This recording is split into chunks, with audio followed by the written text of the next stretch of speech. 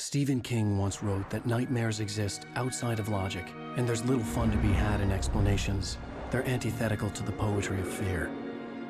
In a horror story, the victim keeps asking why, but there can be no explanation, and there shouldn't be one. The unanswered mystery is what stays with us the longest, and it's what we'll remember in the end. My name is Alan Wake. I'm a writer.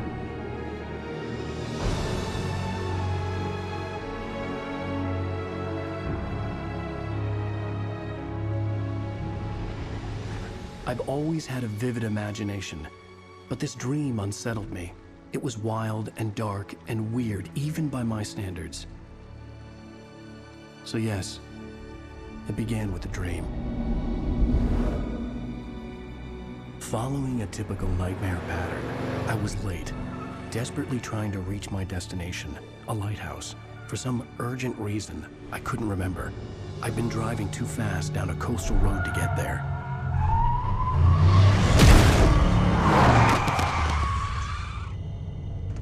I'd seen the hitchhiker too late.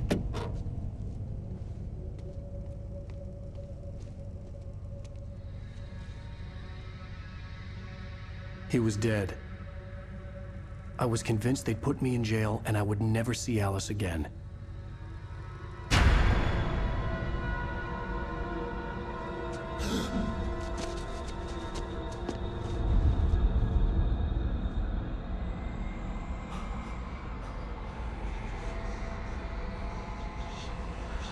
Suddenly, his body was gone. I was in shock from the crash. I could hardly stay on my feet.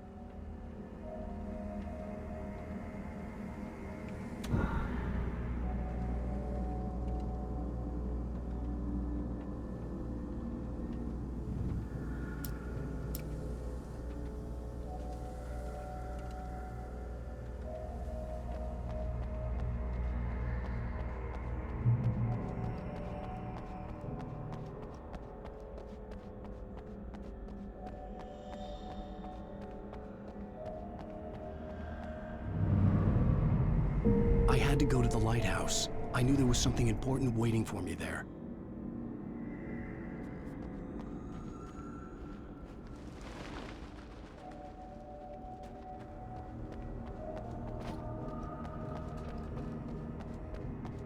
The bridge had collapsed. I'd have to find another way to the lighthouse.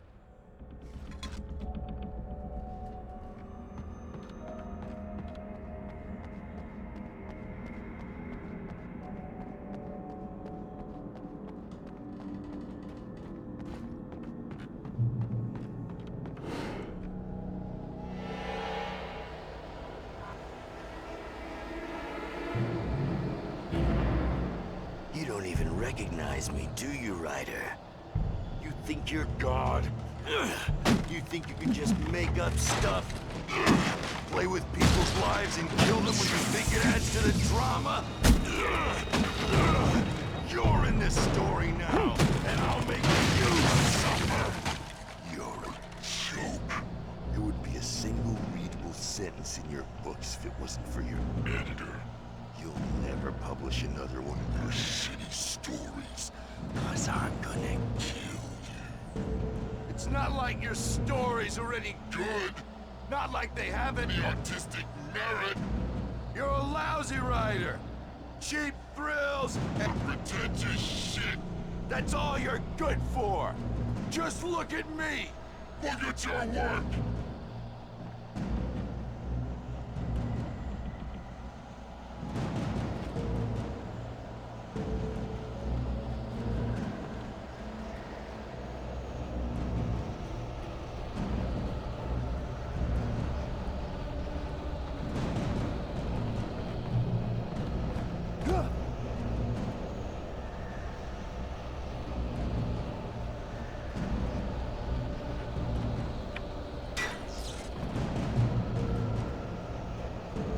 You missed your deadline!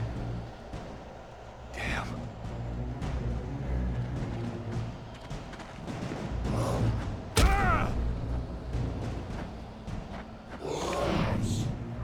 You can't stop me!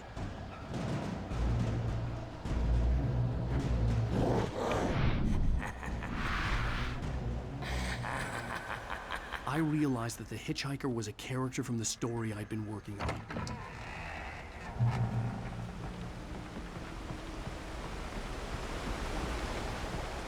How does it feel to die by the hands of your own creation?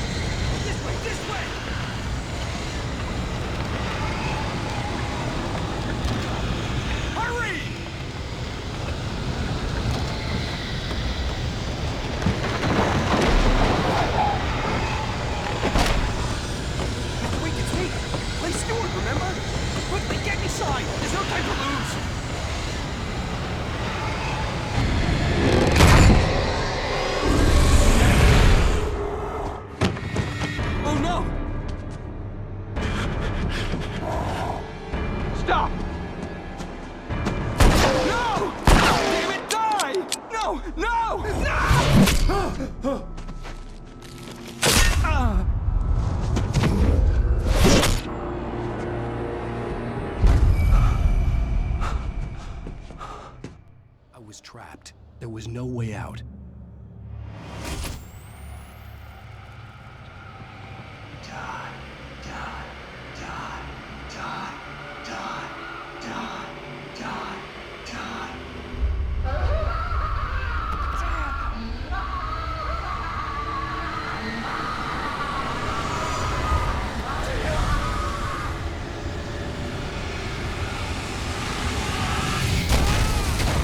Was a death trap. I had to get out.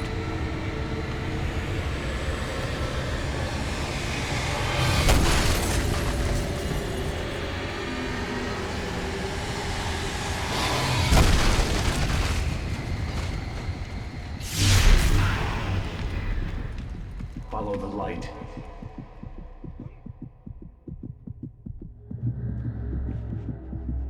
You are hurt.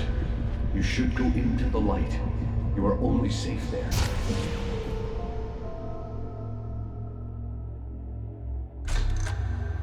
Well done. I have something important to tell you. It goes like this. For he did not know that beyond the lake he called home lies a deeper, darker ocean green, where waves are both wilder and more serene. To its ports I've been. To its ports I've been. Do you understand? No. Follow my light.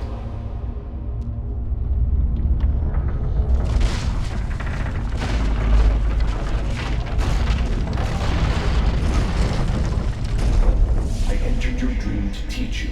The darkness is dangerous. It's sleeping now. When it feels you coming, it will wake up. There's no time. I can only show you the most important thing. The hitchhiker has been taken over by the dark presence. You can't hurt him now. The darkness protects him from all harm. Only light can drive the darkness away and make him vulnerable again. Here, take the light. Turn your flashlight toward him and burn the darkness away.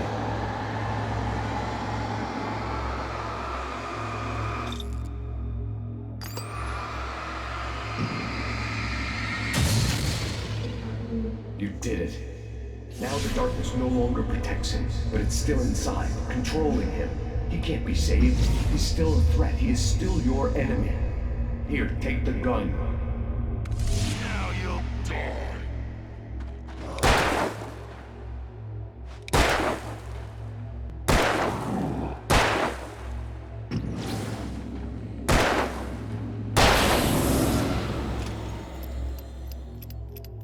Good. You've done well. Remember what I've taught you. That is all. I will give you back your dream now. In the nightmare, a terrible darkness was taking over the world. The lighthouse was the last safe place on Earth.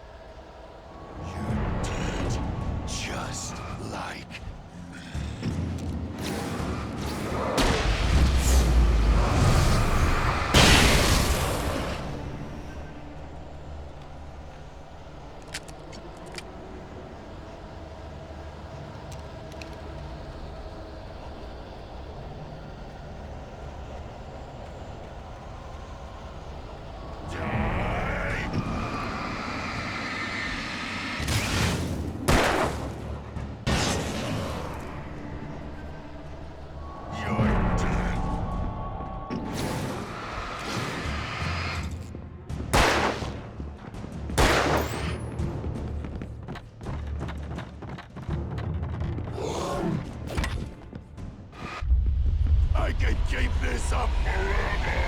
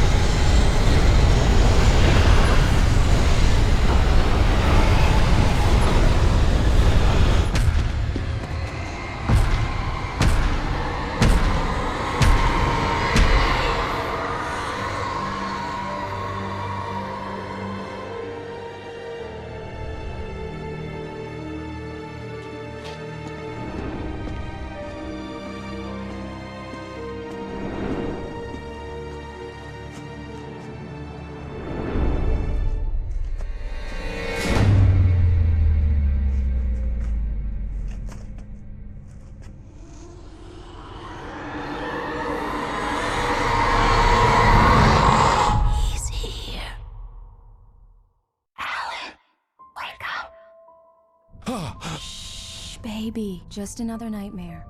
Everything's fine. You dozed off. Right.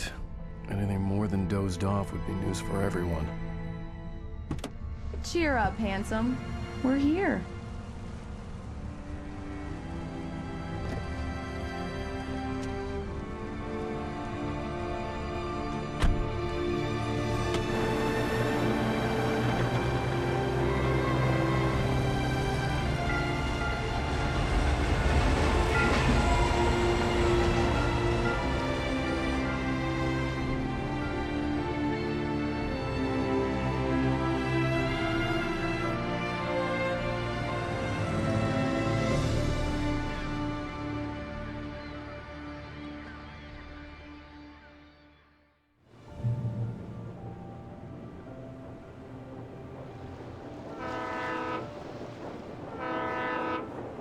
Let's act like we're on vacation.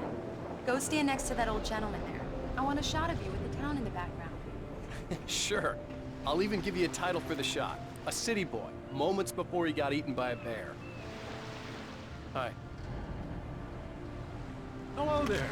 You picked a good time to visit our town. Deerfest is just 2 weeks away. Deerfest, huh? Did you hear that, honey? You have a lovely wife, if you don't mind me saying. I'm Pat Maine, by the way. Nice to meet you. Yeah, I'm Alan Wake. I won't pretend I don't recognize a famous writer such as yourself, Mr. Wake. A pleasure. I'm an avid reader myself. I hope this isn't too presumptuous of me, but I'm the night host at the local radio station. Any chance I can get an interview? Look, Mr. Maine, I'm on vacation.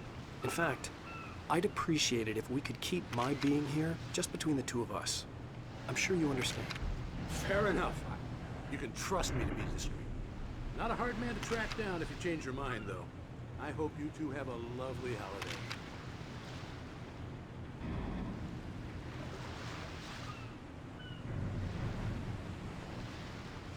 Very nice. I got a couple of really good ones. And I see you made a friend.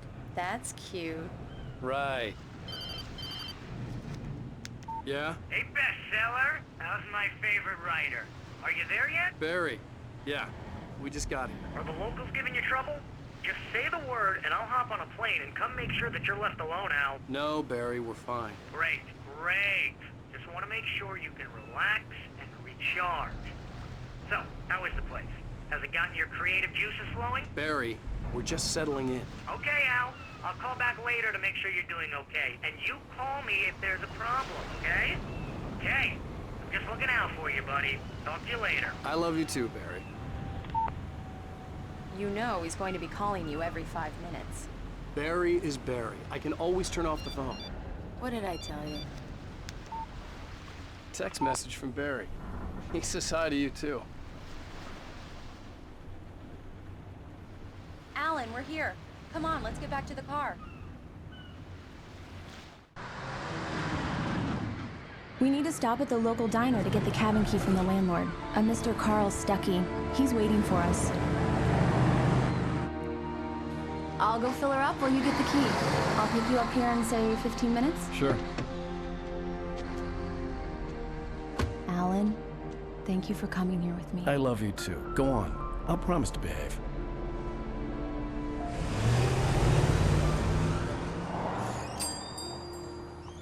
I'd forgotten there were still places like this. Towns where everybody knew everybody. Welcome to the Oh Dear Diner. Hi, I was wondering if you could help me. I'm looking for... Mr. Wake. Alan Wake. Oh, God! I am your biggest fan. I know people say that all the time, but I really am. I'm glad to hear that. Rose. Rose, I'm looking for Mr. Stuckey. Carl Stuckey? Carl?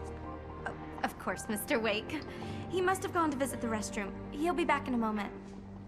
I can't believe it. I've got all your books.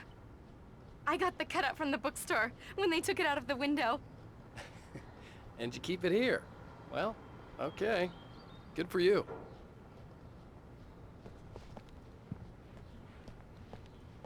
Try the coffee. Do me a favor, Sonny.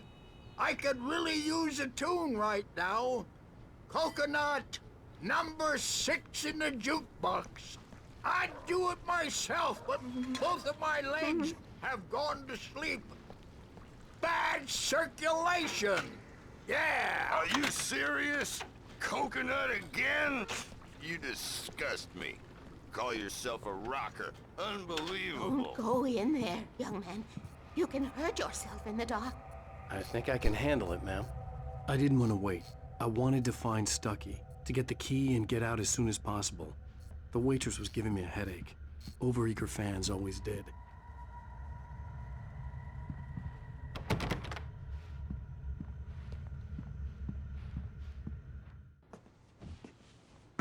Hello? Mr. Stuckey? Carl couldn't make it. Unfortunately, he was taken ill. But I have the key for you and instructions on how to get to the lake. Okay. I wish you a good stay in my cabin. I'll come by later to check how you've settled in. And to meet your wife. I insist. Thanks.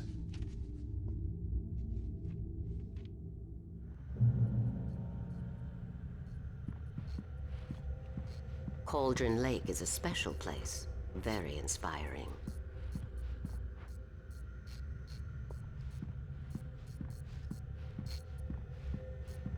You got lucky this time, young man. You can hurt yourself in the dark. This really ought to be fixed, and then I must remind Sarah to change the lights at the station. It's been too long already.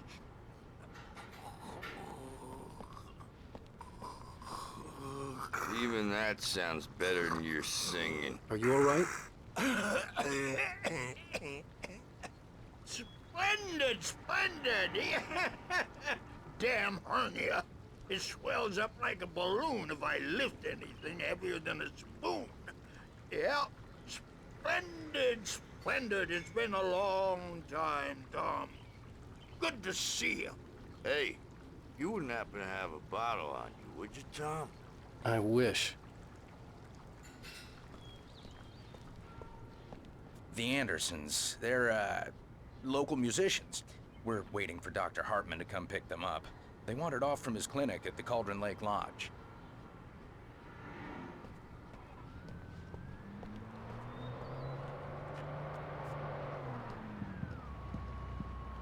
Bye, Mr. Wake. Mission accomplished. The key and the directions. My hero. I got some flashlights, just in case. Hey, wait!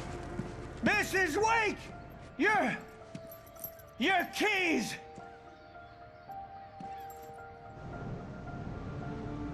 That diner was a real nut house.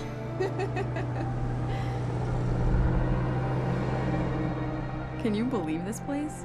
This would make a wonderful setting for a book. We're supposed to be on vacation, Alice. I'll figure it out when we get back home, okay? Okay. We can talk about this later. Batman here on KBFF. I didn't want to talk about it. I wanted to bury my head in sand. Here's another one of my favorites to go with it. Once upon a time, I was a successful writer, but that was a long time ago. I hadn't been able to write a word in 2 years, not since my last book.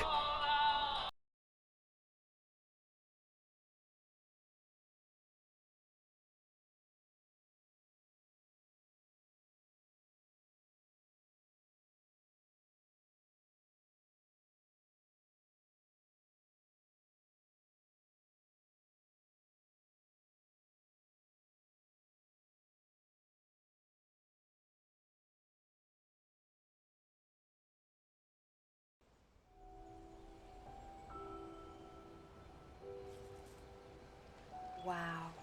It's gorgeous, Alan. It's something, all right. Don't worry, honey. I'll get you inside safe and sound before it gets dark. And I've got the flashlight. I know.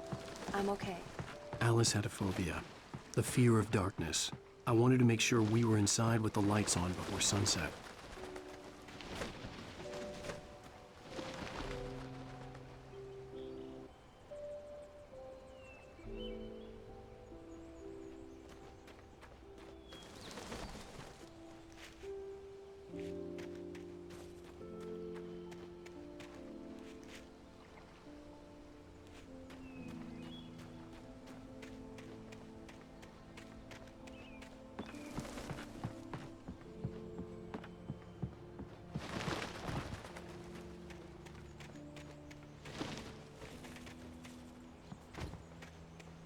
The island had once been the site for a love story. Maybe it would be that again.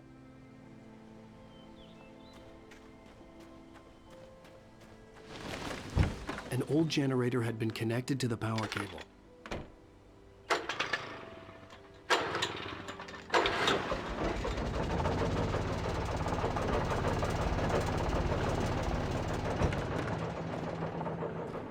The lights are on! Good work, honey. I'll freshen up a bit and start settling in. Okay, I'll look around a bit. Sure thing! Have fun!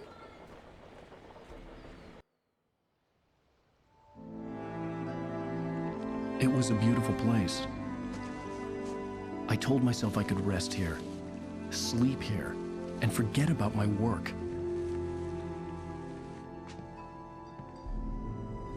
I thought we could be happy here.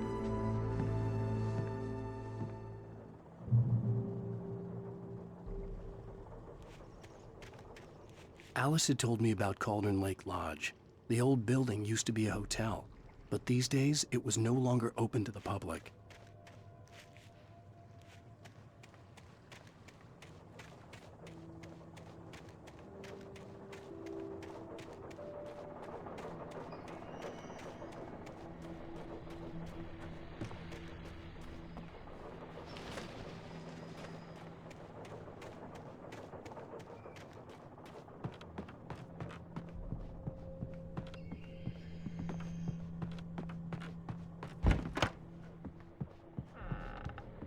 Alice? Honey?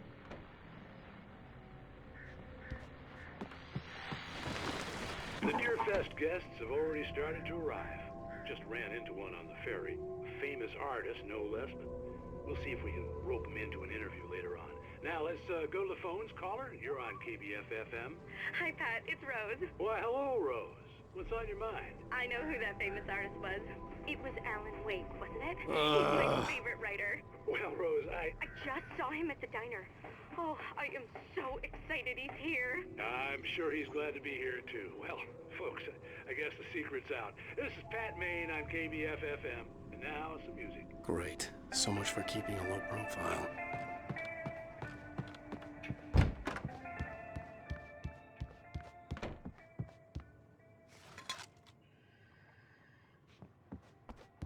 Alan, I'm upstairs.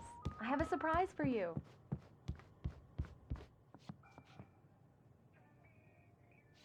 Well, hello there. I'm not the surprise. It's in the study. Go take a look. Okay.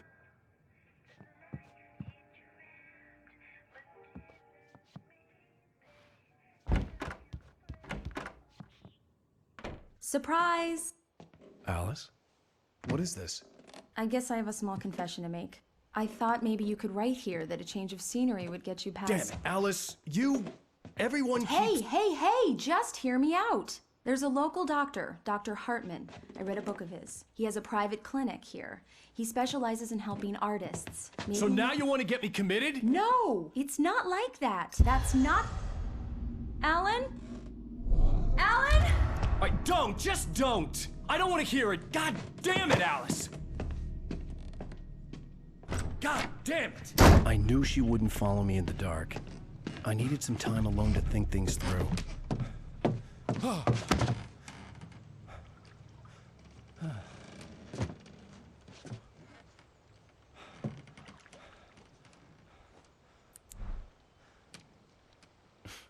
Damn it.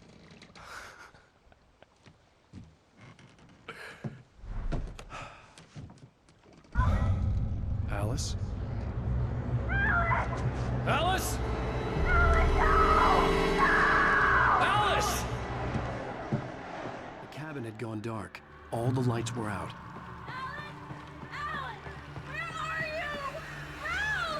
Alice, I'm coming! It's all right, I'm coming! No! What the hell? Help me!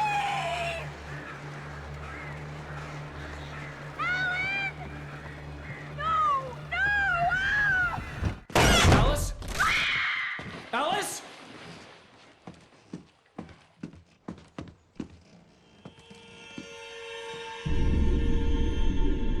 Oh no!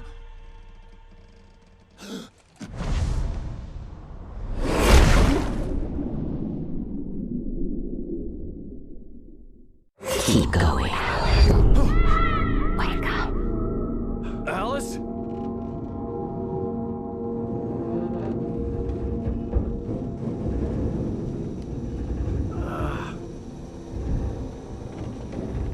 Waking up in the crashed car felt like I had woken from one nightmare and entered another. I couldn't remember how I got there. All I knew was that something terrible had happened to Alice. The phone was dead. I'd have to find help on foot.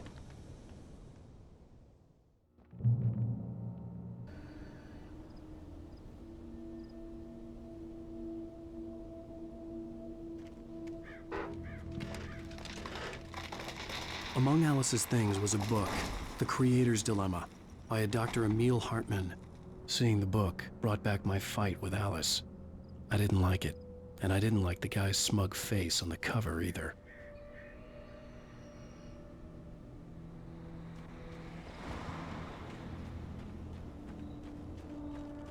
The gas station was my best bet. They'd have a phone I could use. It looked like a long hike through the forest to get there.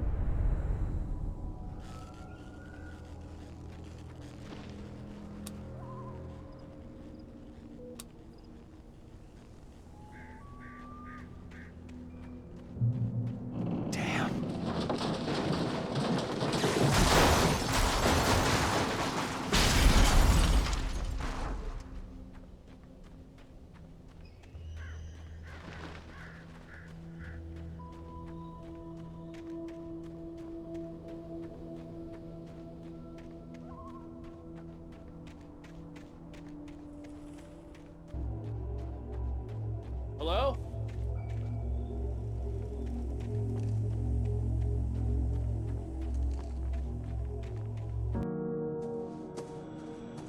Hello? Is someone there?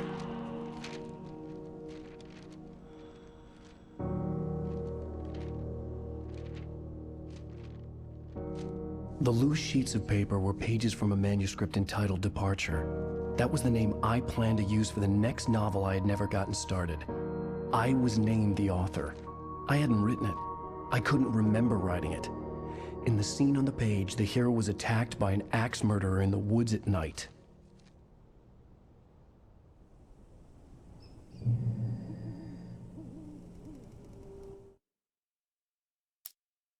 Departure by Alan Wake.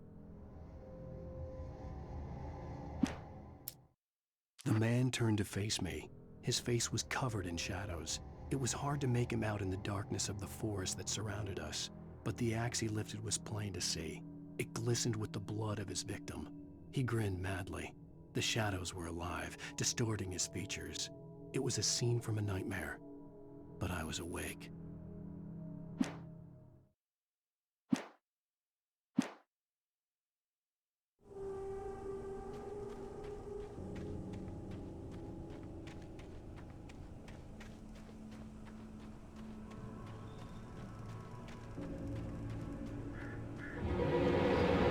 Anybody there?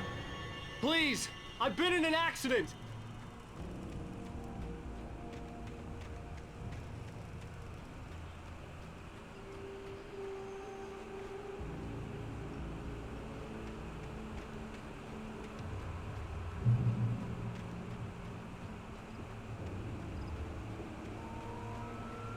The lights up ahead were a good sign.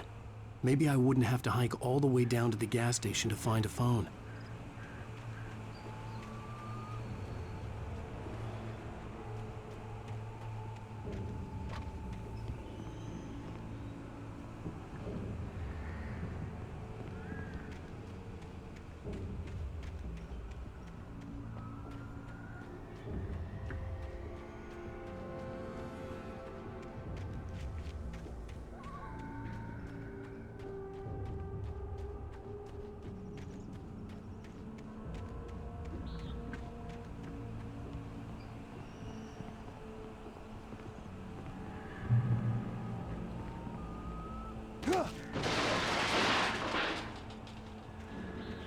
Anybody there?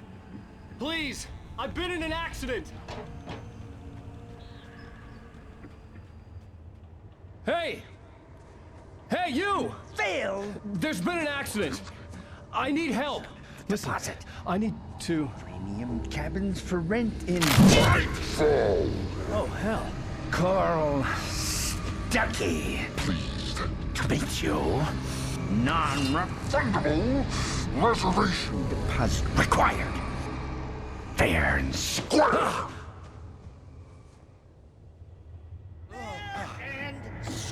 Where?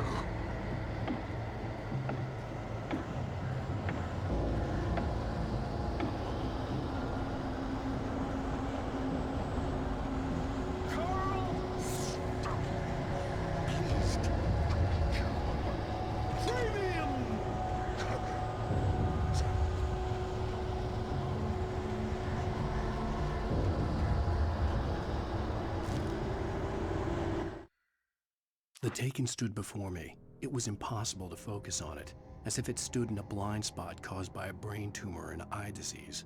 It was bleeding shadows like ink underwater, like a cloud of blood from a shark bite. I was terrified. I squeezed the flashlight like my life depended on it, willing it to stop coming any closer. Suddenly something gave, and the light seemed to shine brighter.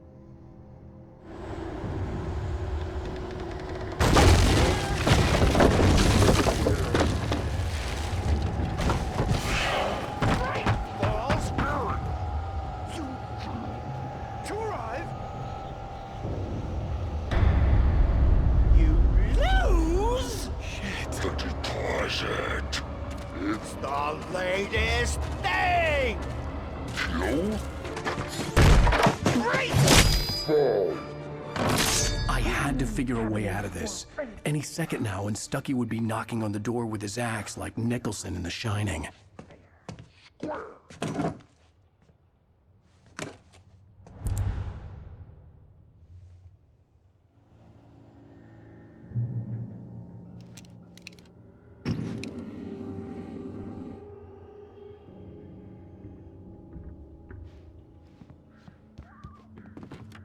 During your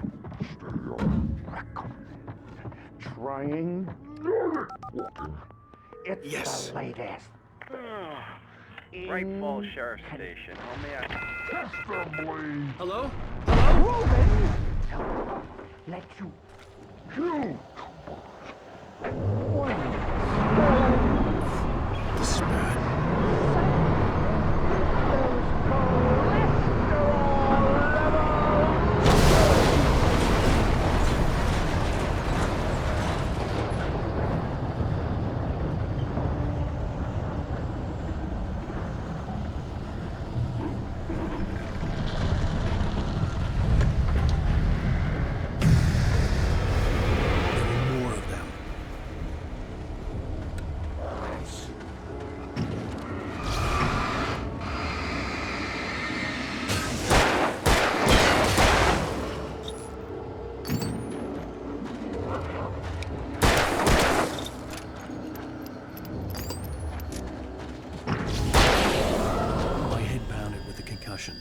I'd never fired a gun outside a shooting range, and now I just killed someone.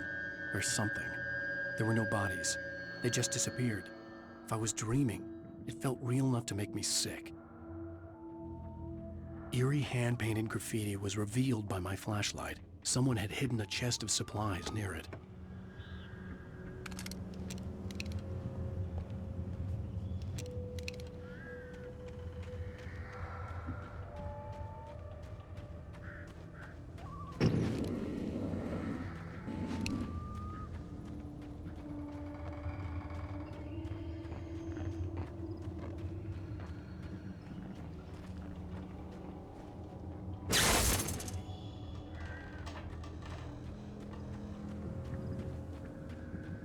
The dark forest was the last place I wanted to go, but I had no choice. I had to get to the gas station.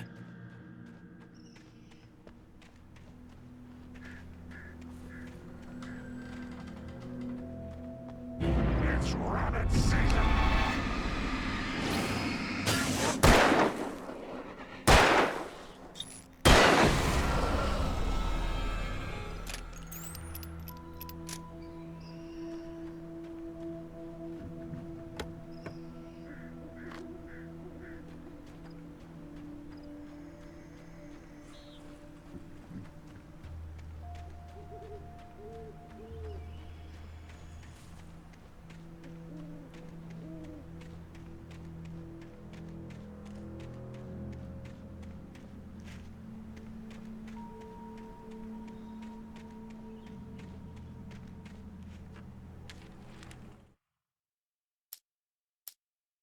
Rose knew she had been gushing, but right now, she didn't care. As far as she was concerned, her brief meeting with Alan Wake was literally the high point of her life. She watched as he got in the car with his wife. She was pretty, confident, at ease with Wake. Not like Rose. They were perfect for each other. She'd have given anything to be called their friend.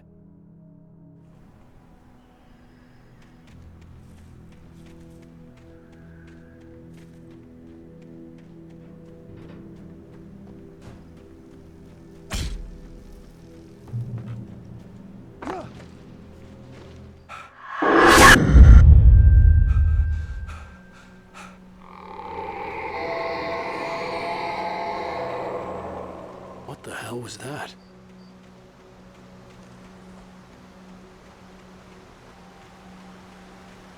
When I saw the river below, something uncoiled itself inside my head.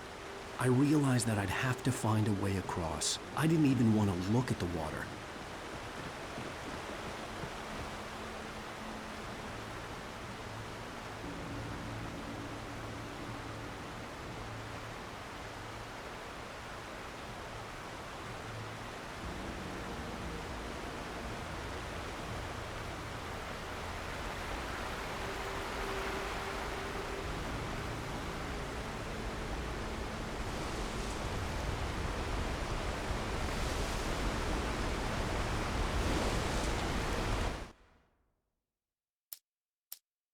Barry Wheeler was bouncing off the walls. He jumped on a plane after his calls were ignored by both Al and Alice for several days. It could mean that they were both on a second honeymoon, but Barry didn't buy it. Al had been way too unstable for that, not sleeping, messed up. Barry had years of experience dealing with Alan Wake, and he couldn't ignore it. Something was wrong.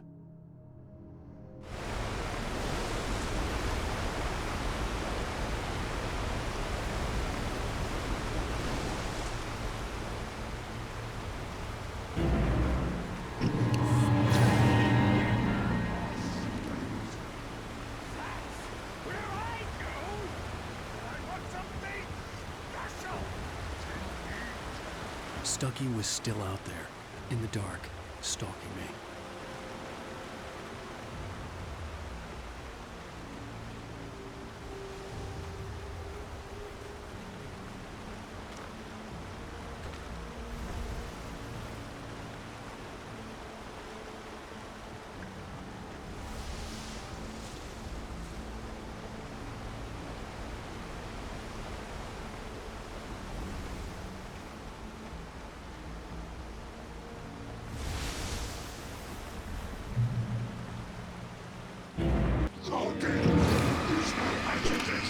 occupation.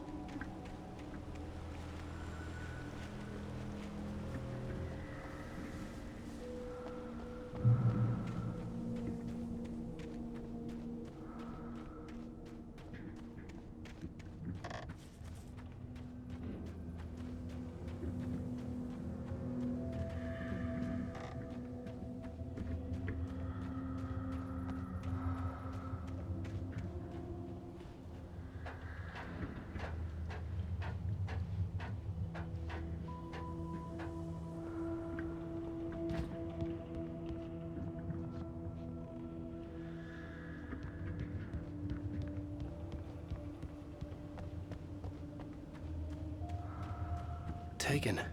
They're taken.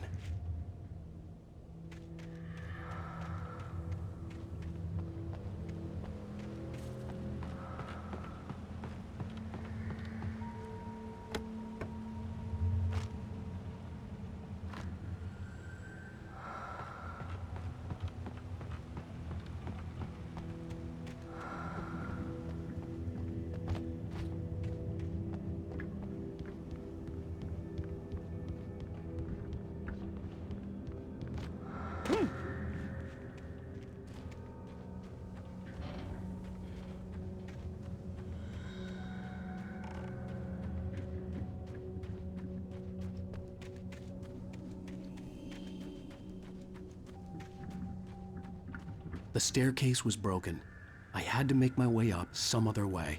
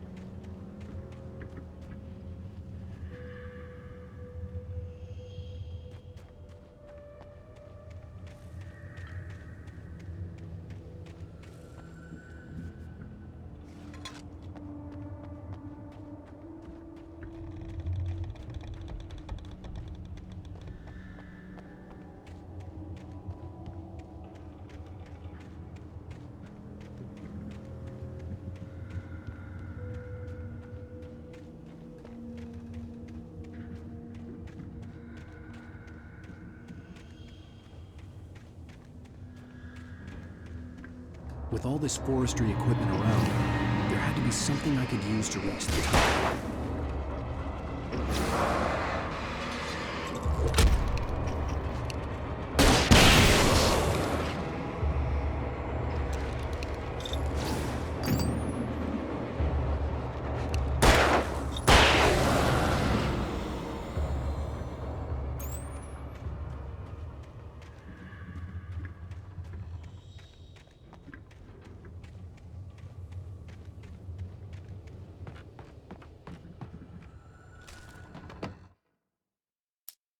I heard them before I saw them, swooping down from the sky and screeching as they came.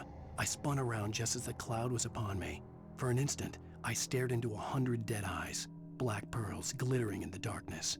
I raised the flashlight and the swarm exploded like fireworks. Feathers burned, turned into ash.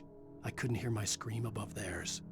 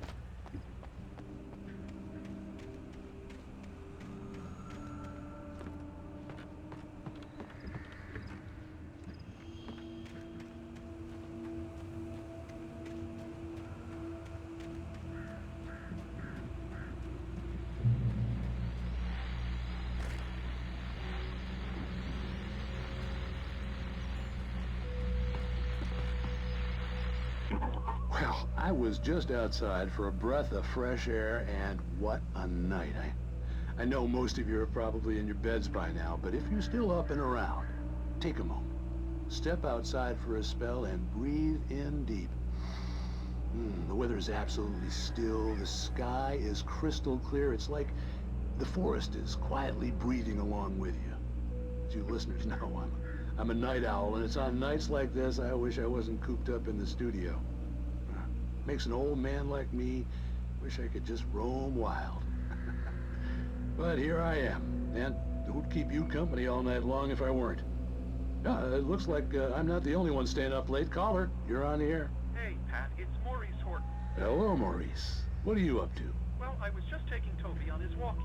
Oh, isn't it beautiful out there? Sure, but Pat, the reason I called is that Toby heard something rustling in the undergrowth and took off after it, and I couldn't find it. Probably a rabbit.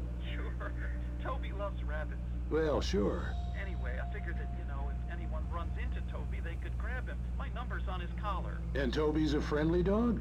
Oh, Toby loves people. Usually he comes back, but we were pretty far from home, and it sounds like he went pretty wild there. Great dog, but he's just too dumb for his own good. Well, Maurice, it's out there now. Hope Toby comes home soon. Yeah, thanks, Pat. You have a good night now.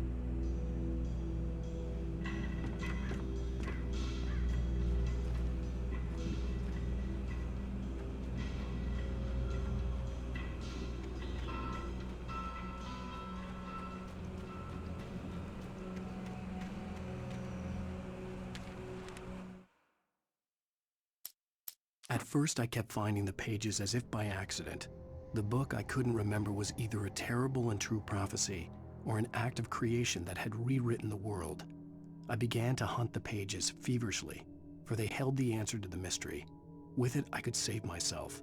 With it, I could save Alice.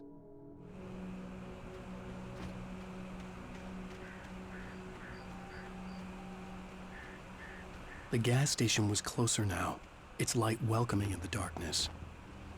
Paul makes best dogs in the state. Belly Burster is the best with no contest. Monster Dog is second best. The famous dog is third.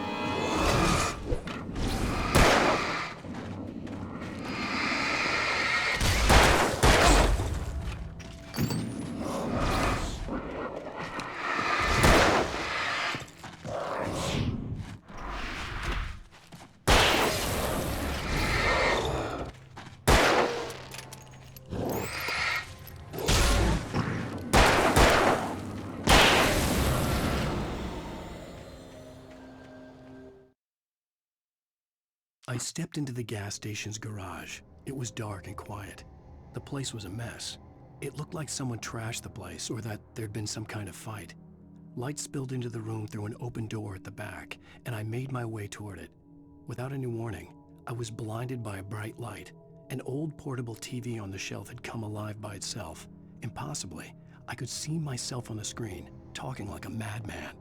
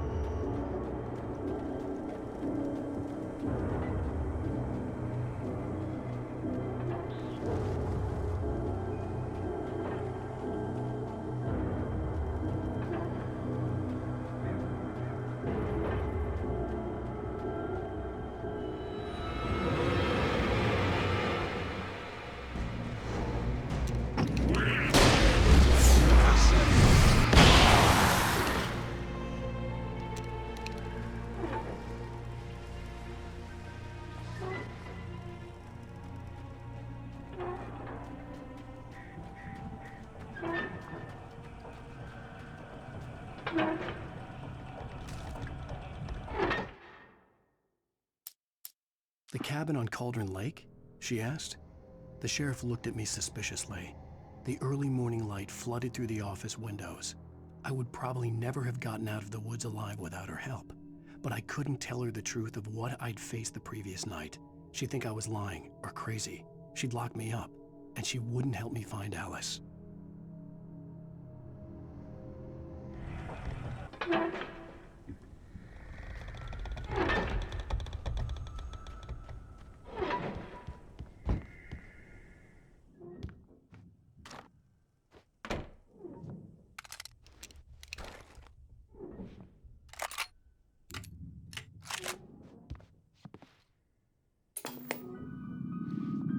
Science. It bestows immortality on those who advance it to elevate all of mankind. Newton, Einstein, Sagan, princes among men. But the price for such a legacy is steep indeed. In Night Springs. Tonight's episode, a quantum suicide. If our lives are already written, it would take a courageous man to change the script. Having called a press conference, Dr. Barclay Colvin is about to demonstrate that very courage. Ladies and gentlemen of the press, I am Dr. Barclay Colvin, and I'm glad so many of you could join me here at the Moorcock Institute. Tonight, I'm going to give a practical demonstration of the many worlds interpretation. As you can see, this is a loaded 9mm pistol. It shall be part of a thought experiment. And now, a real experiment, known as a quantum suicide. Did he say suicide? Is that a real gun? He's kidding, right? Please, stay calm. There is no risk. Observe what occurs when I place the weapon against my own forehead. Now, you might think this round is merely a dud. Not so. Observe the flower pot. And yet, I myself cannot be harmed with this gun. With each pull of the trigger, 2 new realities branch off. One in which the weapon didn't fire, and one where it did. With my machine here, I have ensured that this reality is always the former. I have bestowed upon myself quantum immortality. Under no circumstances can this gun kill me. So wait. What you're saying is that every time you pull the trigger, in another reality, you die? Yes, of course, but that's completely trivial. There's an infinite number of things that could happen at any moment, and they always do happen somewhere. The point is, this one thing did not happen here. You're insane, Colvin. Insane? Insane? Hey, was this thing supposed to be plugged in? I stumbled on it. You fools! Gaze upon quantum immortality.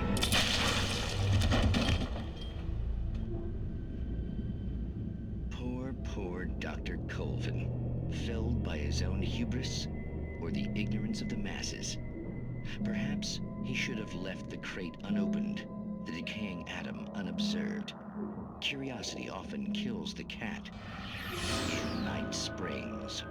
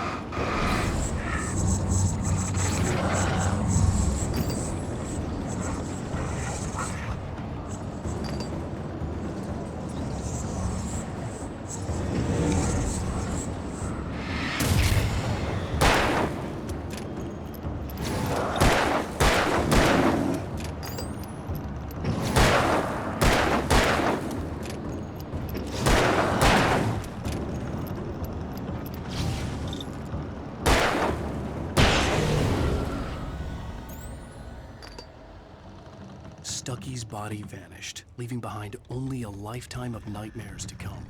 Assuming I'd reach the lights at the gas station alive.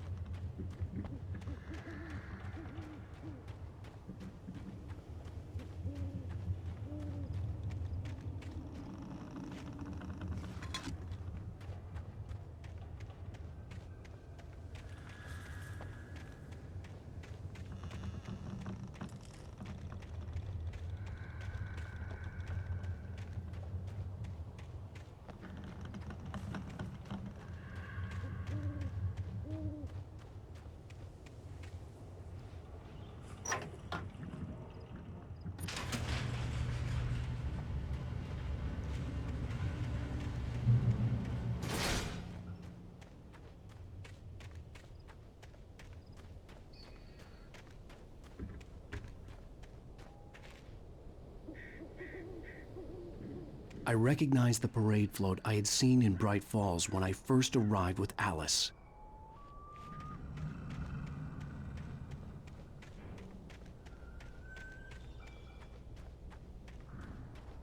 After the insanity I had just experienced in the darkness, the lights of the gas station felt comforting. At least for a moment, the sane world reasserted itself.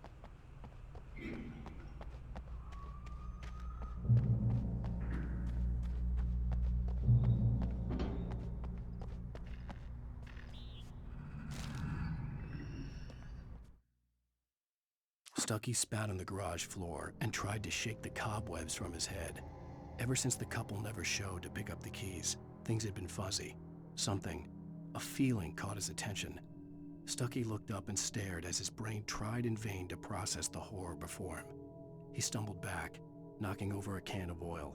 A black pool spread across the floor while he struggled for a brief moment, then let go as the unrelenting darkness engulfed him. The Deer Fest had been 2 weeks away when we arrived. If the day count on the banner was right, I was missing a whole week between the night we got here and now. The garage was a mess. It looked like someone had trashed the place, or that there'd been some kind of fight. I'll write. I'll keep writing. Outside there's only darkness. Outside the cabin, outside the story, there's only darkness. I can feel her presence in the dark. Just now, I could smell her perfume in the room. I'll reach her, I'll fix it up. I'll bring her back. The story will come true. If I stop, she's lost. I don't believe this. It'd been me on the TV, talking crazy. Was I losing my mind?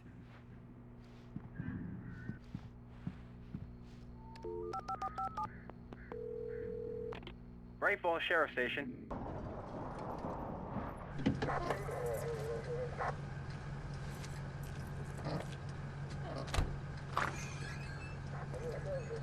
Oh, thank God, Sheriff. Sheriff Sarah Breaker. You are... I'm Alan Wake, but listen. I was in a car crash. My wife, Alice, she's missing. Calm down, Mr. Wake. We were staying in a cabin on the island, on Cauldron Lake. There's no island on Cauldron Lake. Not since the big eruption in the 70s. Please, I can take you there, okay? You look like you've taken a pretty bad knock to the head. Are you okay? Listen. We'll figure this out. Please get in the car. We'll swing by the lake and then we'll go to the station, okay? Mr. Wake, have you seen Stucky, the guy who owns this place? I realized I couldn't tell her what had happened in the forest. She wouldn't have believed me, and then she wouldn't have helped me with Alice.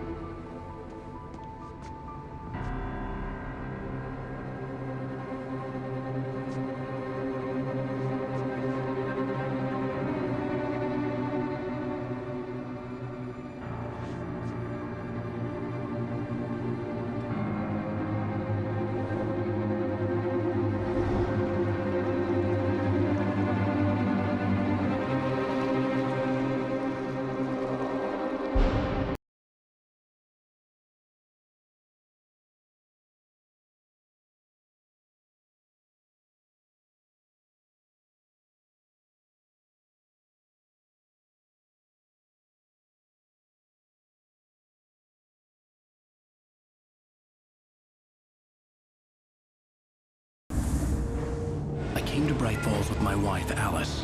Thank you for coming here with me. I thought maybe you could write here. I don't want to hear it! God damn it, Alice! Now, she's missing. Alice? Alice? I woke up behind the wheel of a crashed car. I'm missing a week. I was attacked by shadowy men straight from a nightmare. The sheriff took me to the lake Alice and I had stayed at, but the cabin had disappeared.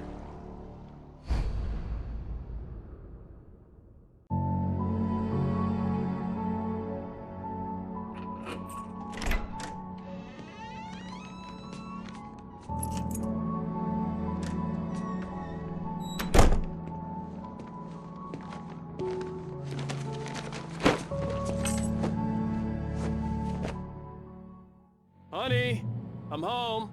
Back here, sweetie. How was it? Worst weather I've ever seen. You should put some coffee on. It'll warm you up.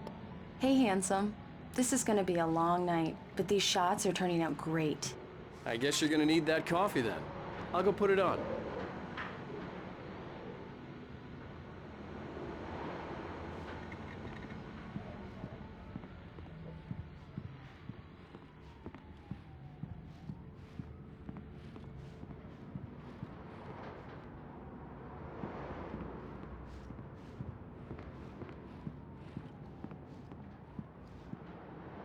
Coffee's on. Great, thanks. I'll need it if I'm gonna finish this by tomorrow.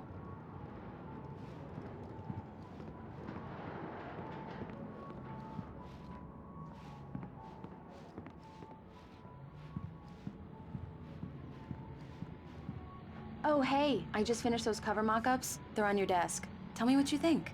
No kidding. I didn't think you'd get them done this quickly. On occasion, I can perform all sorts of miracles, my dear. Oh, really? Well, you seemed to think so last night.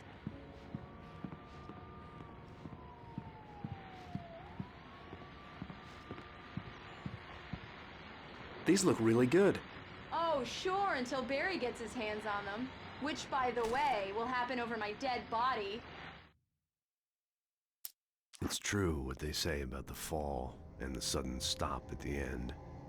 I'd lain here in the snow while the lurid chain of scenes that had led me here kept playing in my head. A rerun of my own private snuff movie. A memory of my corpse. Alone at my own wake. Thinking in metaphors again. The femme fatale was gone. Only a sour taste remained of the kiss that killed me. This was a late goodbye. 13 years after I'd gotten my revenge, it had finally caught up with me. It had been a long time to bear the pain. My blood painted the snow red. A gruesome slushy dissolved all the scattered painkillers and leisurely dripped down to the sewer, mingling with the bile of the city, becoming one with it. I can see them now, my wife and my baby. Honey, I'm home. The last time was the last time. Oh, and speaking of Barry, he called. Alan! Alan, please check the fuse box. I'm right here. I'm on it, honey. Please hurry.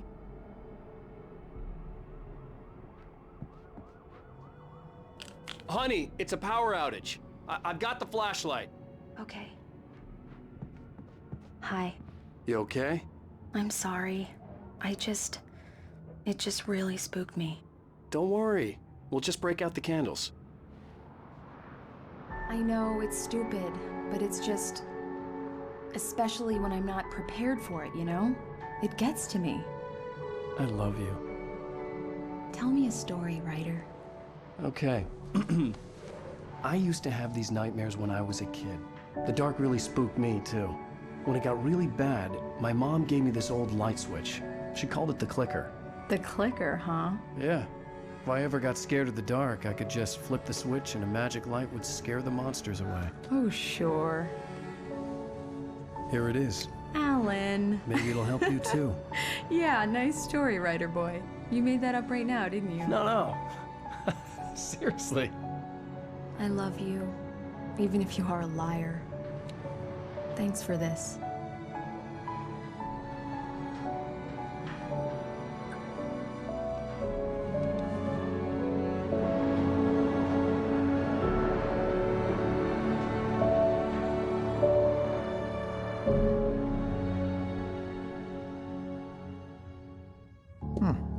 How do you feel, Mr. Wake? Any nausea, disorientation, anything like that?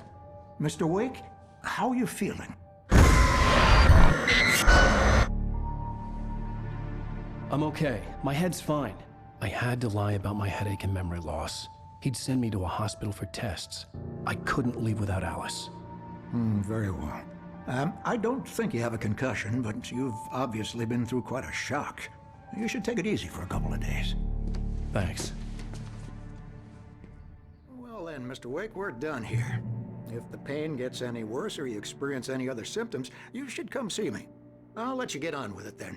Sarah, Sheriff Breaker, is waiting for you. She's very good at her job. I'm sure she can locate your wife in no time. Doc Nelson was the image of a small-town doctor. Sheriff Breaker had called him to the station to take a look at the cut in my head.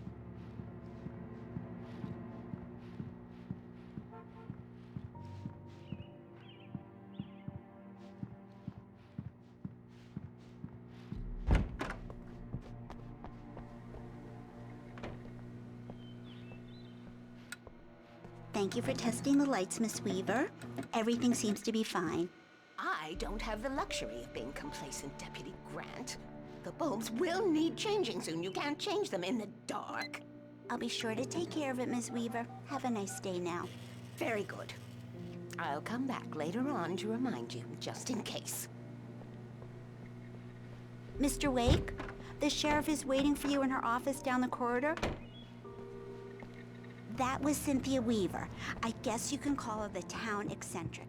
She used to be the editor of the local newspaper, but she's focused on, other things these days. Come in, Mr. Wake. Your phone's on the desk. The battery was dead. It's charged now. Have you started looking for my wife yet? My men are already on it. Now, can you tell me what happened? I'm not sure. I can't remember. We were arguing. I walked out of the cabin. The cabin on Cauldron Lake? How did you end up at Stucky's gas station? I wanted to tell her what had happened last night, but I couldn't. She'd locked me up. Excuse me, I need to take this.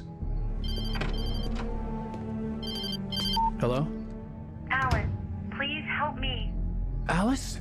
Stop talking to the law. You'll do exactly what I say if you ever want to see your wife again. Who is this? Go to the back lot.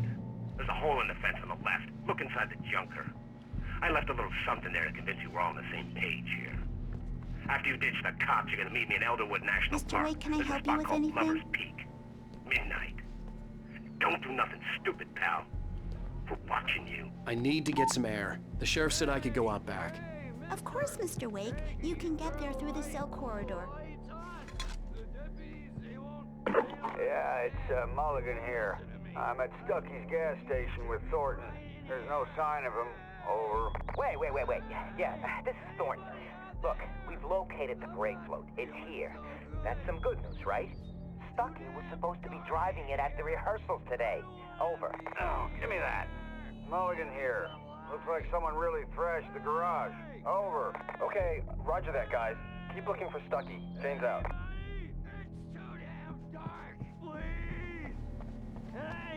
Hey, you! Can you help me?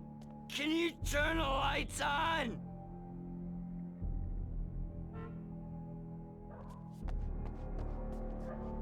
Thank you, man, thank you. Hey, you're all right. You're a good guy. Don't let anybody tell you different. You know, I shouldn't even be in here. The cops, they got it all wrong. See, sure, I beat him up, but I wasn't drunk. I mean, I wasn't drunk at the time. I only got drunk afterward. Okay, listen. You gotta listen carefully now. Here's the kicker. That wasn't Danny. No, sir. It only looked like him. You wanna know who it really was? I'll tell you who it really was. It was a goddamn space alien! I know it sounds like something a drunk would say, but believe me, I wasn't drunk then.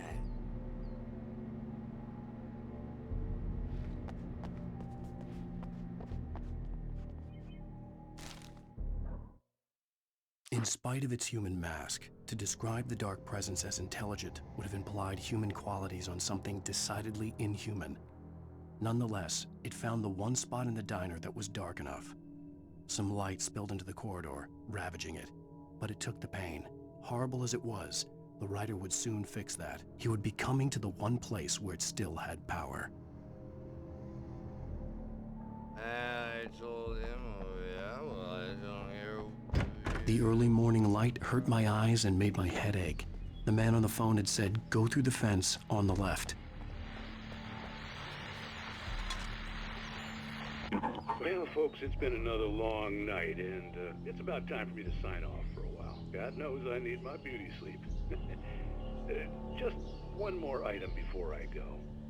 It's been a busy night for the Sheriff's Department. We've had a few broken windows, even a report of shots fired on Main Street. Deputies Mulligan and Thornton had to deal with two intoxicated young men who were celebrating the completion of their Deerfest float. Now, folks, we get this every year. I know it's exciting that the big day's almost here, but let's save it for the party and leave the gunplay for the shooting competition, huh? There's no point in getting all worked up yet.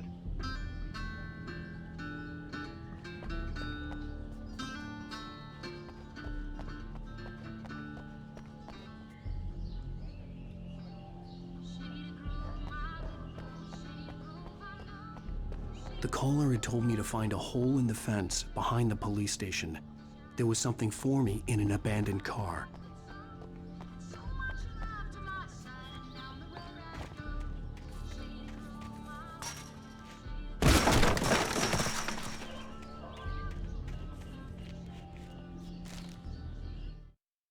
The kidnapper fired his gun one last time, and the shadow vanished into the darkness it had come from. See? Nothing to it, Wake. The thought of Alice in his hands was revolting. We stood on the wooden platform of Lover's Peak, the waterfall on the mountain behind us, the lights of the radio mast blinking red in the heights above. I fought with the urge to take a swing, force myself to speak. Let's cut the act now. Where's my wife? Alice's driver's license had been placed on the front seat. The caller meant business. Barry? Ow! Ow! Thank God! Where the hell have you been? I've been trying to reach you for a week, you and Alice. I've been worried sick. I flew out yesterday. I'm here in Bright Falls. Barry, listen to me. I'm at the sheriff's station. Come and get me. I can't talk now. Al, what the hell is going on? I had to get the sheriff to let me go. I needed to get to Elderwood National Park to meet Alice's kidnappers.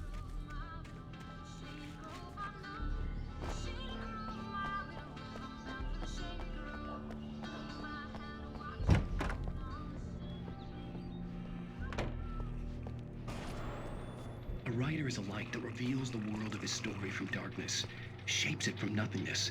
The way a sculptor carves a statue from a block of granite. If I stop, the world I'm making dies. Darkness will reclaim it. It's a long, hard journey into the dark. Alice's life is at stake, but I can't think about that, or I'll lose it. The dread lingers at the edge of perception. I'll push on. Anything is possible here. I'll write the story. I'll save her.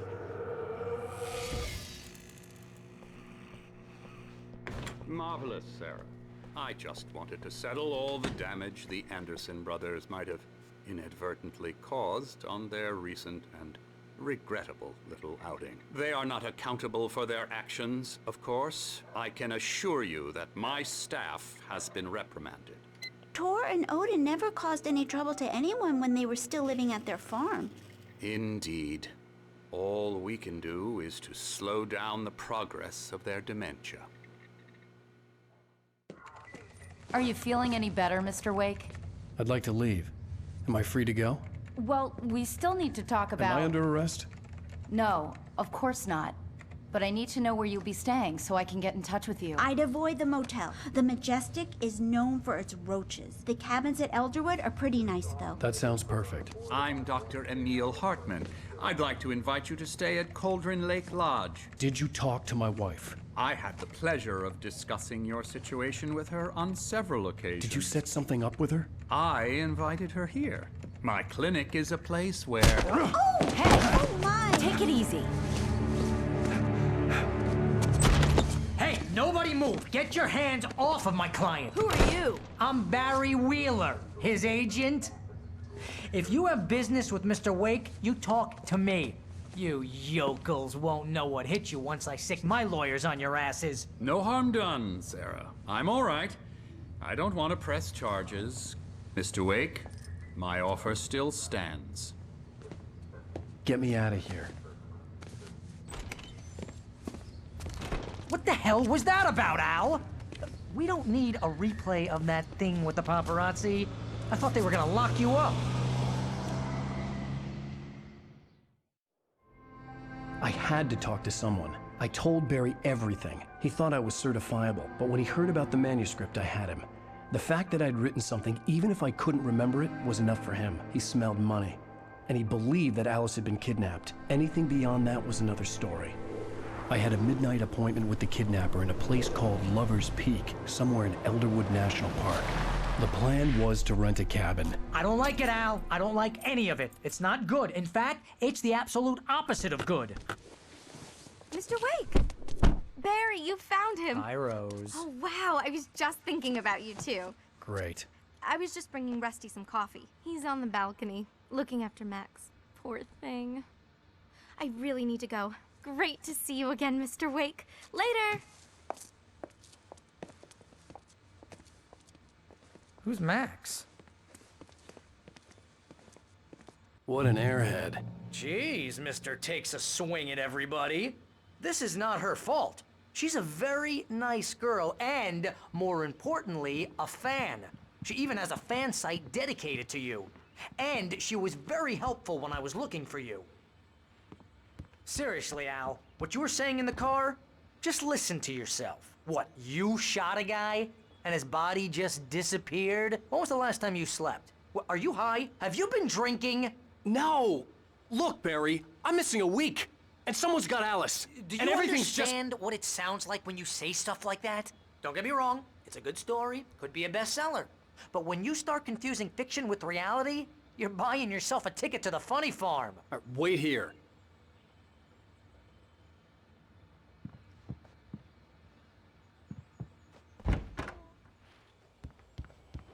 Easy there, boy. I'm almost done. Hey, Rusty, right? You rent cabins. Oh, Mr. Wake. I'd shake your hand, but mine are kind of full here. Actually, I'm sorry about this. Would you mind grabbing the registration form from the desk? It's just across from Bucktooth Charlie. Okay, sure. What happened? Crazy poachers. Max here got his foot caught in a trap. They're illegal to use here. Hell, you're not supposed to hunt within the park at all. But that doesn't stop some lowlifes. Well, at least Max is gonna be okay. You got lucky. Max is still groggy from the shot I gave him, and I'd rather not leave him alone just yet. Seriously, Al, you can't just go and meet a kidnapper. Those situations always end up in disaster. You gotta talk to the cops. She's my wife, and it's my call. Can we talk about this later? No. This whole thing, listen, you hit your head. I mean, geez, Al, come on. You gotta understand how crazy all this sounds. If you're trying to pull a joke on me, freak me out, it's working.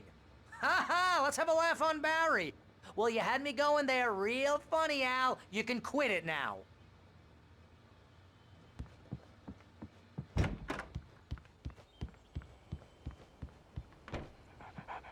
I think this is the form you wanted.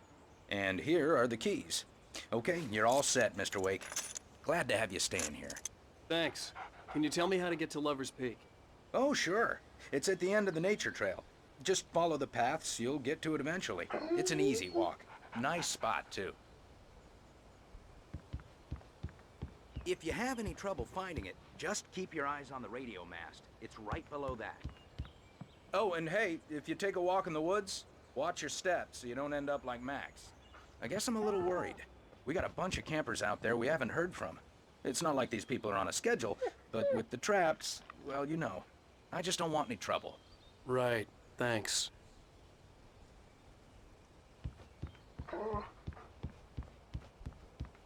Look, Al, you're asking me to believe that you shot a dude who went poof into thin air, a guy who was bulletproof until you pointed a flashlight at him. You hear that from people who end up spending time in padded rooms, strapped to their beds, wearing white shirts with too long tangled up sleeves, and eating a healthy diet of pills. Al, you make cruel jokes about people who believe that kind of stuff. You're the skeptic. You gave me an hour-long lecture on homeopathy last month. What was it? If there's no proof, it's pure bullshit. Period. Guess the laugh's on me then. Al, come on! I mean, okay. Okay, maybe something weird happened to you, okay? Well, thanks for the heartfelt vote of confidence. All I'm saying is you gotta throw me a bone here, bestseller. What would you think if it was me? There's no way you should be going out at midnight with a gun. No one asked you to come here, Barry. Either work with me on this or go straight back to New York. Your choice.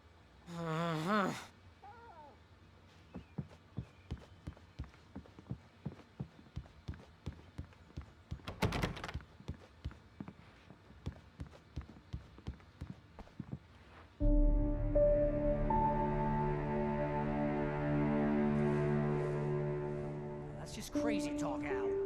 Al? Al? We should go to the sheriff or call the FBI. Damn it, Barry, they'll kill her! This is not a goddamn debate, Barry. I'm going to Lover's Peak. He said to come alone. Okay then. I understand. You're my best friend and I'm worried that you're not right in the head. Tell me what to do to help and I'll do it. You stay here, and if I'm not back by morning, call the cavalry.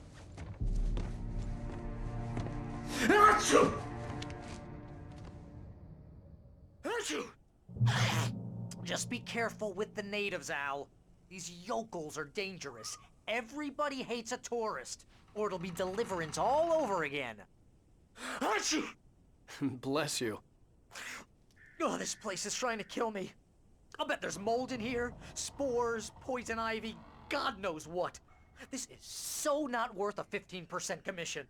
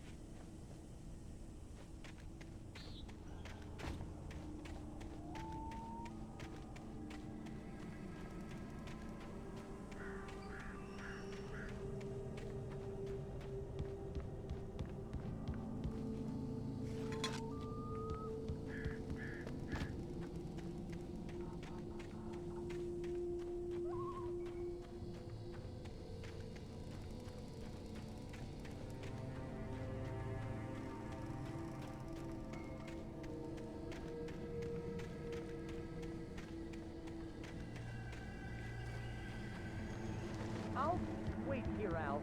I'll hold down the fort. I'll be with you in spirit every step of the way, Al. Walk through the door now.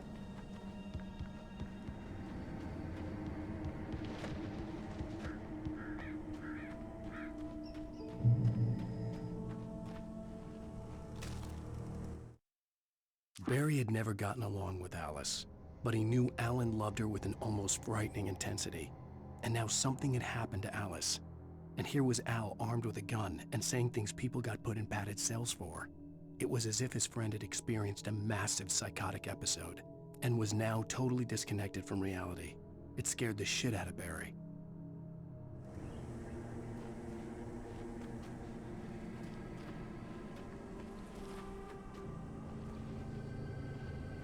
Barry had the keys to the car he rented. Wasn't a long walk to the visitor center, and it wouldn't be any use to me in the forest. I knew I should have gone to the cops. This wasn't the smartest thing I'd ever done, but I was still angry with Barry for trying to talk me out of it. These people had called me right in the sheriff's station. The cops wouldn't scare them, and they had Alice.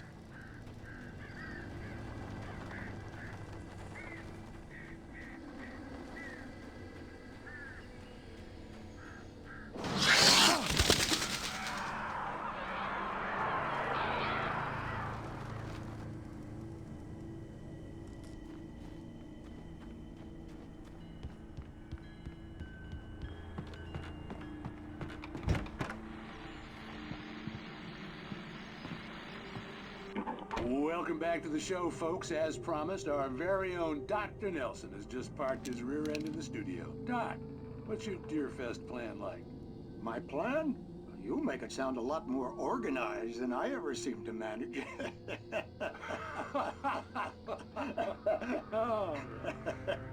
No plan, really, just taking the atmosphere. I'm getting a little too rickety to do much more than that, you know. Oh, tell me about it. No sack race for us older gentlemen, huh? Yes, exactly, Pat. But I'm gonna check out the parade, of course. And I'll be one of the pie contest judges, too. Well, that takes a different kind of constitution. Oh, yeah, it's my kind of exercise. Now, Doc, seriously, you're in pretty good shape, though. You're the outdoors type. I know for a fact you're an avid fisherman. That's right. Matter of fact, just caught a heck of a largemouth bass early this morning. But you're not taking part in the fishing contest? No, not this year. See, Pat, I'm just not that competitive anymore. Now I just like to take my time and enjoy the peace of it. It's no fun if I need to worry about what I'm catching, you know? Well, considering your track record, the participants are probably pretty happy you feel that way. Well, Pat, that's kind of you to say.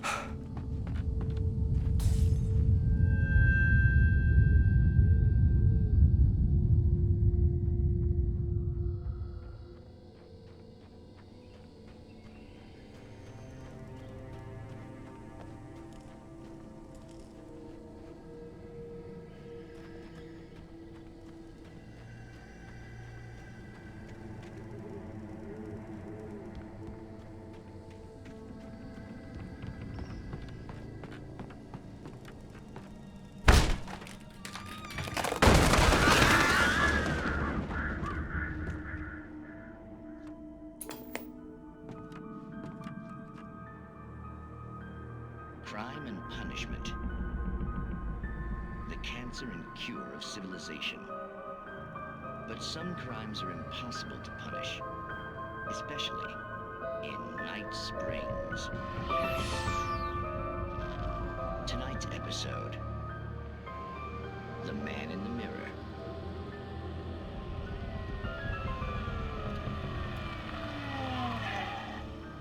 He's inside, Agent. He's a weird one. So, you're confessing to killing that guy, huh? Why? Had it coming? Yeah, but why would you do that? I mean, you're a nice guy. Normal. Took your kid to a soccer game. So how come at the game, you pick a guy and, quoting from the arresting officer's report here, assault the victim's head area repeatedly with the weapon of choice being a pair of bare fists? Wow, that sentence really flows, huh? Maybe you're not the literary type. Okay, so you mess him up. But why?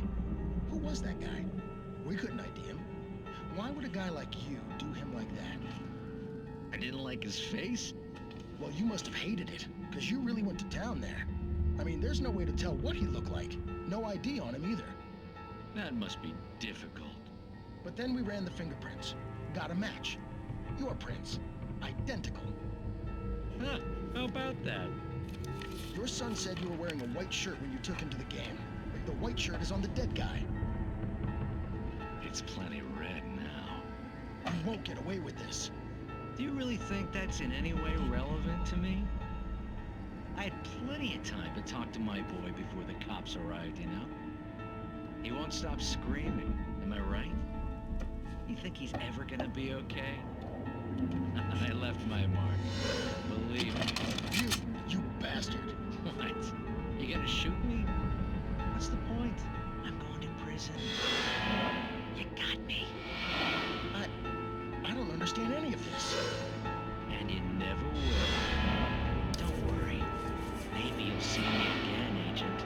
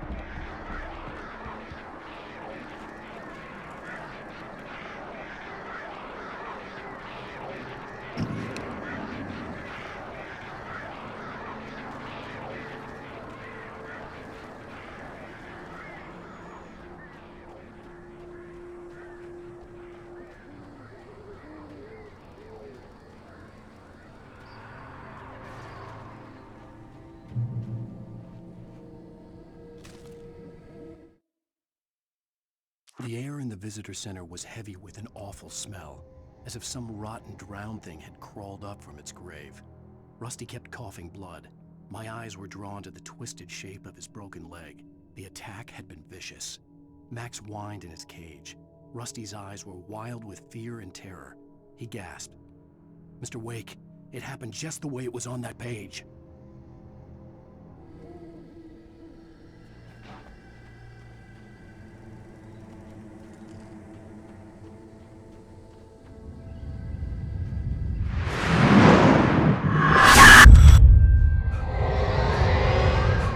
The vision left me weak. This was no head injury.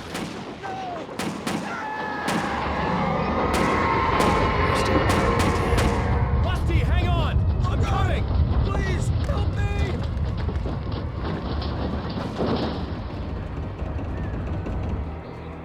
Anybody? Help me! Help me! Can you hear me?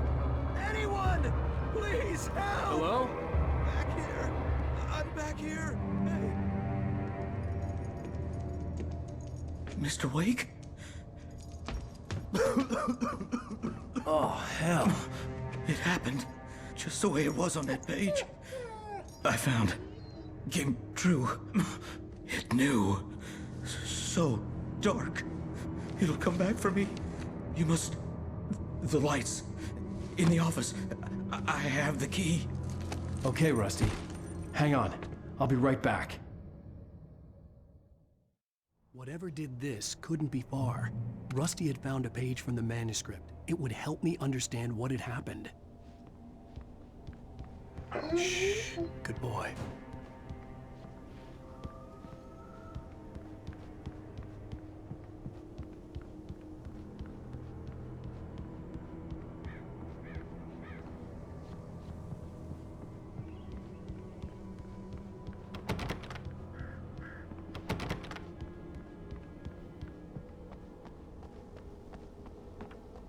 The only way to make sure that Rusty was safe was to get the power running and the lights back on.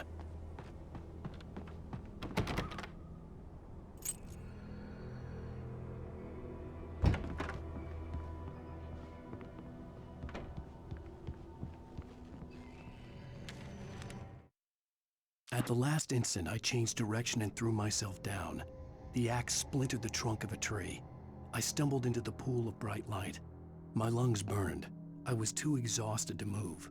I tensed as I waited for the killing blow, but it never came. I raised my head. Nothing moved in the darkness beyond. For the moment, bathed in the cold light, I was safe.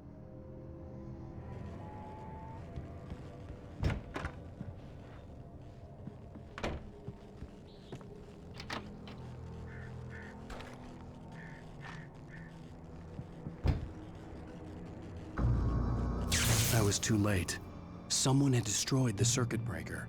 There was no way to get the lights back on.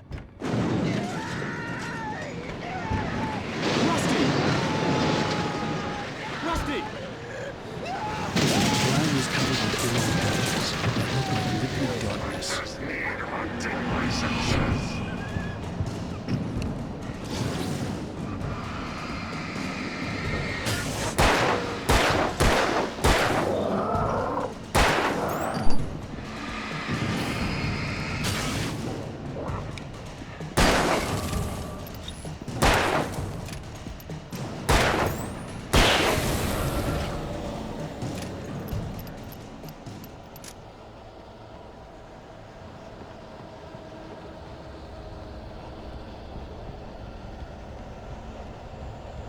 Something had torn a mammoth-sized hole in the wall.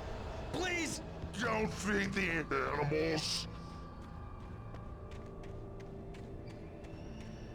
Fishing is only permitted for those visitors who purchase a park fishing license. Obey the park ranger's instructions at all times. Rusty, no! Never. You approach closer than 100 yards. To bears and wolves, never approach any other wildlife closer than 25 yards. That must be reached. At all times. Never And unattended.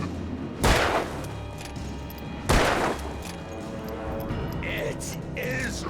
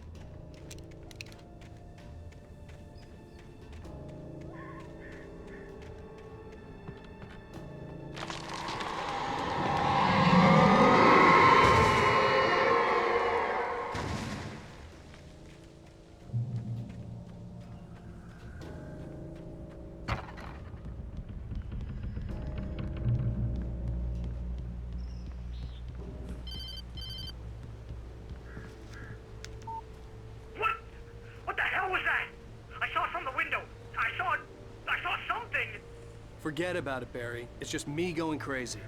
Oh, jeez. Oh, jeez. You're not crazy.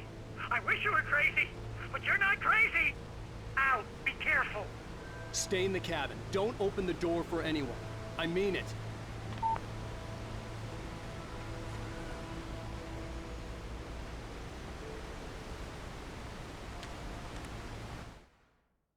In that last instant of consciousness, Rusty thought about Rose. He was older than she was. Rose was barely out of her teens, but she made him feel young and forget what a train wreck his long-dead marriage had been. He still wore the ring. He'd been waiting for her to tell him to take it off. Now she never would.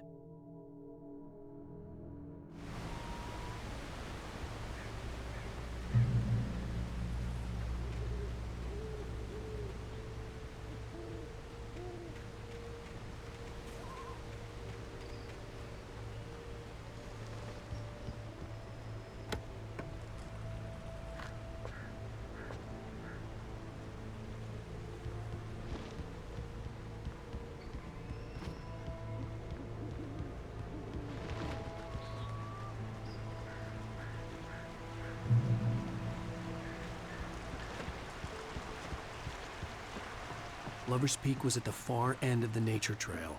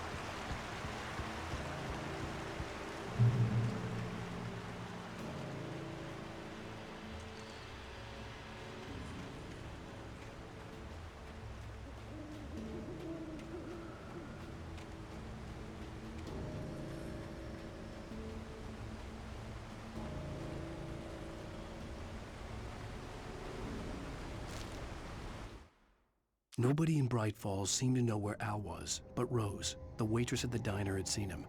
From what Barry could tell, Al pretty much fell off the face of the earth when he left the diner. Rose was just the kind of fan that Al hated, but she really tried to help. She was smart too, knew a lot about what was going on in the town, knew a lot about Al, even knew who Barry was. Barry liked her. That was no big surprise. When it came to women, Barry and Al rarely saw eye to eye.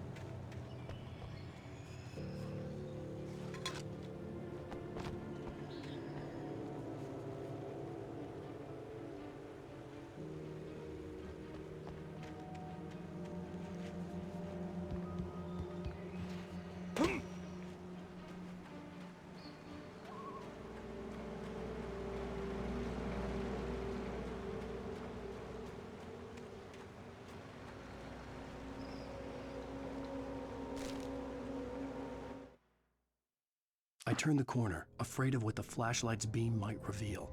Suddenly, a roughly painted symbol of a torch glowed in the light. Behind it, hidden by a rock, sat a battered metal trunk. It was here for a reason, packed with supplies, batteries, flares, ammo, things you need to make it through the darkness of the night. Something left behind by someone who knew what I knew, and more.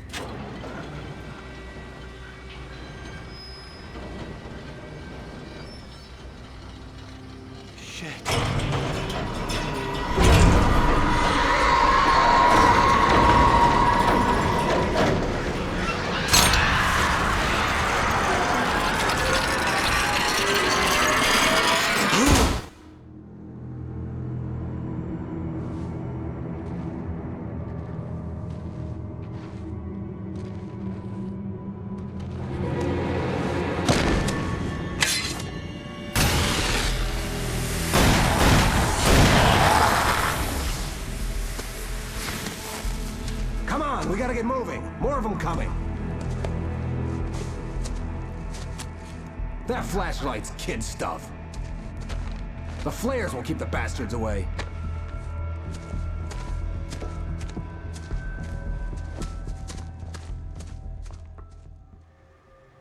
You can see them too? Hell, of course I see them. Come on, we gotta move. Why? Because that's the way the story goes. Yeah, but... Let's move! I lost my gun back there. Oh, I've got a gun. Just keep that light steady on him. It took a moment, but then I recognized him. He'd been on the ferry when I first arrived here with Alice. He knew my name. We were headed in the direction of Lover's Peak. There was no way this was a coincidence. He was the kidnapper. Come on, Wake! You better keep up.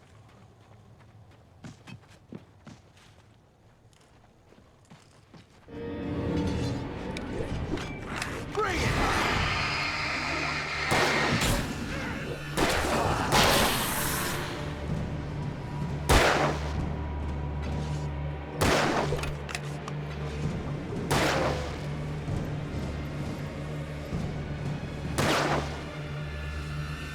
What I got for you?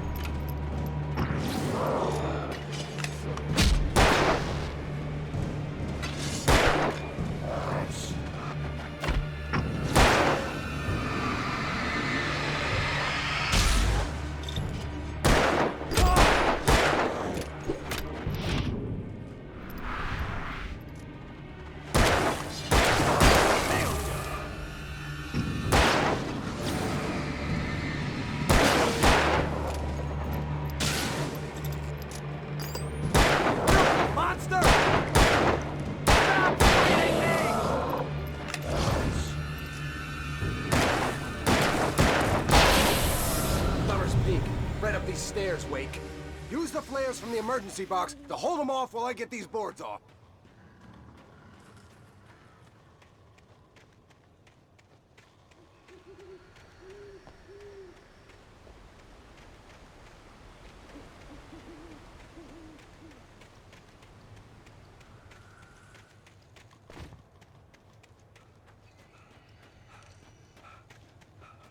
Give me the gun. Yeah, no can do, Wake.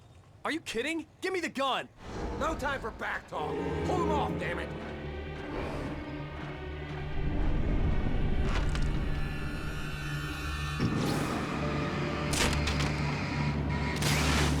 Just a little longer. Scare them off.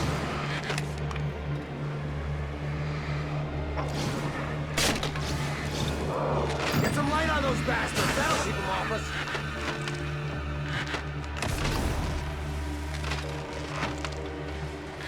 Just a little longer. I almost got it.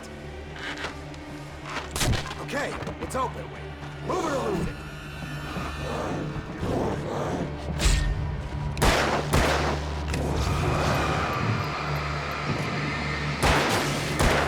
Like that, boy! Ah! Oh, you feeling better now, Wake? All cozy and safe. Better get ready. They'll be on us soon.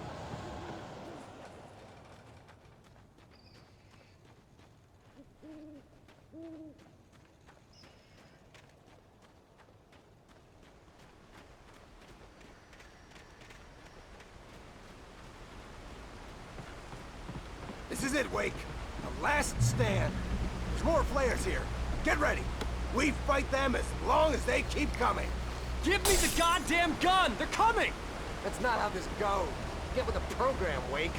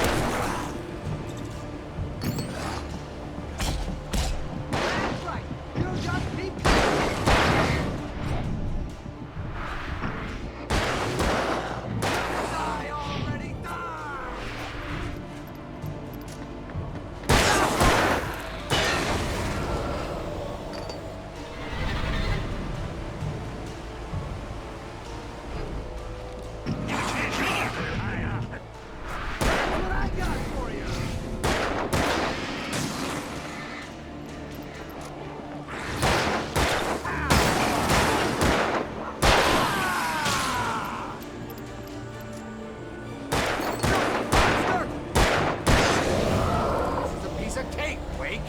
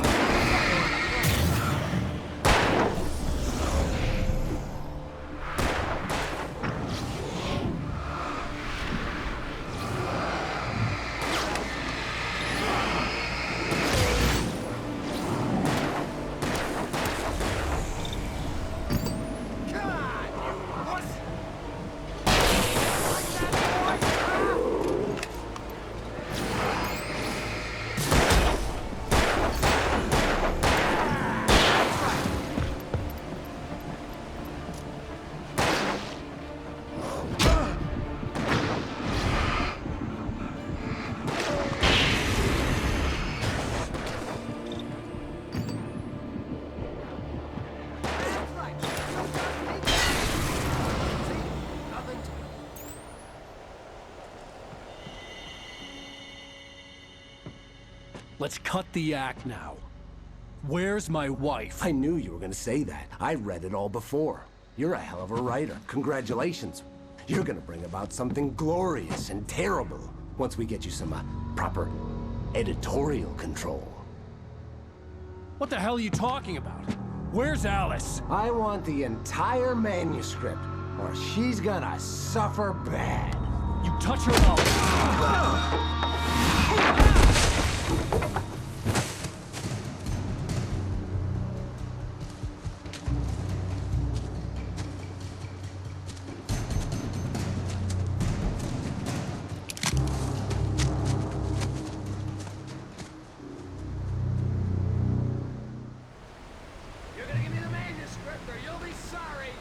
No! Come back here! I swear I'll kill you if you hurt Alice! Do you hear me? Come back here! He had Alice, and he wanted the manuscript because he thought it held some magical power. But I had no manuscript to give him. I had to get back to Barry and figure out my next move. On more than one occasion, Alice had tried to explain to me how it felt to be afraid of the dark. To her, darkness wasn't simply the absence of light, but something more tangible than that. It was something you could touch and feel. Worse than that, it was something with a mind of its own, something malicious and malign. For her, things changed when they were wrapped in darkness. They turned into something else, something foreign, and nothing was safe or innocent anymore. I'd never really understood what she meant, until now.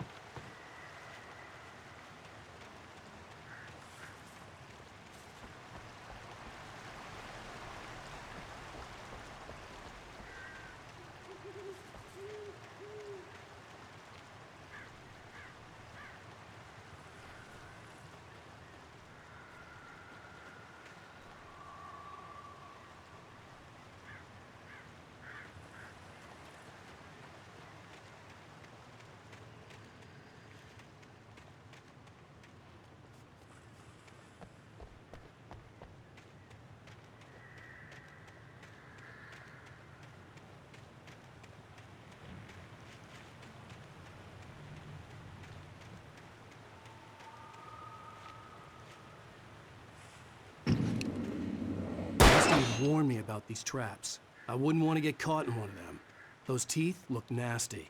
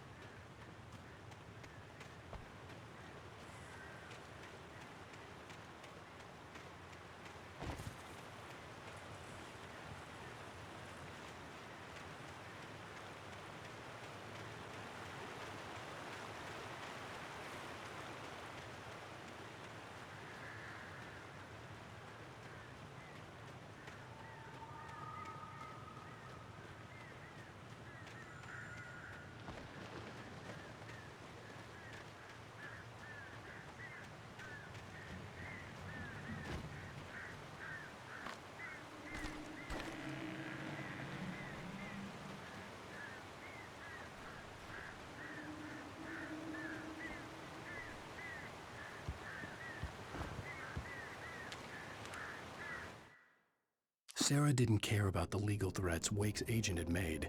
She let Wake go without argument, because there was something about him she couldn't quite put her finger on, something that reminded her of her father. She didn't think Wake would hurt his wife. Then she thought about the way he waded into Hartman, that hair-trigger rage flaring up without warning.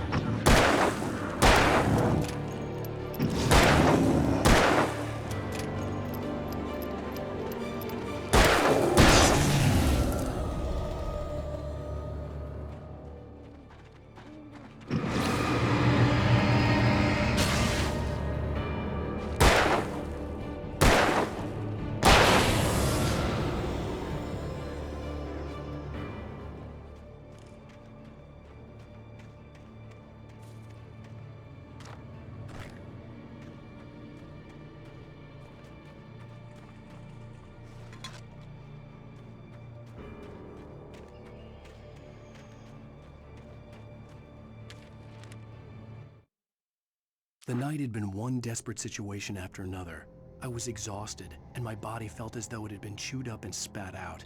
The flashlight was heavy in my hand, and each pull of the trigger sent a painful shock up my arm. But I was finally out of the woods, and things were looking up. That's when I heard the chainsaw.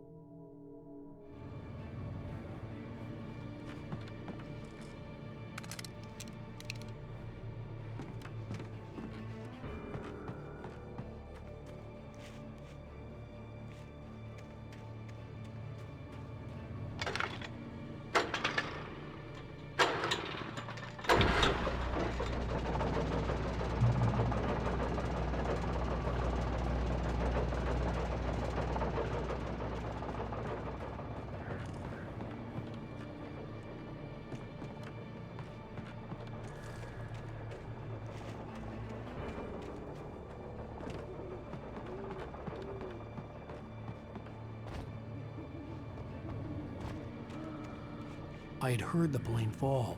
It made no sense. It was clear that it had just fallen here. It was very old and obviously hadn't flown in decades. Looking at it sent a shiver down my spine.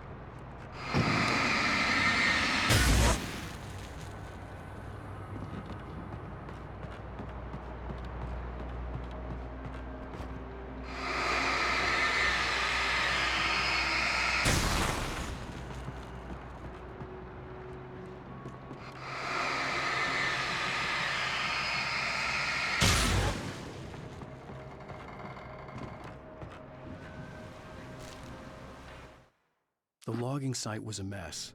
The modular office had been pushed off the cliff. Deputy Thornton climbed up from the wreckage excited, breathing hard from the exertion. Nobody there. It's weird. Don't you think that's weird? Bored, Mulligan let out a mighty snort.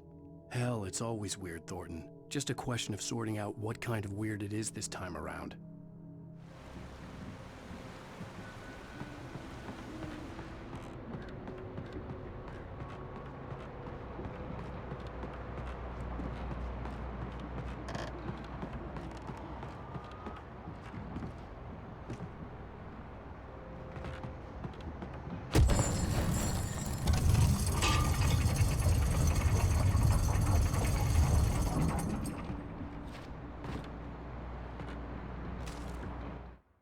When Barry saw the darkness attack the visitor center, it made him a believer. The men Al said he'd shot, they hadn't been just locals on crank. Somehow the world had changed, like the channel had been switched without warning. You think you're watching a sitcom, and you're really watching a horror show. When the birds started attacking the cabin, Barry wasn't surprised, just terrified.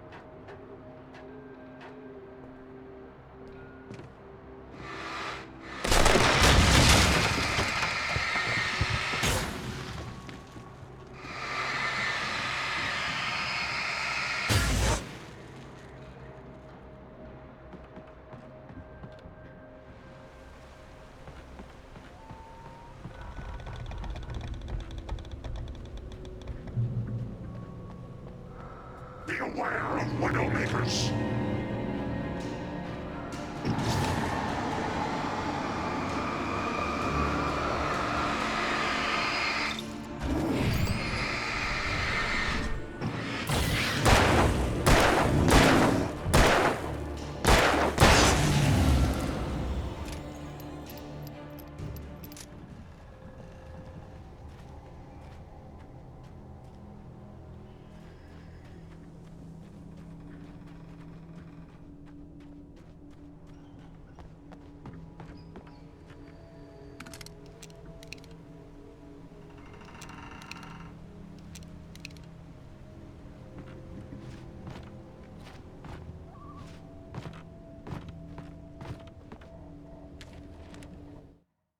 Shadows stirred and the wind picked up as I ran through the forest.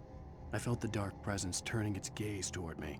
Then the moonlight was blotted out by dark shadows that raced violently across the ground, moving too swiftly to be natural. Darkness gathered between the trees and melted again to reveal the Taken. No natural path had brought them here.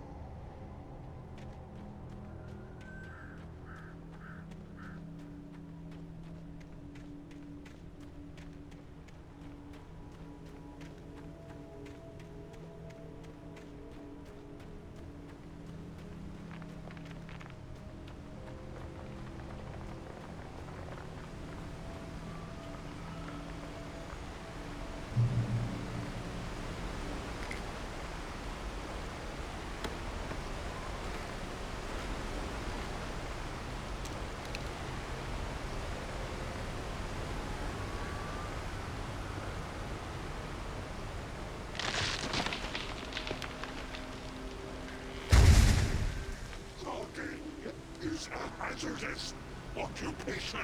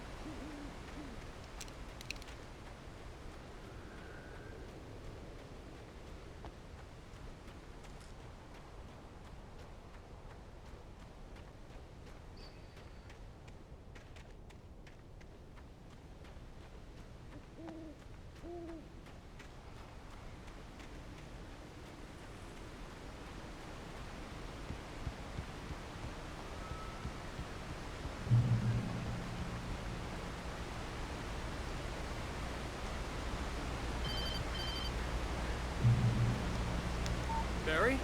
Ow! The porch is covered with birds. They've got all Hitchcock on me. Stay out of sight. I'm on my way. Don't open the door. What, am I crazy? Stay hidden. I'll be there soon. Just make sure you keep the lights on.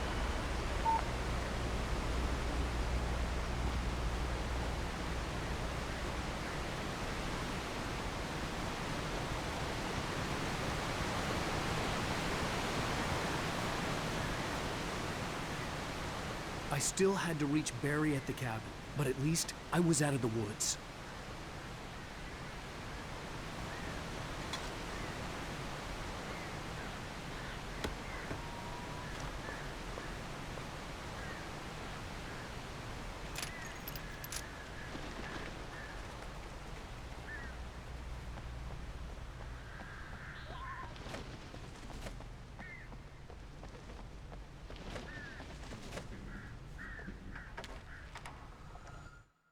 The FBI agent's command froze me in place. I considered surrender. It was all falling apart anyway.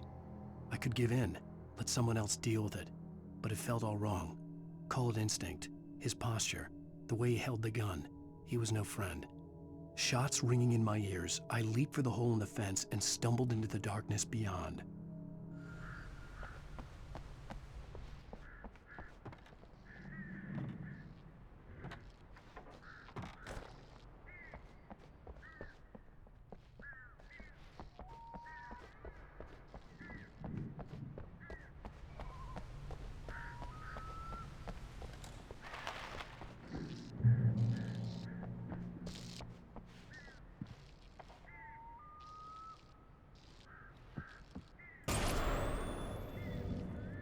A story is not a machine that does what you tell it. A story is a beast with a life of its own. You can create it, shape it, but as the story grows, it starts wanting things of its own. Change one thing and you set off a chain reaction of events that spreads through the whole thing. The characters have to be true to themselves. The events need to follow a logic that fits the story. A single flaw and the magic is gone. The story dies. Alice dies.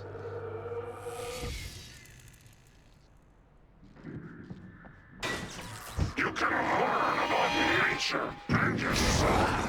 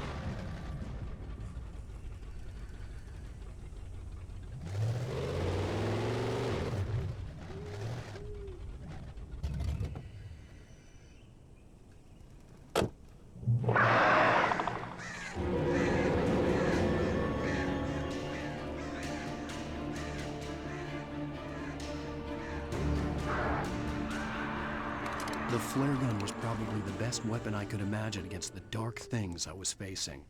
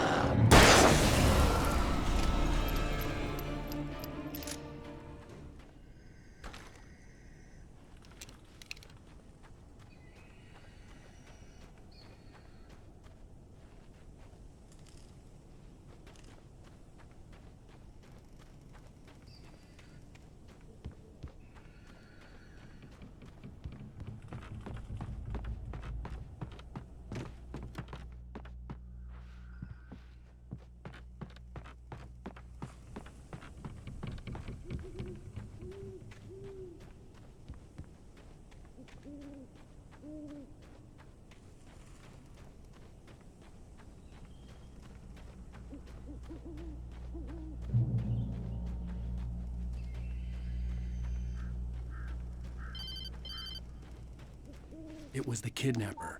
You son of a bitch! Where's my wife? Enough horseplay, Wake. You deliver the manuscript, and you can have your woman back. Simple as that. I don't...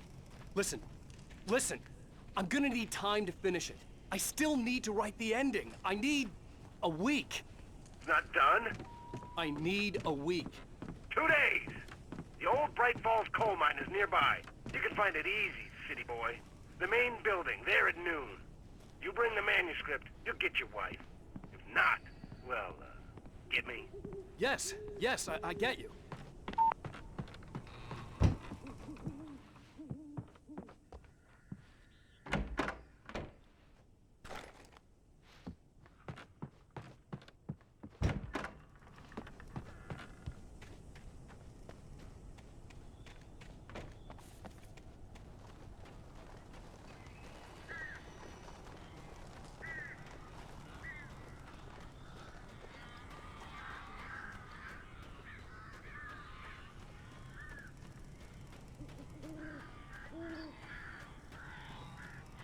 Barry had talked about birds over the phone.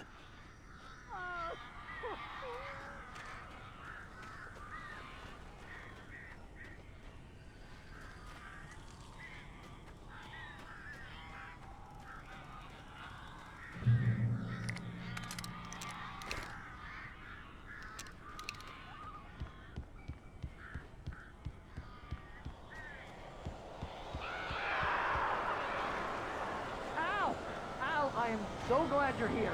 A couple of them got in here before I blocked the chimney. This isn't normal. These birds are weird.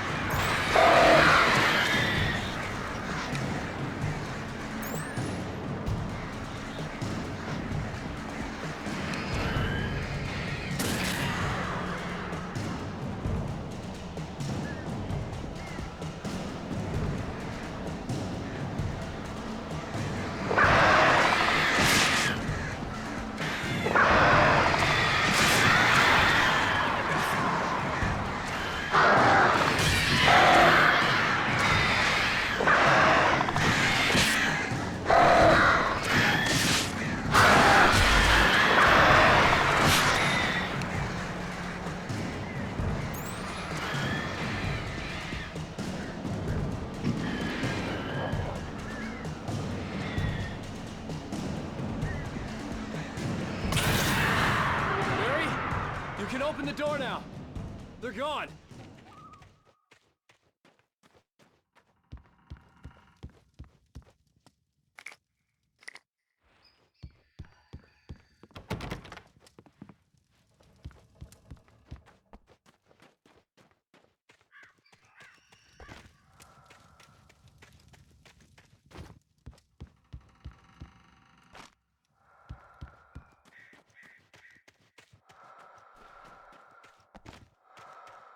Hey, Al. I'm sorry for thinking you were having a psychotic episode, man. I sent Barry to the town to ask around about a man fitting the kidnapper's description. He'd go through the archives of the local paper. Perhaps he could learn something. Anything about the island and the cabin that had disappeared. The man wanted a manuscript. I had to try to write him one to get Alice back.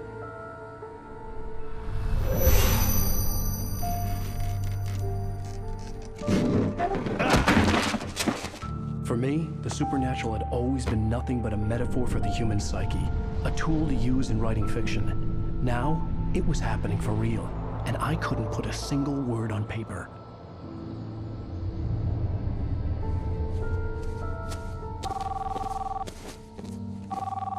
Barry Wheeler speaking. This is Rose. Rose? I found Mr. Wake's pages. Oh, you sweet, brilliant girl. Could you and Mr. Wake come get them? I live in the trailer park outside the town. We'll be there in less than an hour. Bye now. See you soon. Have a great day. Hope you come back soon. Welcome to the Oh Dear Diner.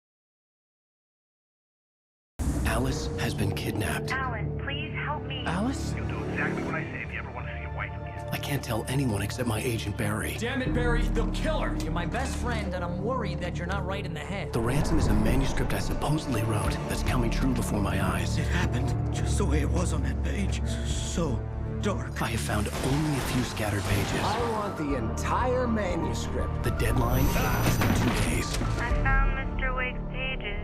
Good girl.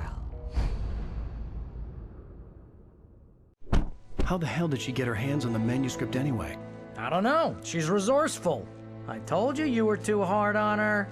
Listen, I found out all sorts of interesting stuff while I was digging around. Yeah. Mr. Wake, it's Sheriff Breaker. We have an FBI agent here, Agent Nightingale. FBI? He's anxious to see you. You'd better come to the station. Okay, I'll be right over, Sheriff. Let's make this quick, huh? Help you folks? Name's Randolph. I'm the manager. We're looking for Rose. Works as a waitress down at the diner. Rose, sure. Nice girl. Who wants to know? I'm Alan Wake. The writer, huh? I heard on the radio you were visiting. Well, I'll show you her trailer. That Rose, she's a nice girl. Always pays her rent on time. As I was saying, Al, I found all sorts of weird stuff from the local newspaper's archives. This place is crazy. Disappearances, mysterious deaths, urban legends come true, and get this, most of this stuff takes place around Cauldron Lake. Well, you ain't wrong, mister. The Indians thought the lake was a doorway to the underworld. I'm the God-fearing type myself. I don't hold with that sort of thing. Yeah, okay. Anyway, there was an island there owned by a guy called Thomas Zane. Now, some of the articles I found about him make him out to be a famous writer, but I ran a bunch of searches, couldn't find a single thing he wrote. Zane was heavily into diving, so much so that the place came to be called Diver's Isle. But the volcano under the lake erupted in 1970, and Zane went down with the island.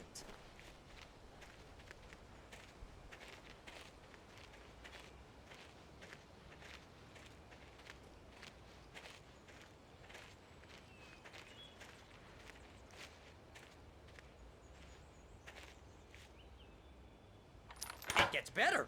A local girl, Barbara Jagger, drowned in Cauldron Lake just a week earlier.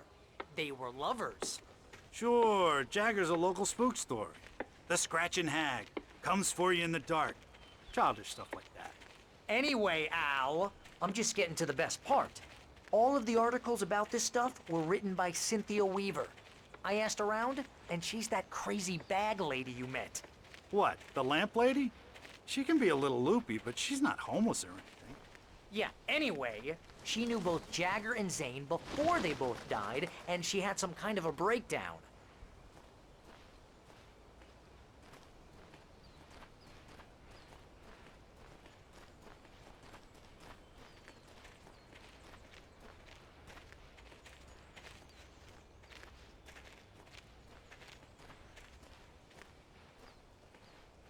Well, mister, this here's Rose's trailer. You mind me asking what you want with her? We're just here to talk to her, pal.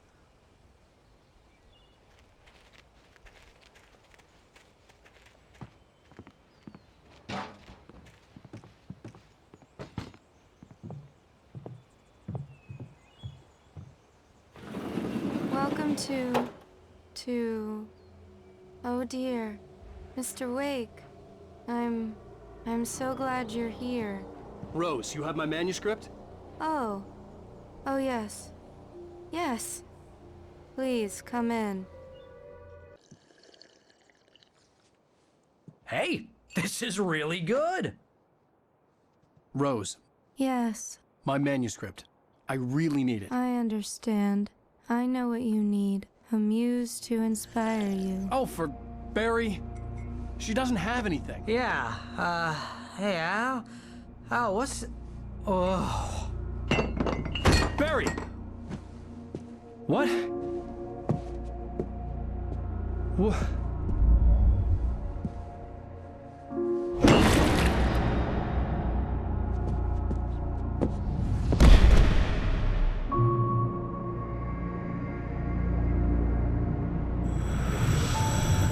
It's coming for you, hiding in my barber's skin. I'm too weak to stop it. You must turn the lights on. I promised I'd come visit you and your lovely wife. You must finish what you started. I insist. You must turn the lights on. Turn the light on. Back to work, boy.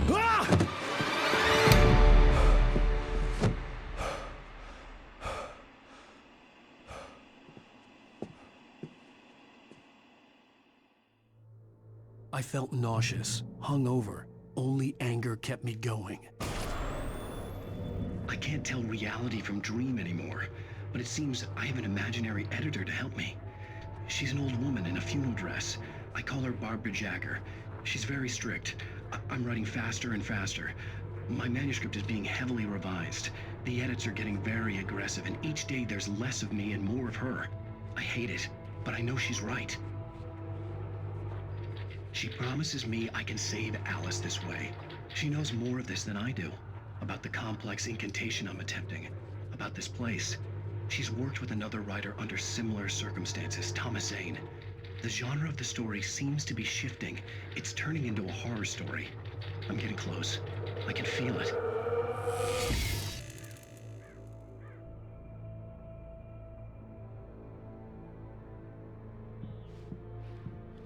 Rose took a day from me. I had less than 12 hours left to meet the kidnapper.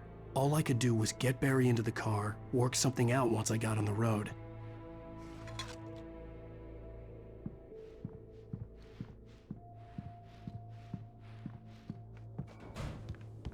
My gun and flashlight were gone. I'd have to find a way to get Barry into the car as quickly as possible. There was no time to waste. Mr. Randolph liked Rose. That little smile she had. How she was still sweet when life had tried so hard to make her bitter. It wasn't any of his business what she did in her trailer. But those strangers, the writer and his smart-ass sidekick, looked like trouble. And they'd been in there for hours, way past her normal bedtime. He reached for the phone and called the sheriff's station.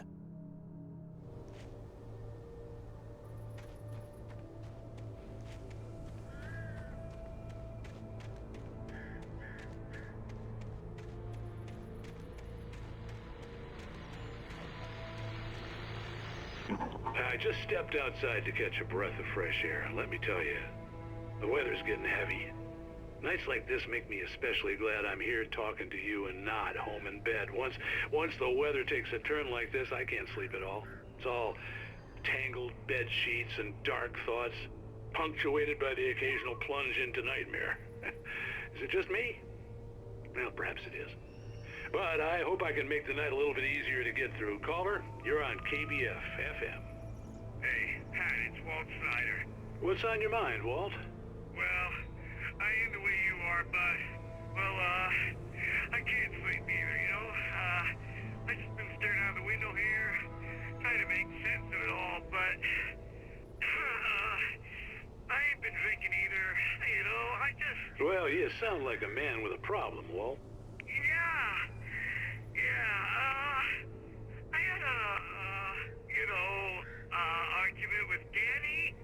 You know Danny, and, then I got in trouble with the law, you know, and, I'm just, well... I heard something like that, Walt.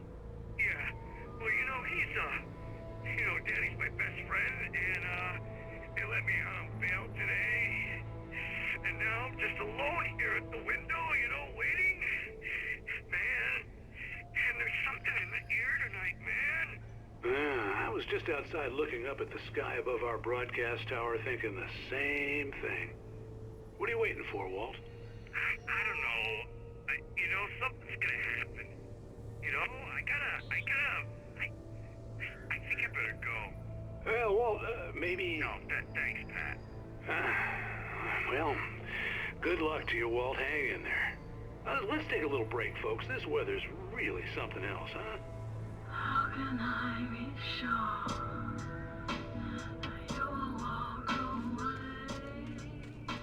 Why do you love deception? I mean,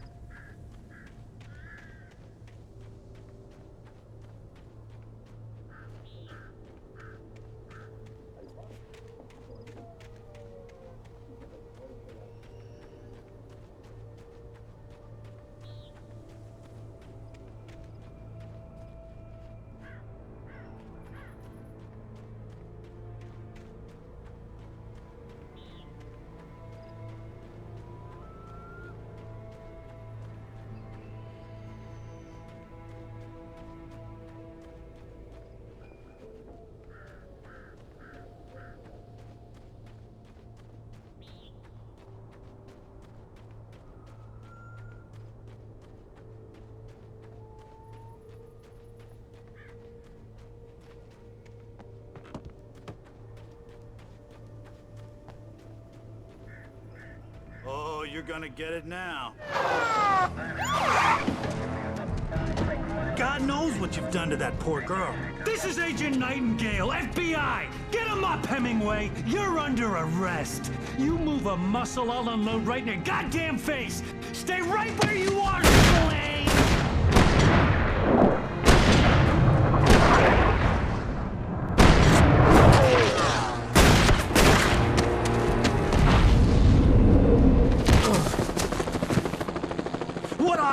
I'm standing right here, you goddamn maniac!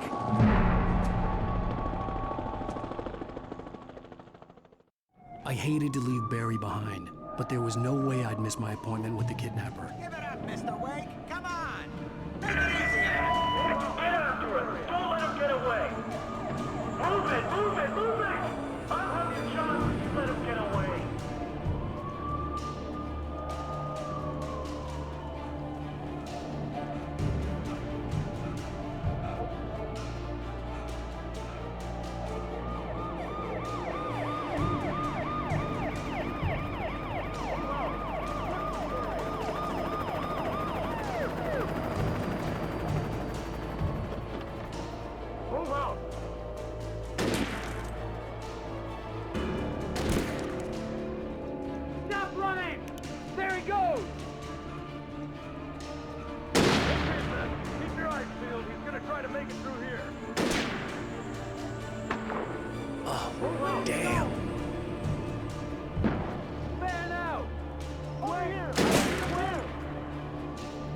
Damn it, where'd he go? God damn it, where'd he go? That's the way. Keep an eye out.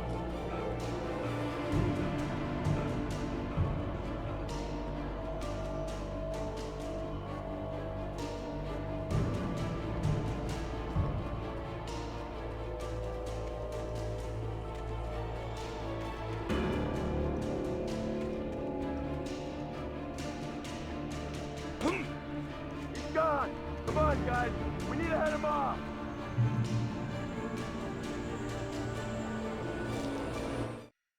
For decades, the darkness that wore Barbara Jagger's skin slept fitfully in the dark place that was its home and prison. It was hungry and in pain. It dreamed of its nights of glory when the poet's writing had called it from the depths and given it a brief, terrible taste of power and freedom. The rock stars had stirred it from the deep sleep the poet had sunk it back to in the end. When it sensed the writer on the ferry, it opened its eyes.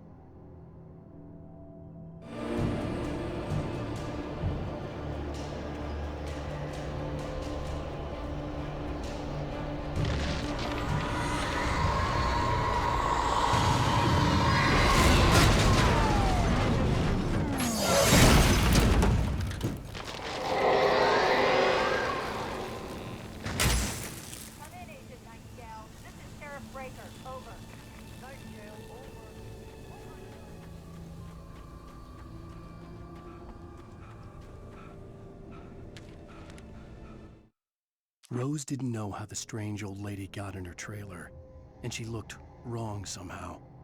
The woman showed her teeth in an approximation of a smile and traced a finger down Rose's cheek. "Pretty girl," she said. Rose felt as if she was falling asleep, but her knees didn't buckle. The crone spoke in a whisper, her words ice cold and dark in Rose's ear.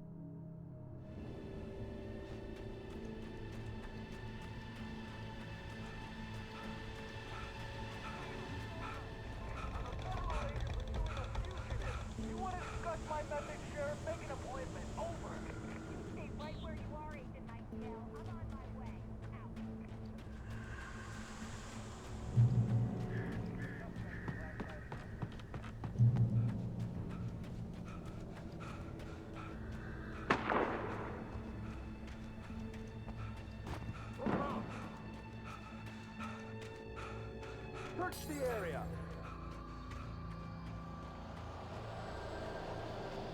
Stay sharp.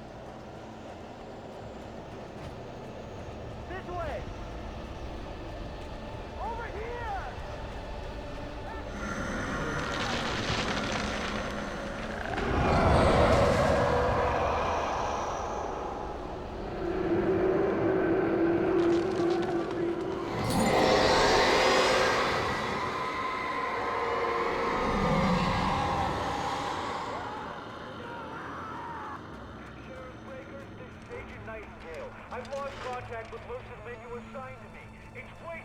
This horror was everywhere I went, circling me. The cops didn't stand a chance. They were after a writer, not a monster.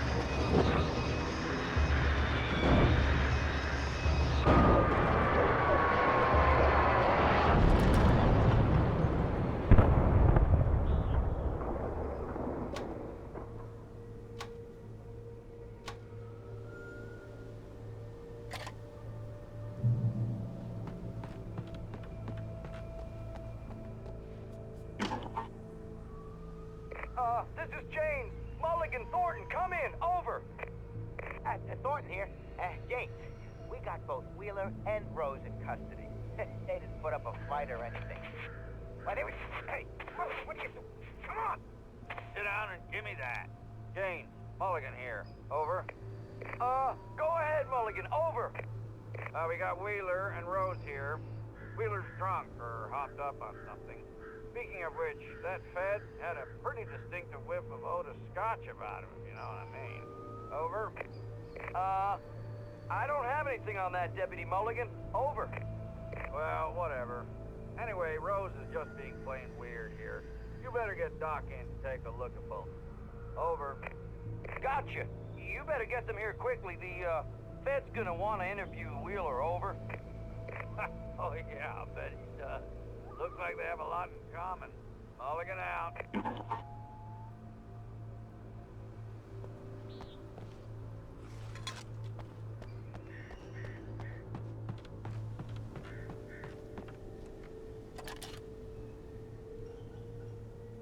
I could see the lights of the radio station in the distance.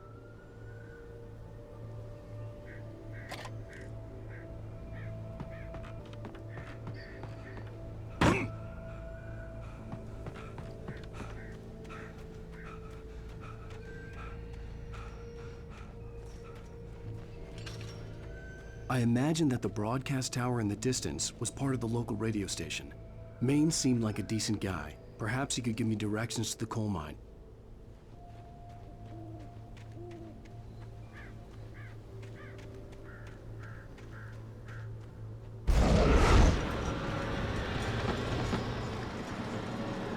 Unnatural shadows clung to the gate. The darkness that was after me was trying to stop me. I wouldn't get through without a light.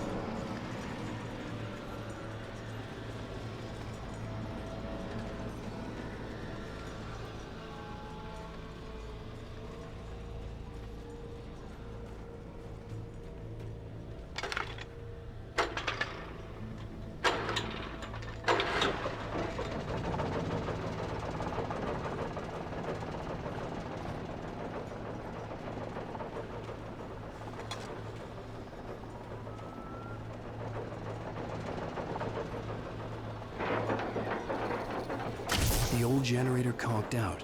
I'd have to see if I could fix it and try again.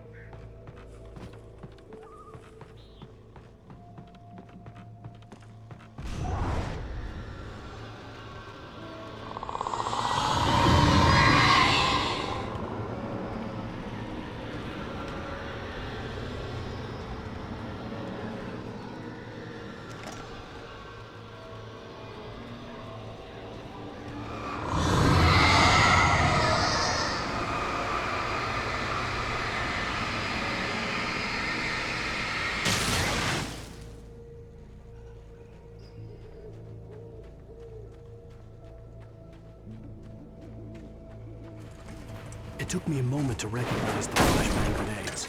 They were an ideal weapon for my situation. Team 1, come in. Over. Team 1, this is Sheriff Breaker. Report. Over. Team 2, come in. I need a report. Over. Come on, guys. Talk to me.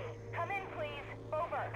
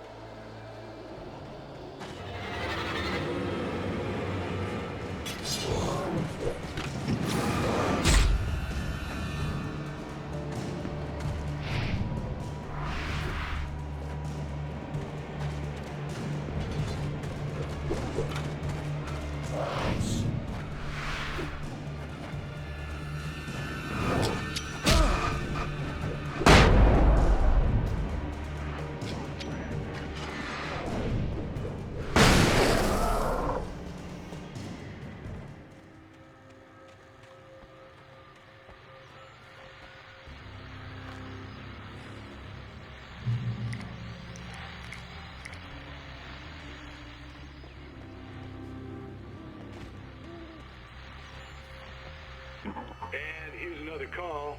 You're on KBFFM with Pat Maine. It's Milt Peabody, Pat. What's on your mind, Milt? Well, I live near the trailer park, Pat, and there's a big ruckus going on over there. Well, that's just up the road from me, too. What's going on, do you know? I don't know, but there's a bunch of police cars there, lots of sirens, a helicopter buzzing around, and I think I heard some gunshots. Gunshots? Yes, sir, like from a pistol. So can you find out what's going on? Because it's just next door and they're popping off guns there. They're still shooting? No, it was maybe 10, 15 minutes ago. It sounds serious, Pat. I'm telling you, it don't sound like no party. Well, I'm certainly going to give the station a call, Milt. Okay. You'll hear it here as soon as I hear from them. Okay, thanks.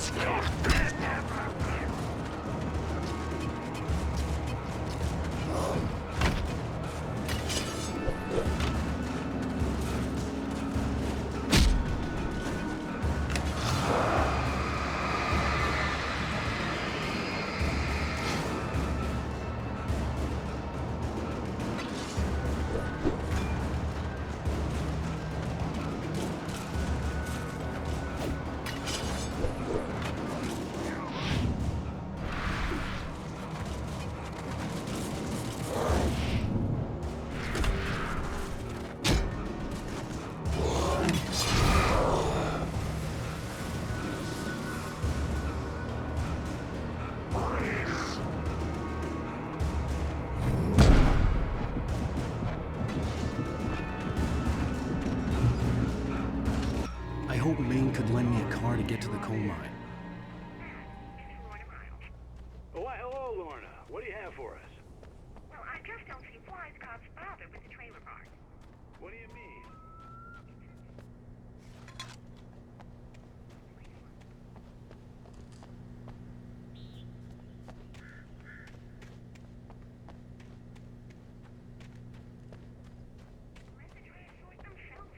I'm sorry, but my granddad settled in bright balls in 1911. Well, thank you very much for that compassionate viewpoint, Lorna. Oh, here's a little surprise. The famous writer Alan Wake just walked in. Folks, I'm going to see if I can talk him into an interview. Come on in, Mr. Wake. Oh, I'm so glad you could find the time to do this, Mr. Wake. Nowhere to run now, Dan Brown. You back away from me. Don't hurt. Whoa. Everyone calm down. Put the gun down. We're all friends here, right? Cool your jets, Nightingale. We got him. What the hell's the matter with you? There's a civilian in there.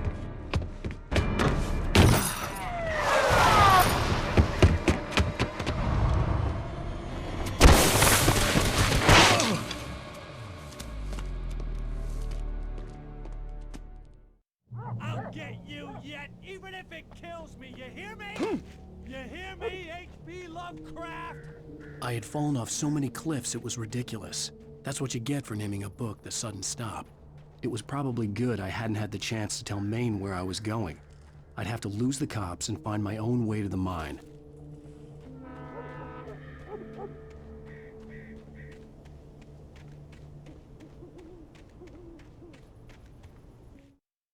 Nightingale stared through the broken studio window into the dark woods. He turned around, started to walk out, but Maine grabbed his arm. "Young man, you almost shot me. You don't shoot off rounds at people like that. What's the matter with you?" Nightingale shook his arm free, marched out. His cheeks burned with rage and humiliation.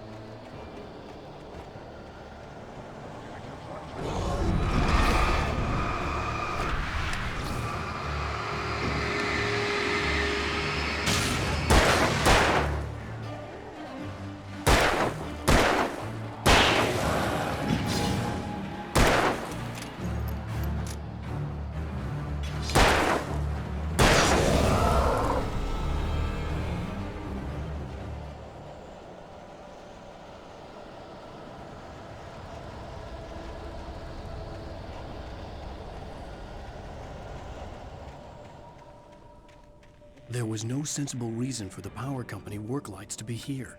It was almost as if they'd been left for someone like me to use.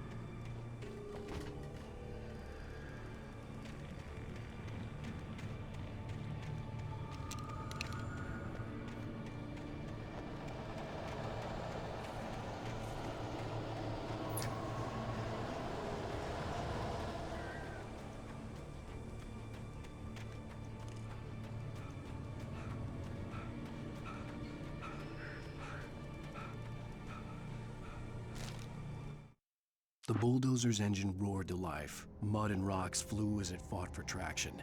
It crashed through the concrete wall and landed heavily in the yard. If it were an animal, it would have shaken its head after the impact, fixed its eyes on me, and charged. Of course, it had no head, nor eyes. Shadows crawled on its form, twisting it into a monster. Then, it came for me.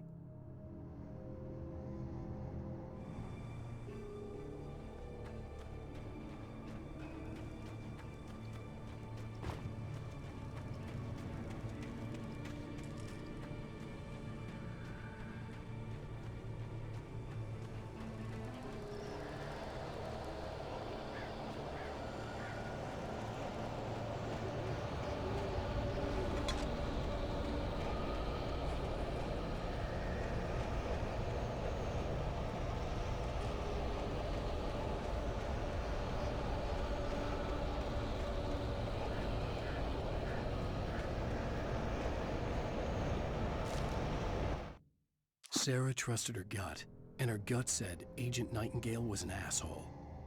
He felt wrong, and it wasn't just the smell of stale booze. It was in the way he flashed his badge, pulled rank, the look in his eyes when he wanted answers. Where was Alan Wake? What was this about an accident? Where was his wife? And most importantly, why did she let Wake go? He wouldn't answer her questions. Federal business was all he'd say.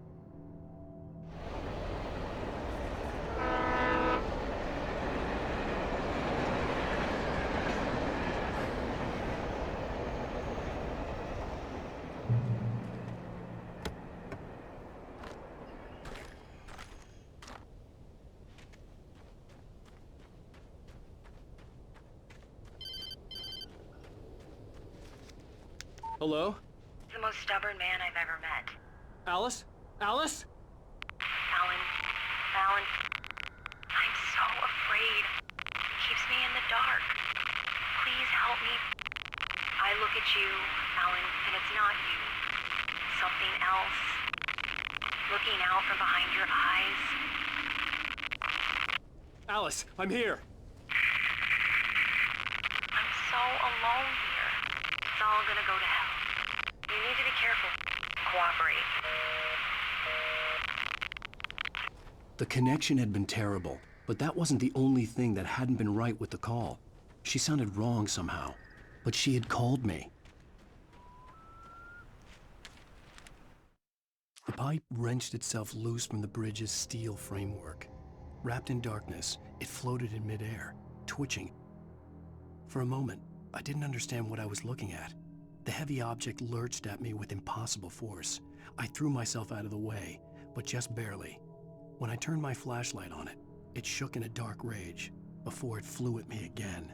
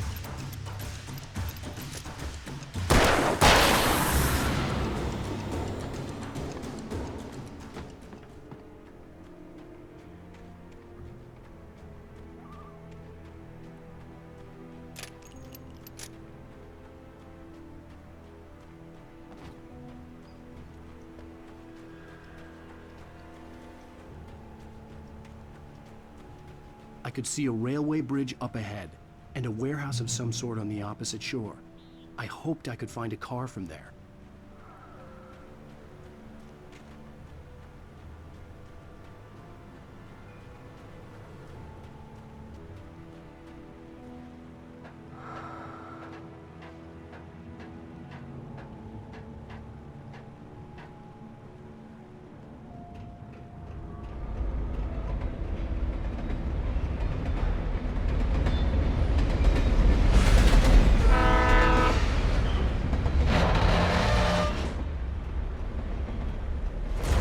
That was pursuing me was growing stronger, and it was taking over everything in its path.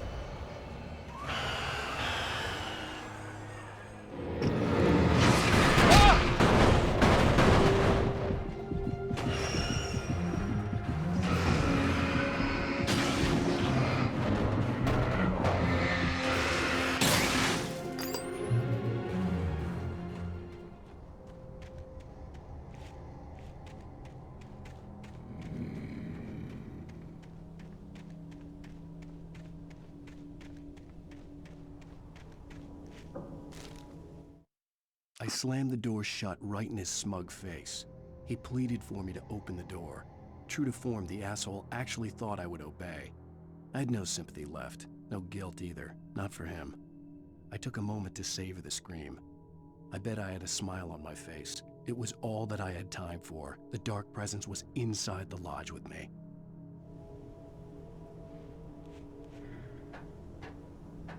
As a teenager, just starting to get interested in writing, Stephen King had been a source of inspiration to me.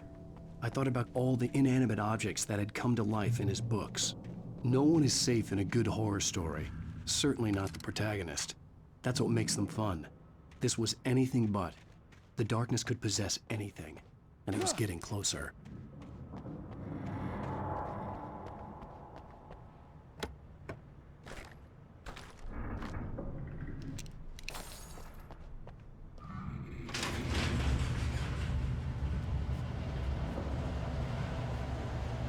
Did you call 911?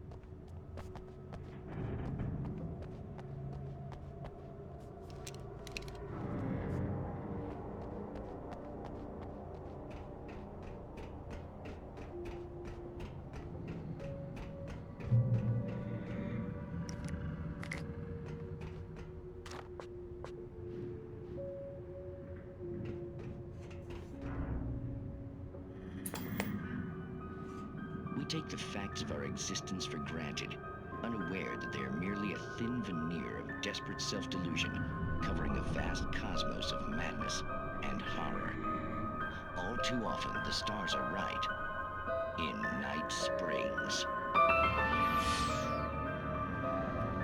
Tonight's episode, a family occasion. Journalist Alvin Derleth's trip to study the local customs of an insular community in Night Springs has been less than successful. Until tonight. Well, I'm glad you changed your minds about this. Ancient customs, local mythology. My editor loves this kind of stuff. Well, Mr. Derleth, we don't want to feel like we're on exhibition. But you have demonstrated the seriousness of your intent. Oh, I am serious. Really, just do your thing. I'll stay out of your way and observe. Actually, I thought you could assist us. I'm afraid we are a man short. It would provide you with an intimate perspective. Could I really? Of course, Mr. Derleth. Well, I guess that's the least I... What would I have to do? Oh, here. Let me show you with a kiss.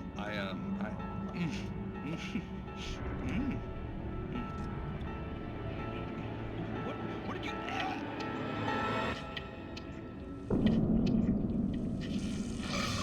Oh, Mr. Derleth, you have well pleased Nixie Perka, the dweller in flesh. Your body shall host 1,000 young, and all shall be glory.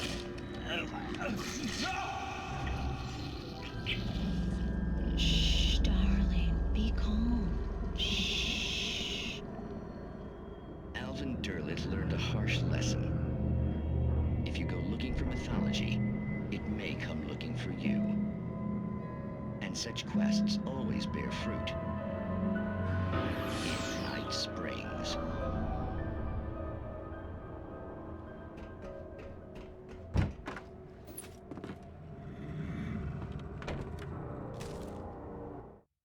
The darkness surged towards me, sucking everything loose from the ground into its depths, tugging at my clothes. I saw the flare the kidnapper had dropped and threw myself towards it just as I felt my feet leave the ground. The darkness embraced me with the force of a tornado. Somehow I managed to light the flare. The darkness roared and cast me away. I fell toward the dark waters of the lake far below.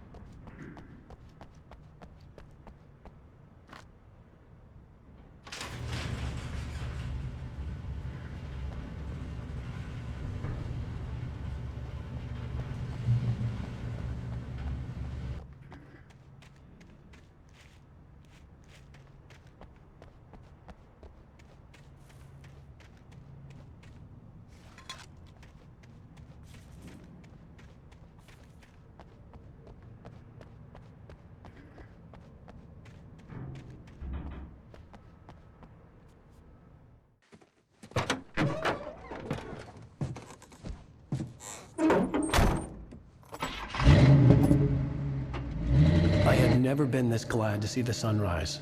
I had a couple of hours to get to the coal mine.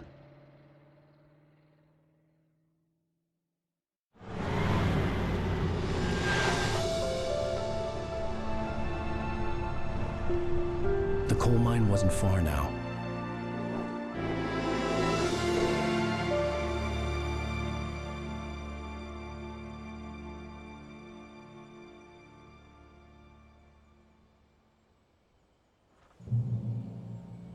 Today, I would meet the kidnapper, and he would give me Alice. I wouldn't give him any other choice. A drowning man will clutch at a straw.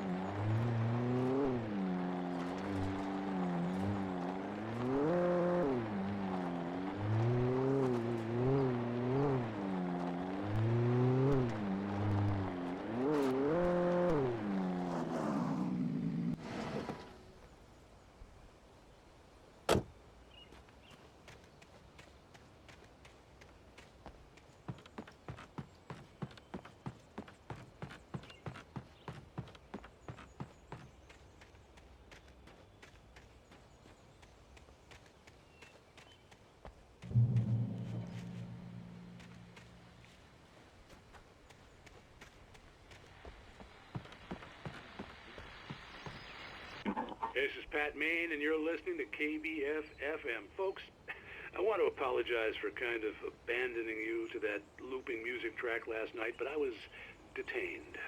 You see, I encountered a big-shot G-man with an itchy trigger finger who could use a lesson in manners and a boot in the ass, not necessarily in that order either. Now, folks, I know I'm not being very informative here, and I apologize for that. I really should just keep quiet, but I'm just so peeved right now, because some people just shouldn't be carrying badges. I'm just glad that our Sheriff Breaker was there to straighten things out. And if someone I met last night is listening, let me just say, I'm sorry if my mouth got you in trouble. I'm pretty sure you're not the bad guy here. Godspeed, son. I hope you know what you're doing. Now, on a lighter note, I'll be talking to Dr. Nelson all morning. But first, a little music.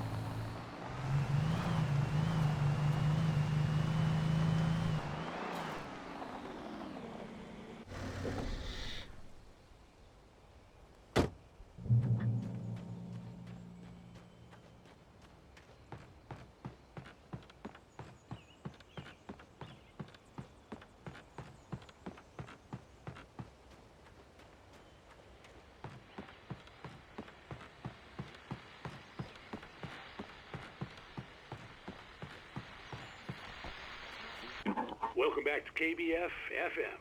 Hope you enjoyed that tune. Now, Doc, you were talking about life and finding that special someone, that soulmate. Well, you were talking about that. I was saying I don't buy it. Well, see, to me, that's strange, because I always pegged you as a hopeless romantic. You got me there, Pat. But I think love's where you look for it. And you need to do a lot of looking, sure. But the idea that there's that one special person out there for you, and if you miss that chance, it's gone forever, and you're forever incomplete. I mean, isn't that depressing? Or, heck, childish even? Hey, there's plenty of fish in the sea. And apparently a fisherman has a fishing analogy for everything, but what you're saying, isn't that a little harsh? Well, no. What I am saying is that your potential for finding that connection isn't limited to what's essentially a chance encounter. How is that harsh? Yeah, well, I guess that's a nice thought, but let me say something personal here. Okay.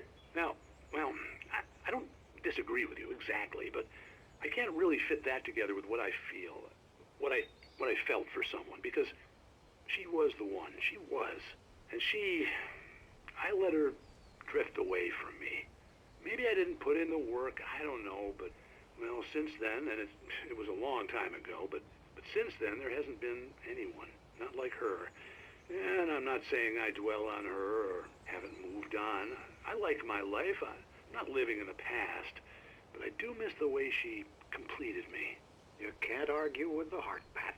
I'm sorry, folks. I had kind of a scary experience last night, and let's just say it's shaken a few things loose.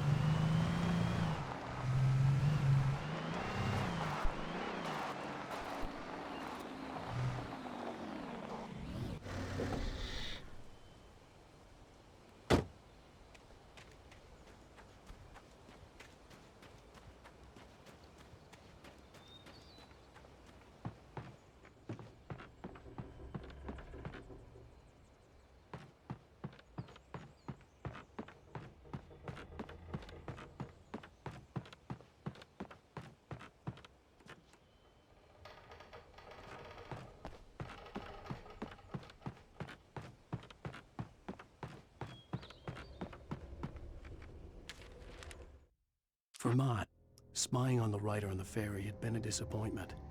His boss had made Wake out to be something special, but Mott hadn't been impressed. He'd gotten a good long look at the wife, though, and he liked what he saw.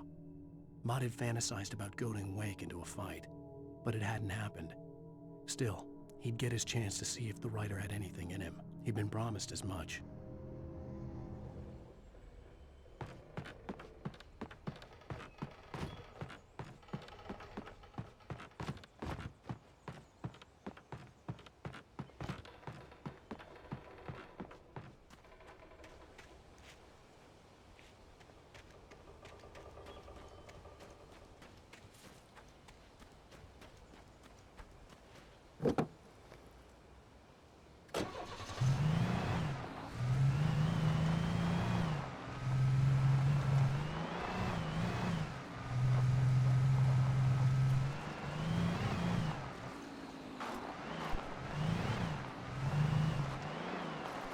I was early. I was supposed to meet the kidnapper at noon in the main building. The coal mine was quiet. It was a museum now.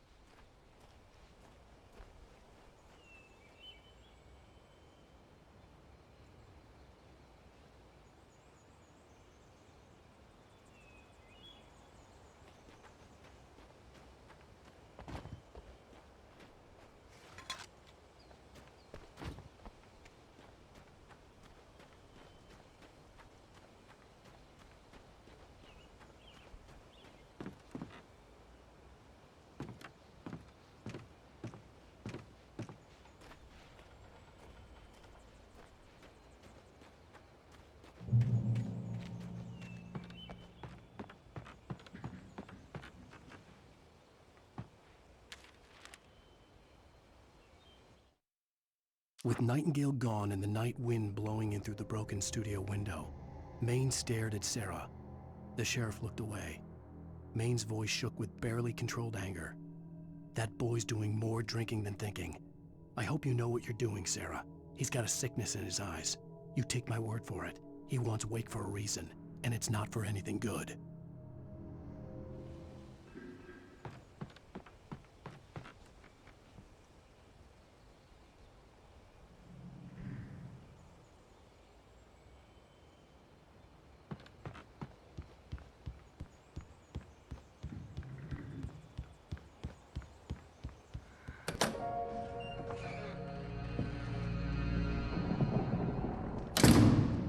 I didn't want to go outside. Cops had to be looking for me. The noon sun turned the place into a sauna. The day dragged on. Different scenarios ran through my mind. Ways of how I'd torture the kidnapper to get Alice back. Or the different horrible things he could have done to her. I imagined her dead. I had no way of knowing she was still alive. It was killing me. I was running on blind hope. It was all a waste of time. The bastard never showed up.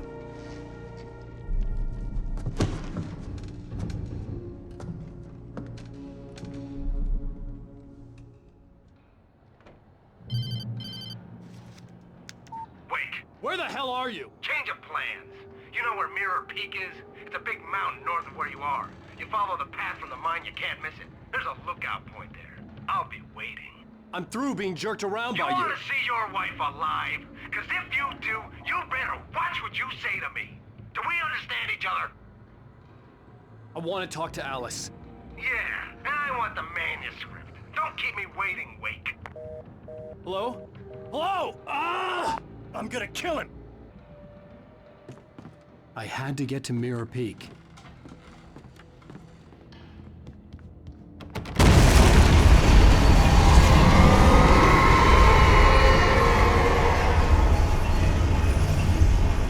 It was close.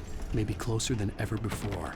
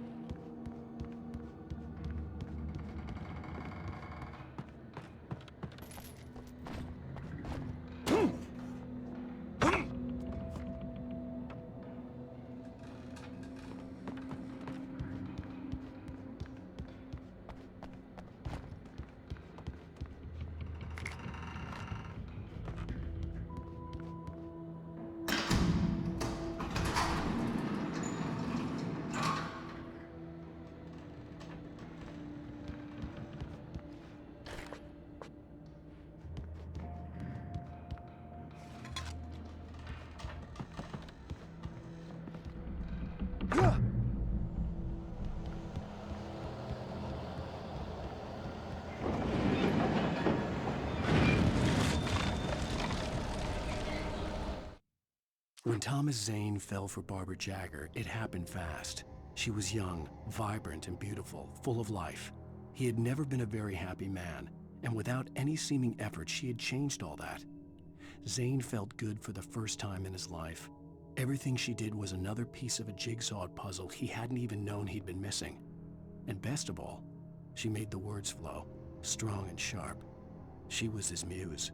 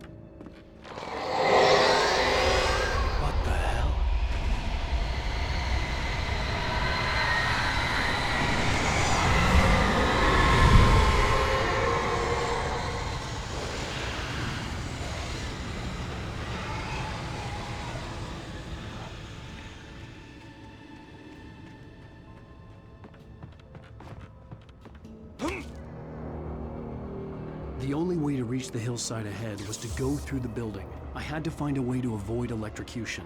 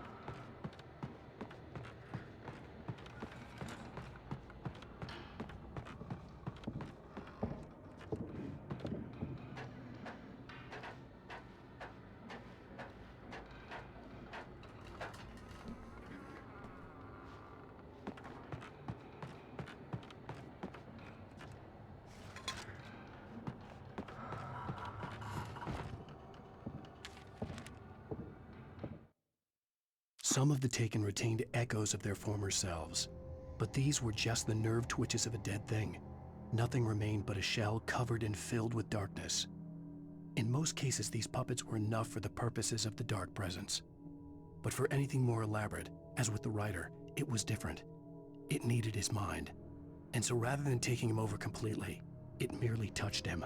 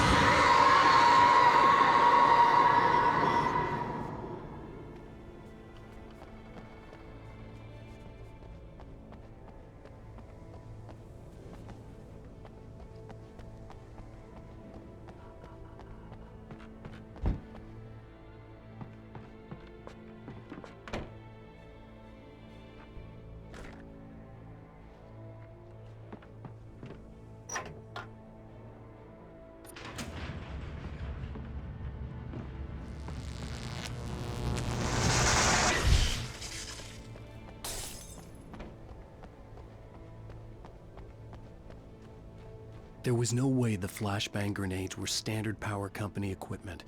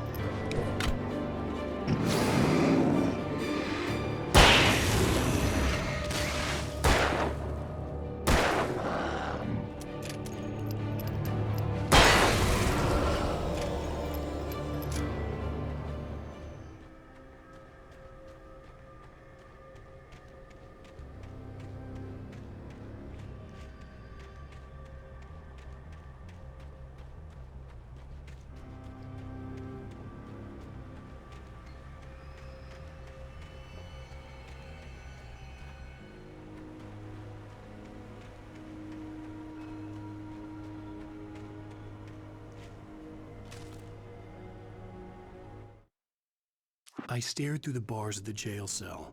Barry stood behind me, swaying on his feet, looking as ill as I felt. Agent Nightingale stood on the other side of the bars with Sheriff Breaker. Nightingale had a stack of manuscript pages in his hand. He seemed unhinged as he gloated. "Well, I've got you now, Raymond Chandler. It's all here, all the evidence, including conspiracy to murder a federal agent."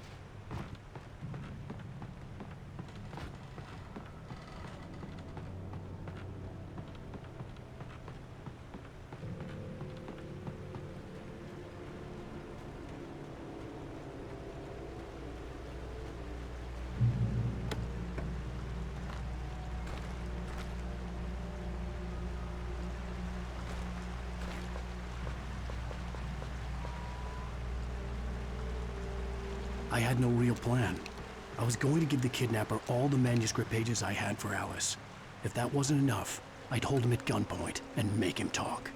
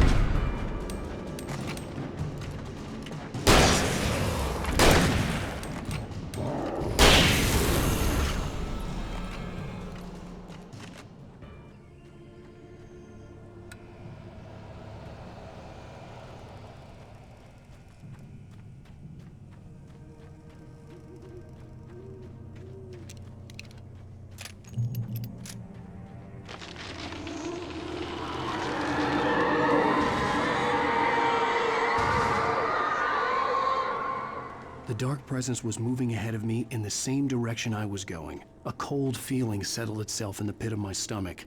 Was it going for Alice?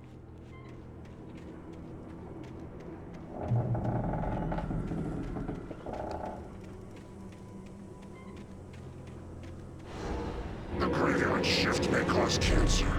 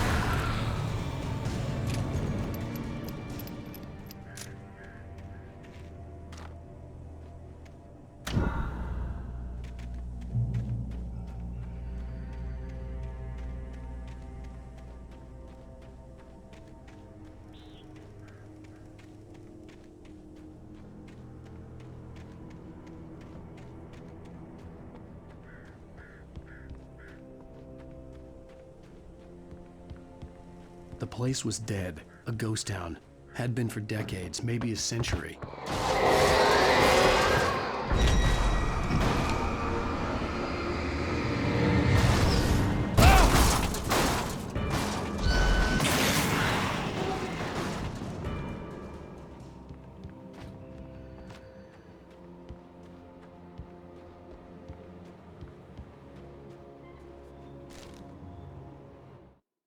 Things were never as simple in real life as in fiction. I had lost count of the times I had wished there'd be a clear reason for my writer's block. Something to fight, something to lash out on. There wasn't. I was filled with doubt. I was nothing like the hero in my books. Alex Casey had gone through his life with single-minded determination, never wavering from his goal. Even now, I was angry at myself, angry at Alice, angry at Barry. I was fumbling and I had no plan.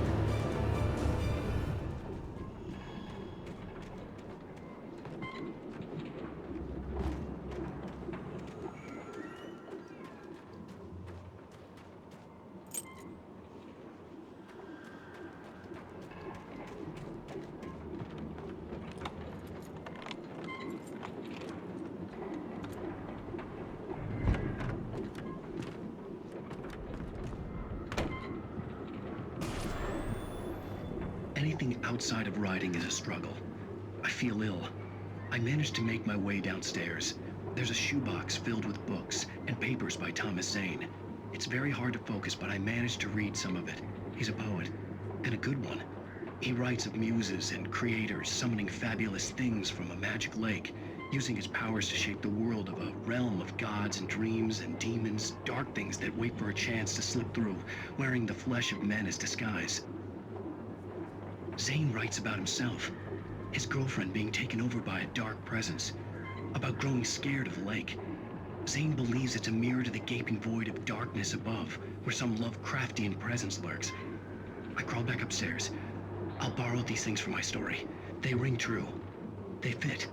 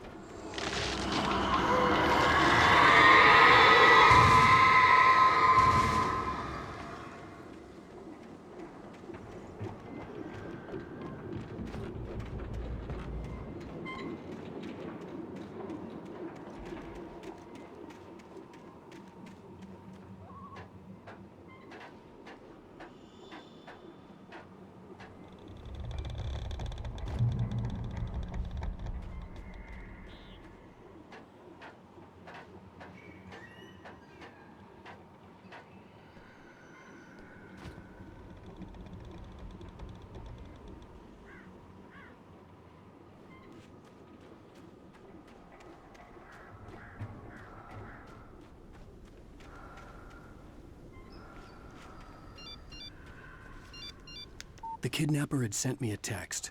The message was full of spelling errors and insults. It was telling me to hurry up.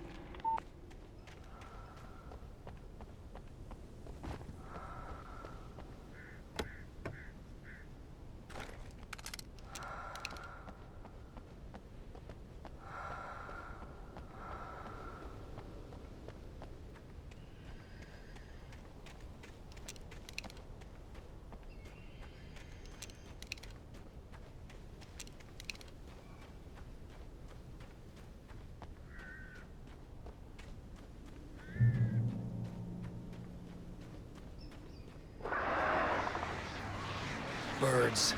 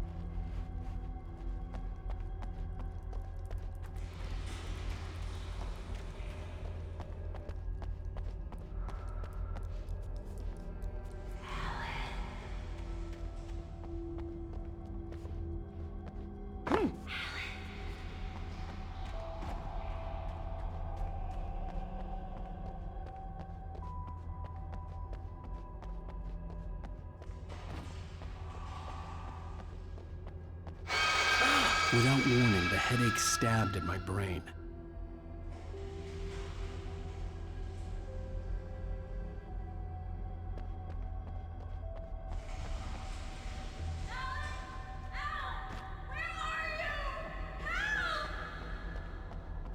Alice? Alice!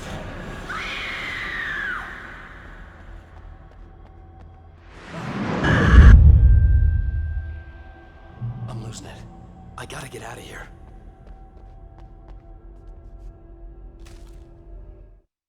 The hunters were big, thick-set men, confident and at home in the woods.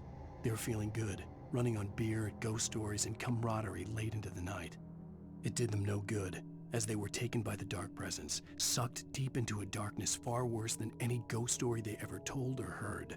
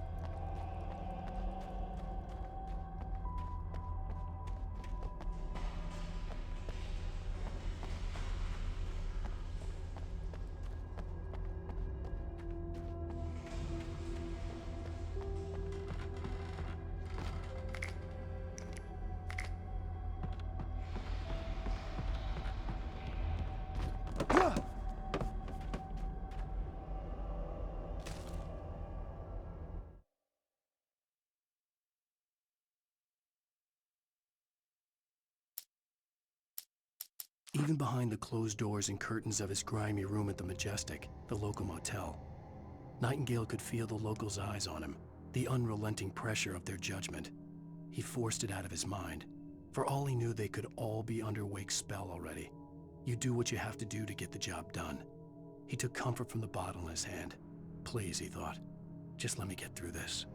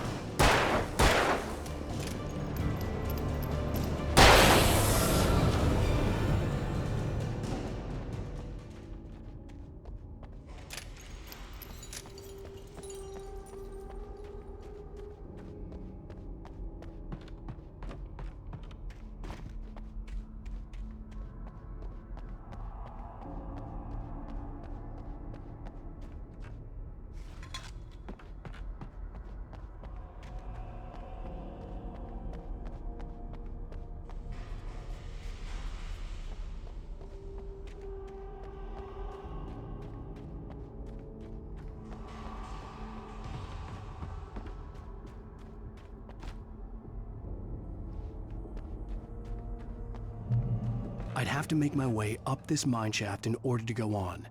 Maybe the machinery could help me with that.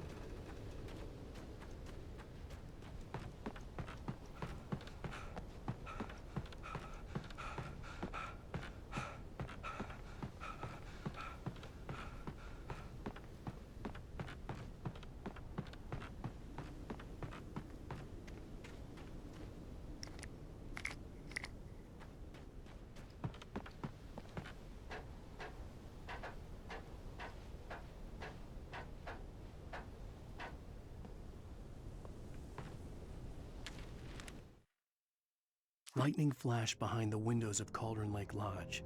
Tor Anderson laughed and held the steel hammer above his head. Nurse Sinclair was trying to calm him down without success. Tor grinned madly and shouted, "My hammer's up. Here's a friendly poke from Molnir, wench." He brought the hammer down with all his might on Sinclair's head. "We're on a comeback tour, baby."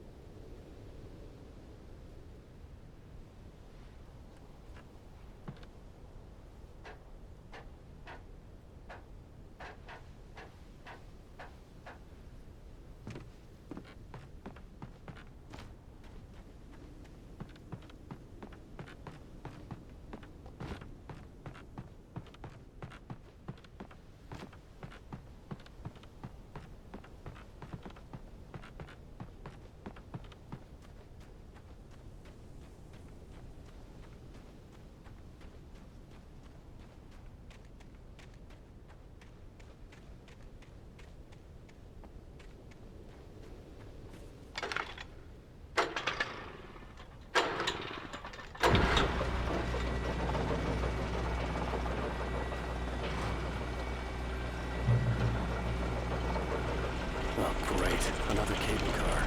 Just great.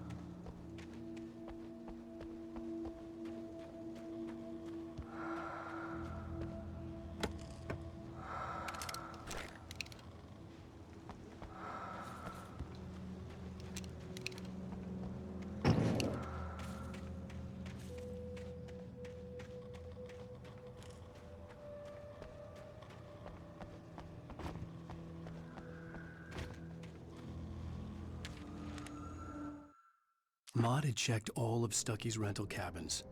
There had been no sign of the Wakes. It was dark when he'd found their car parked at the end of the road by Cauldron Lake. It made no sense. They must have taken a wrong turn, but there was no sign of them, and the car had been there for hours already. Frustrated, Mott stood on the rotten ruin of the footbridge that had once led to Diver's Isle before it sank beneath the waves years ago. The boss wouldn't be happy.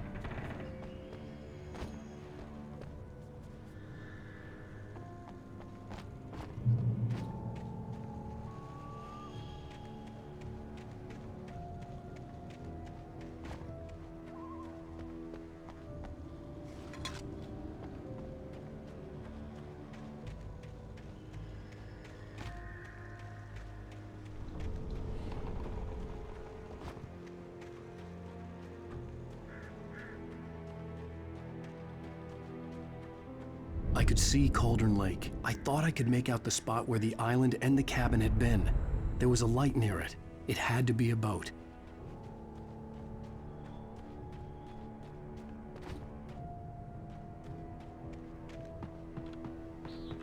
I was close now. I had to get there fast.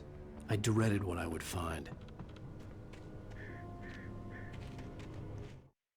I tried to hold on to Alice, but her form melted away. I was losing control. Dr. Hartman stood in her place. I wanted to hit him, but my arms were jelly. He smiled. It was a reassuring smile, and I hated him for it. I had to give you a sedative. Don't fight it. You went through another rough period. Right now, it's very important that you stay calm. We don't want you to have another episode. You're a patient at my clinic. Have been for a while now.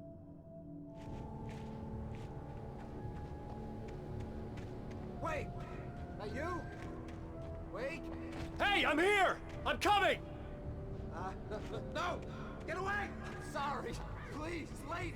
The boss didn't know who he was messing with. I didn't know. I swear, I didn't know. We don't have his wife. We don't know where she is. She's probably drowned. We just said we had her to make him play ball. You see? To get him writing for us. Please. Please. Oh. I'm sorry. Please, don't hurt me.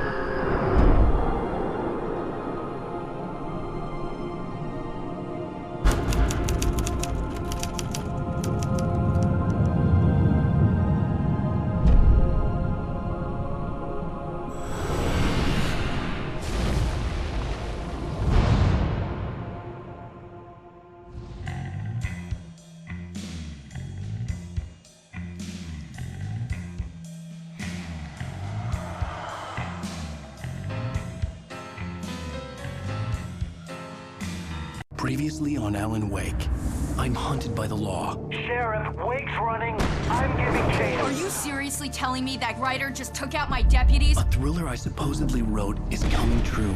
The genre of the story seems to be shifting. It's turning into a horror story. I was told that Alice had been kidnapped, but that was a lie. We don't have his wife. We don't know where she is. Her purported kidnapper was eaten up by the dark presence before it attacked me.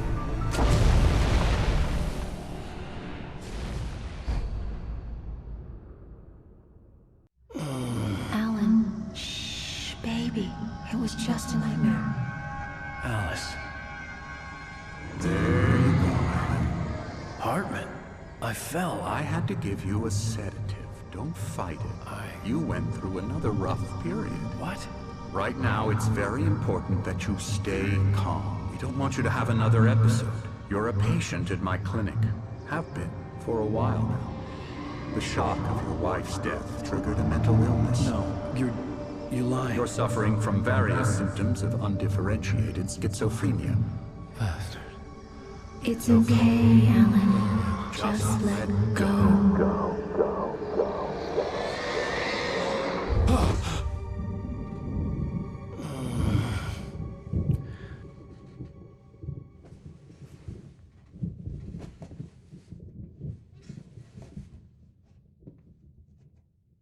I felt groggy. Whatever Hartman had bumped in me was making me numb. I felt like this was happening to someone else. Someone I was watching on television. I couldn't think. Couldn't focus. The door was locked. I was a prisoner here.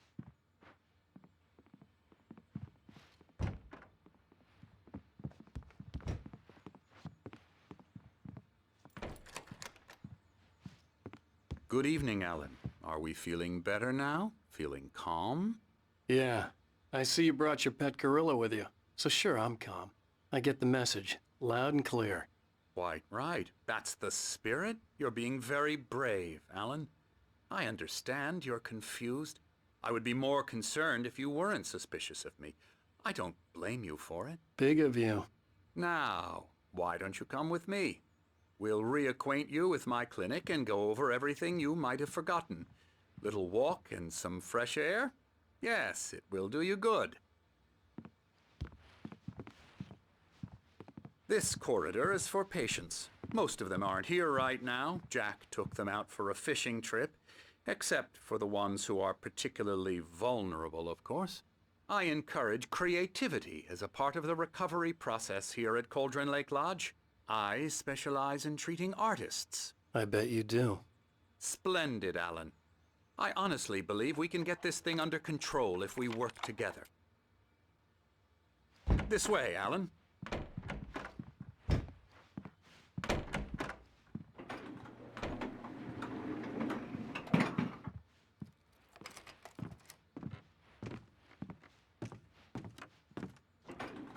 Now, Alan, from past experience with you, I know I need to get right into the heart of the matter as quickly as I can after an episode. So I'm just going to say this. Alice is dead. No. You're in a very vulnerable state until you understand and accept this. Alice drowned, and you couldn't face that. You're suffering from hallucinations, paranoid delusions, unusual thinking, an obsession about light and darkness, a feeling that everything revolves around you, your thoughts and dreams. Your mind has constructed an elaborate fantasy scenario in which your writings are affecting reality. She has been kidnapped and supernatural forces of darkness are trying to stop you. We go this way, Alan. I wasn't ready for another shot, so I went along with it. He had to be lying. But under the influence of the drug he had given me, I had to fight not to believe his words. It's all in your head. You've been making it up. Apart from the tragic accident with your wife, no one has been killed. Your delusions are just a manifestation of your subconscious mind trying to protect you from the too painful truth. Unless we fight the fantasy, it will return. I know the instinct is to resist me, but think about it. Doesn't this make far more sense than the insane supernatural conspiracy you have concocted in your mind? You're a skeptic by nature, Alan. We both know this. Everything can be explained logically.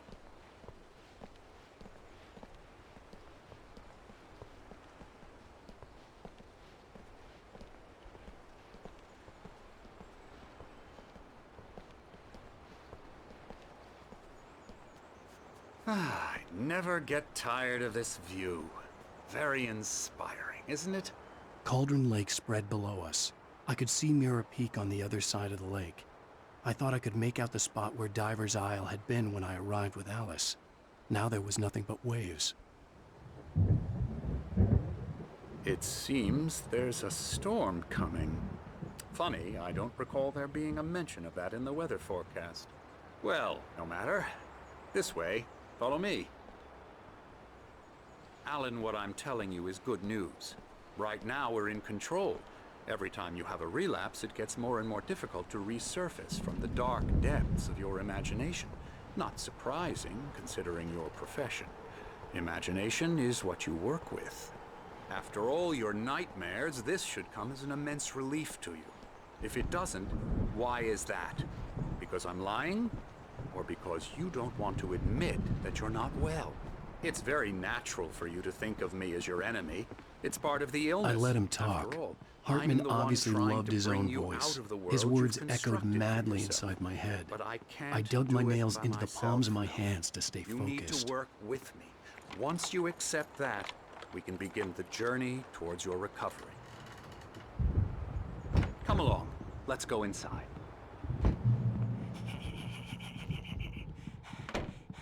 Here's the entrance to the office wing. That's for staff only. You were impressed by my trophies when you first arrived here. I do love to hunt. The great outdoors, man versus nature. It's wonderful stuff. Pretty damn wonderful, yeah.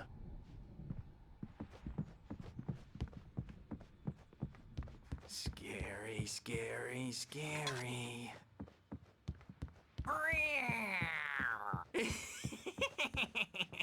Emerson.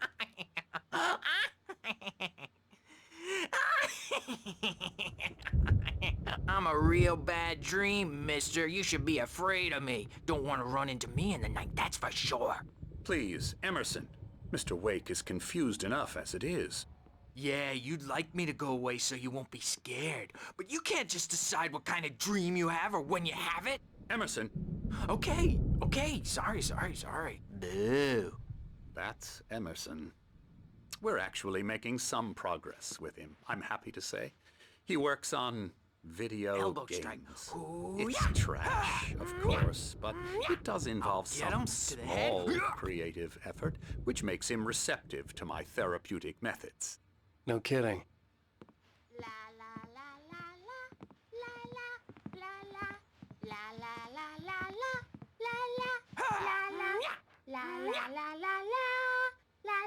Come, Alan, this way.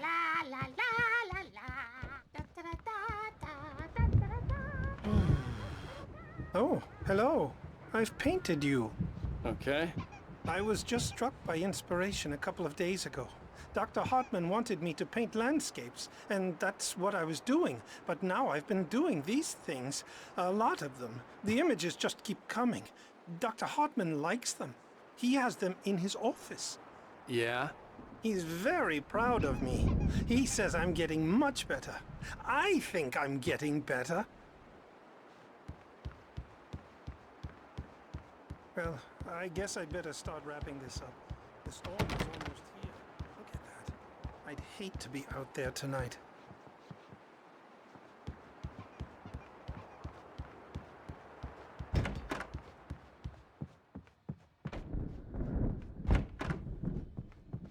Now, you might have noticed the typewriter in your room. You've been writing as a part of the therapy. As soon as you feel up to it, you should continue.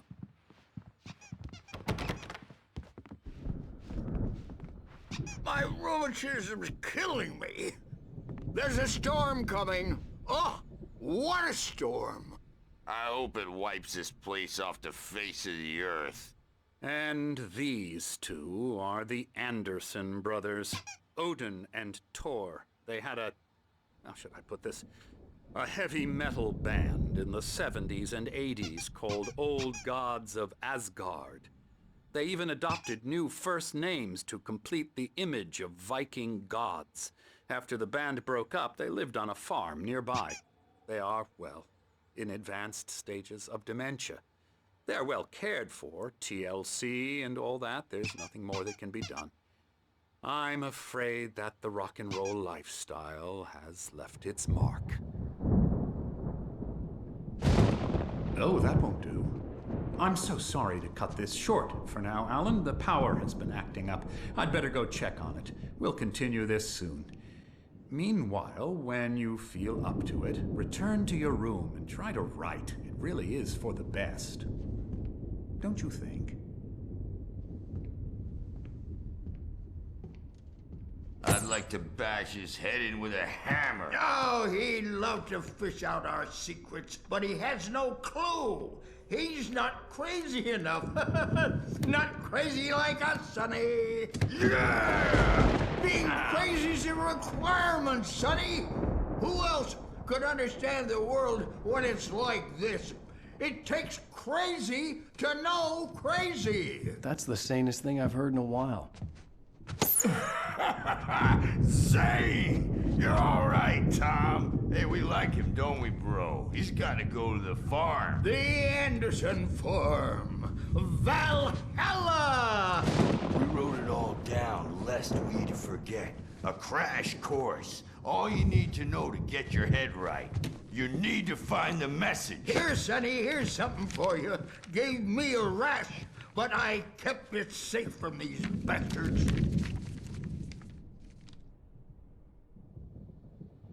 My head... Zane could feel the poems, taking form, shaping things. As he experimented, he imagined he could almost feel the power surging through the keys of the typewriter. It exhilarated him. But there was fear, too. If not for his young assistant, Emil, he would have given it up. But Emil convinced him otherwise. He, too, had a way with words. It was clearing up. Or according to Hartman, I was sinking back into the fantasy. I was convinced he was lying to me. About everything. Crazy or not, the Andersons made more sense. Tom, got any booze on you? Yeah, no.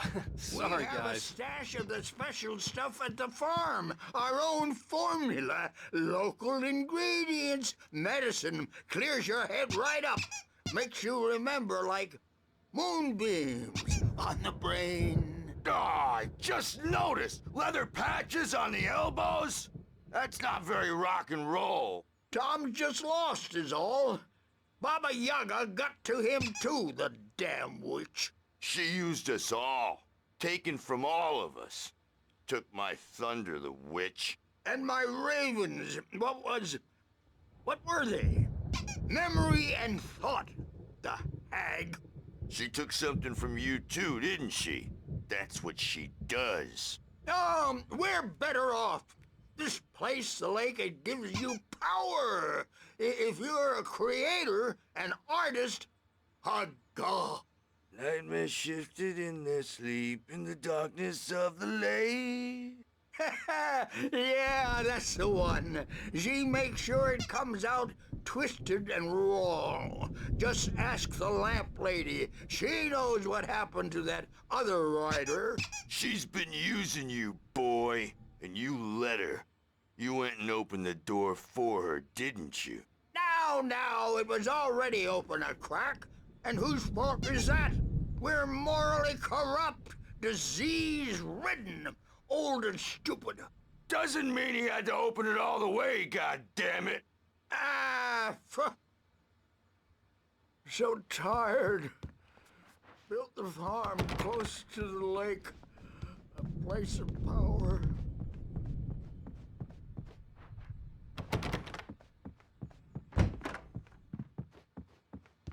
He's checking on it now. Yeah, good thing he's not. Well, he's the boss.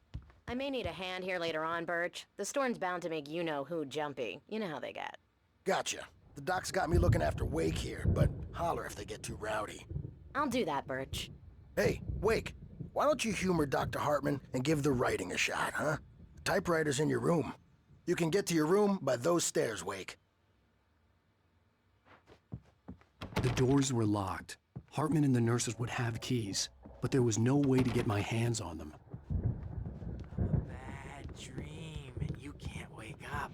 You can't hurt a nightmare because all dreams are only imagination. They're only in your head, and they're not there when you wake up. So you can't wake up because I'm in charge now, and I don't want to disappear. My nightmare is the publisher people who want to make a contribution so they can say they made a contribution. And then we end up with mullets in there because they think mullets are funny, but it wasn't supposed to be about mullets. And Hartman wanted me to write. I knew I couldn't, motion, but I figured I should just play along for now. It was the only thing I could do with Nurse Birch watching me like a hawk.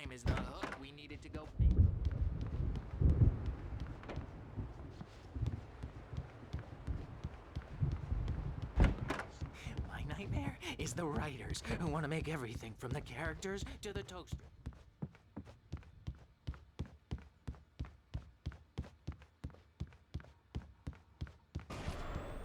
Something's wrong. I'm not myself. It's hard to think that there's a shadow inside my head. I can only focus on writing. Everything else is a blur. I'm trapped in this cabin. Have been for days, but it's always dark outside.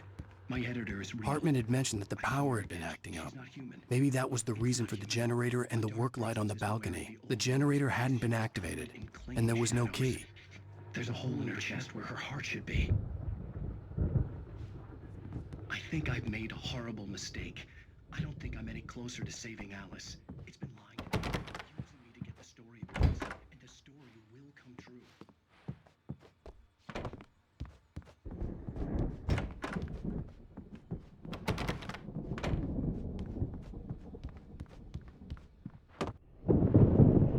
The white glare of the blank page in front of me hurt my eyes. My hands began to shake uncontrollably.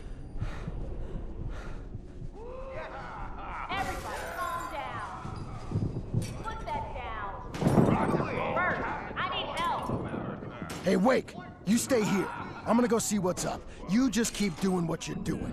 Be cool, okay?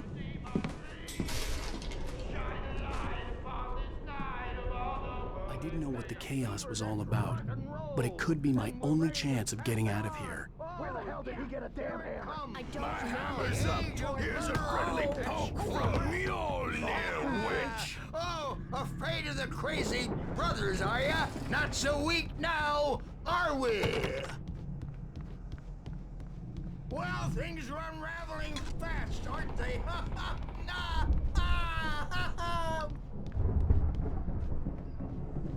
It's my store.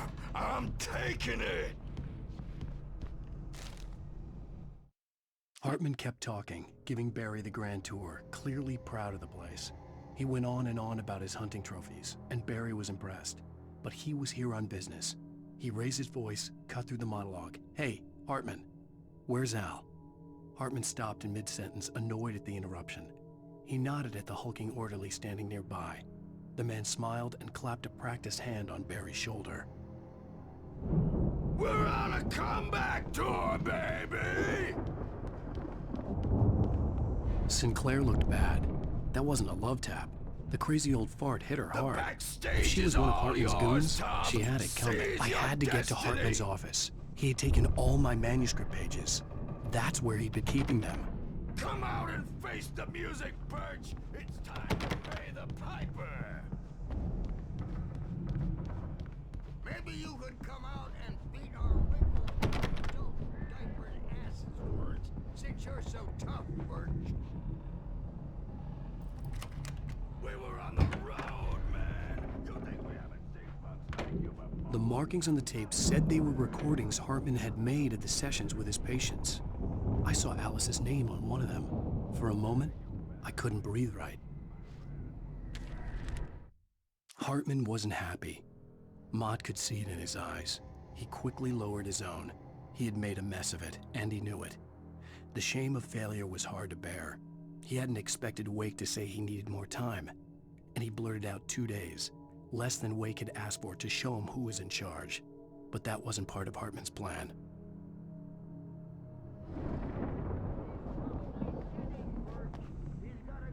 Now, Mrs. Wake, can you tell me about Alan's problems? He's more and more out of control all the time. The parties, he's so angry all the time. He's getting violent. Do you mean with you? No, not with me. No, never. Sometimes I almost wish Alan would take a swing at me, because at least that'd lead to a conversation he couldn't just march out of. But no. Alan doesn't really sleep. And the work, well, he's not writing at all. He sits there for hours and just gets more and more frustrated. And I can't talk to him. Yes. Tell me, Mrs. Wake. What would you say to him if he'd listen? I don't know. I want to say, I look at you, and it's not you. Just some stranger who resembles you. Looking out from behind your eyes. And I don't like that guy much. And now it's all gonna go to hell. But you don't ever say this. No. I've tried, but he's not listening. He's too deep in his own problems, always going on about something else. I'm so afraid I'm gonna lose him, and we're not even talking anymore. He doesn't let me in anymore. He just keeps me in the dark. I'm so alone here, even when he's home. Please help me, Doctor, because I'm at my wit's end. Well, if you can just get him here, I'll absolutely do my very best. Yeah, but Doctor, you need to be careful with him. He's not just going to listen to you and cooperate. He's the most stubborn man I've ever met. Well, I'll be sure to bear that in mind. Hearing her voice, what she was saying made me happy and sick and guilty all at once. Worst of all, I recognized the words. The phone call from her. It had been a cut-up of this. Just a recording.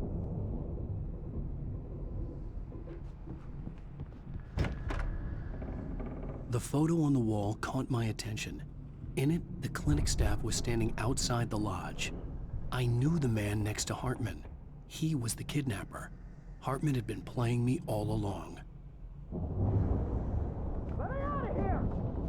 Hartman, do you hear me? I'm gonna sue your crazy quack ass to shreds! Barry? Al! About time! Barry, man, am I glad to see you. We need to get to Hartman's office. It's right next door. You okay? Yeah. I mean, no! The cops found me at Rose's trailer, but they didn't hassle me too much. I'm obviously a victim in this, and I demanded to be treated as such. Or else I'd sue their asses.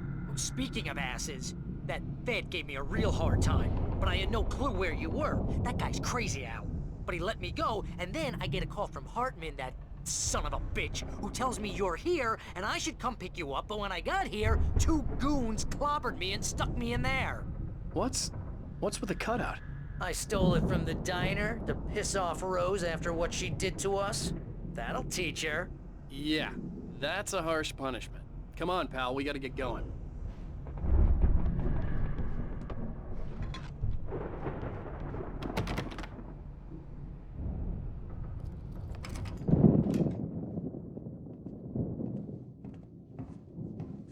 These were all the pages I had on me. And more.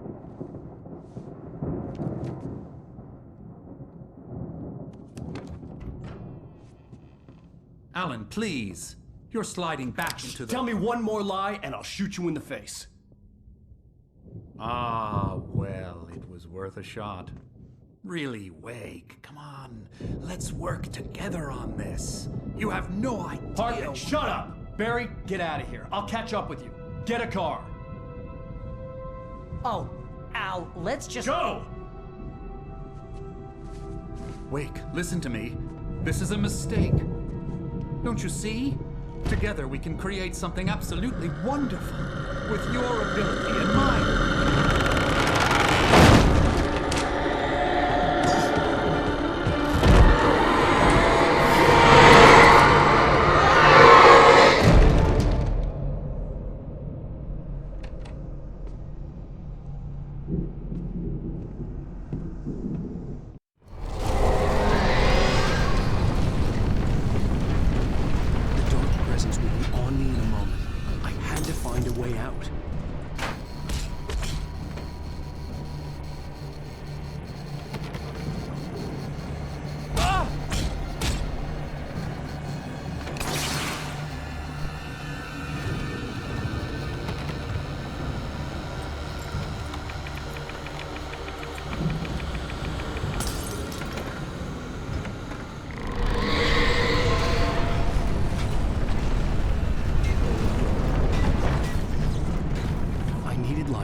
Possessed bookshelves out of my way.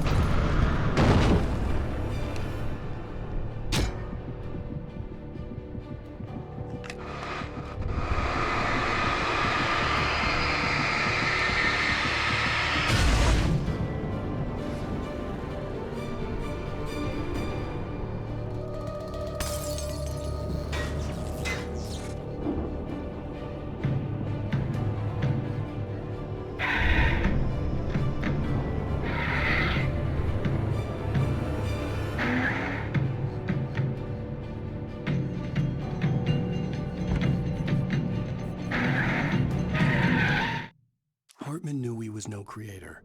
He had no ambitions on that front. And he certainly didn't want to end up like every artist he had worked with here, damaged in ways that were hard to describe, or worse. It was enough for Hartman to maintain creative control and provide direction, to be a producer. That was what most of these people were in need of anyway. Of course, suitable subjects were few and far in between. Hartman followed the fall of Alan Wake with his binoculars. When the rider hit the water, he ordered Jack to take the boat to him. The spot was easy to see in the dark, even with all the extra lights in the boat. The flare floated and kept burning even in the water. Jack turned the radio louder as the engine sputtered. The music was rough and clanking, something the Anderson brothers would no doubt have enjoyed. But Hartman chose to ignore it. Wake was finally within his reach.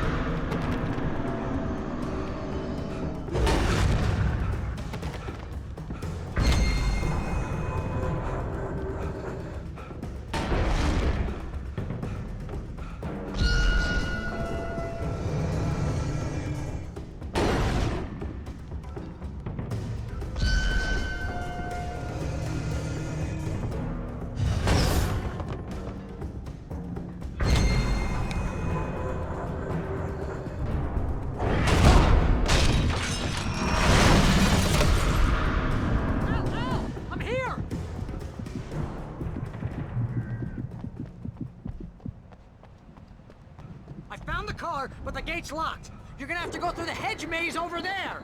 Barry, I don't have a light. Take this, Al. Oh, God! Look at the house, Al! Look out!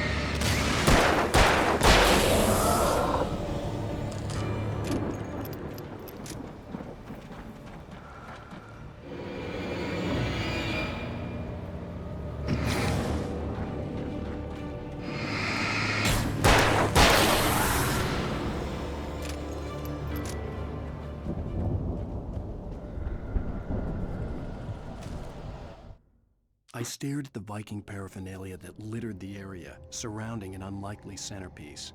A full-size stage complete with an impressive sound system with all the trimmings, including a dragon. It took a special kind of crazy to build something like this in a remote field. When the sky split open with a deafening boom and the music started blasting, it felt strangely appropriate.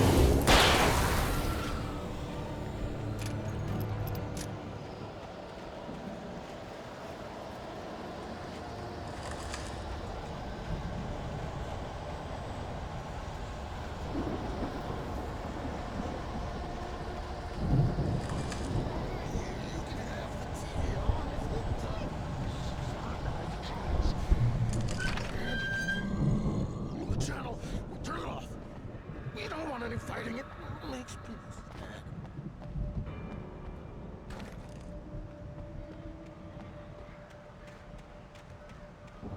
You get 2 pills in the morning, and then you'll be nice and calm all day long.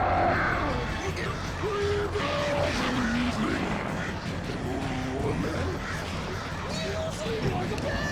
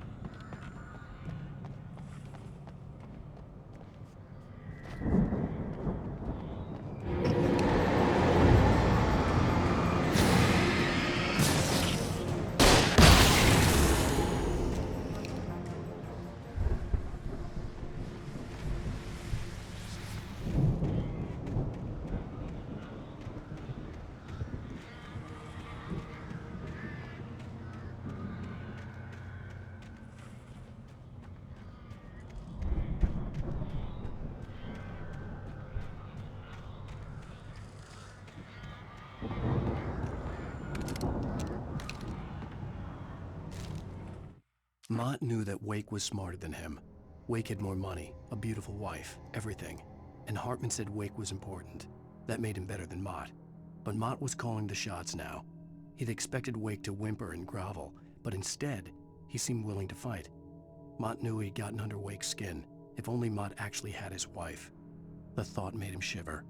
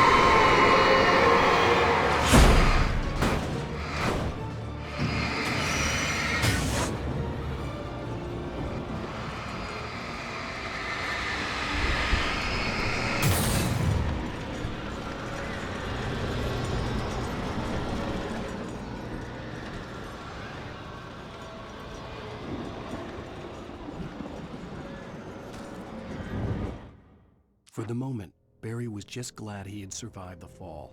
He had been separated from Al, and there was no easy way to climb back up. He told himself he'd be okay in the gloomy forest at night. He would just have to wait for a while for Al to find his way down. Barry turned when he heard the heavy footsteps and saw the movement.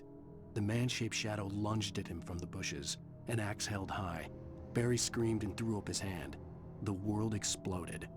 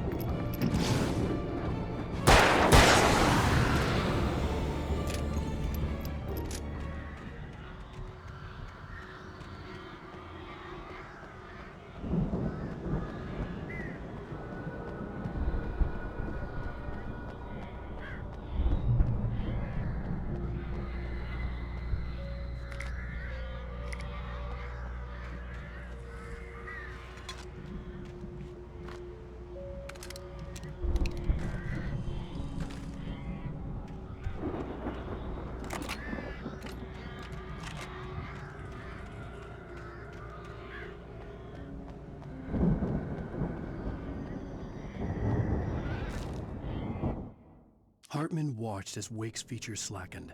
The man was bullheaded, no doubt. Even lying on the bed, he'd almost broken Hartman's nose the second time. But with a little time, he could break Wake down, give him proper direction. Wake was easily the most promising subject he'd had.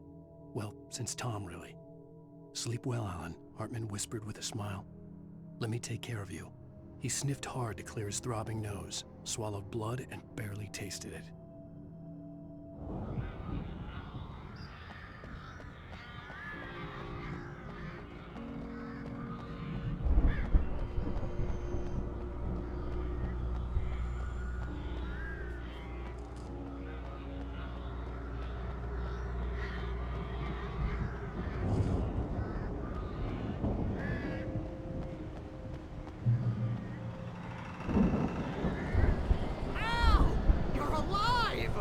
Let's get out of here. Can you open this gate? Maybe. Barry. Well, I slammed it shut when the nasty showed up, and the key fits kind of loose in the lock, so, Barry, I'll find it. Don't worry about it.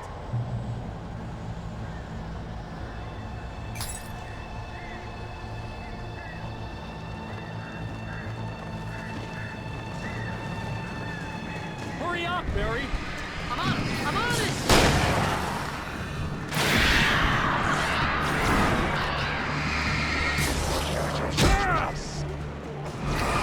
Ah! It's gotta be here! Just hang on, Al!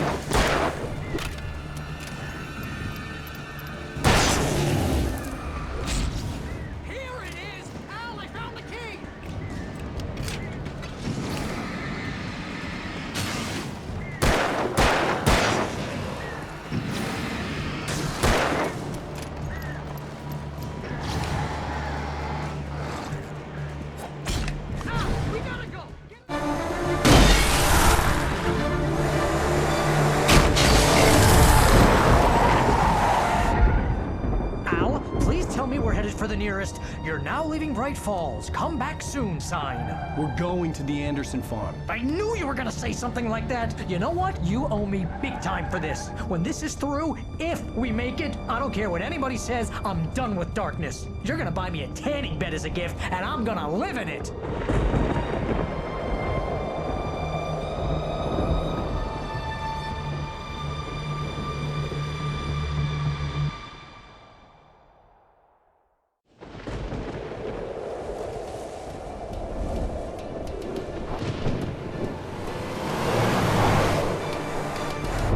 crazy, but that's fine, Barry. Oh, you got that right, Al. You're barking mad. You are by far the craziest... But maybe that's inevitable when you deal with crazy stuff like this. It helps. This is happening, Barry. Alice, they never had Alice. She's trapped in the darkness at the bottom of the lake, but she's not dead. Al, how can you know that? I know, Barry. I can... Al, No, listen. I can bring her back. I can find her. There's something special about this place. The lake, it does something to the works of art created here. It makes them come true. But there's a catch. The dark presence, whatever that thing is, twists it to its own ends. That's why all of this is happening. It's using my manuscript to take over everything. Al, I believe you. It happened to Thomas Zane before, it happened to the Andersons. I believe you. Crazy or not, you're not delusional. Weird shit's going down. That's a fact. I'm on board, man. I'm with you. The Andersons knew about it, but they were too far gone to tell me with all the drugs they were on. But they wrote it down. There's a message somewhere at their farm, Barry. You just need to find it. Look out!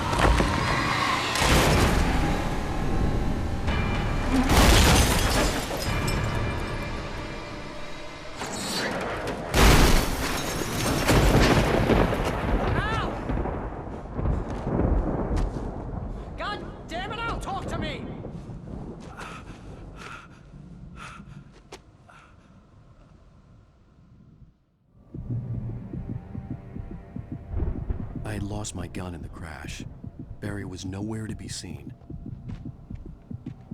Barry! Barry! Oh, man, you're okay! Jeez, it's good to hear your voice!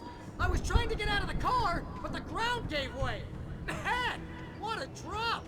Don't worry, your cutout is fine. Forget that! Are you okay? I hit some bushes, didn't get a scratch. There's no way you can climb down, though. It's like a sheer wall. Al! There's something moving down here! Barry, it's a taken! Use a flare, Barry! Yeah! Barry, are you alright? I'm good, Al! I'm great! Guess you never messed with anyone from New York City before, huh?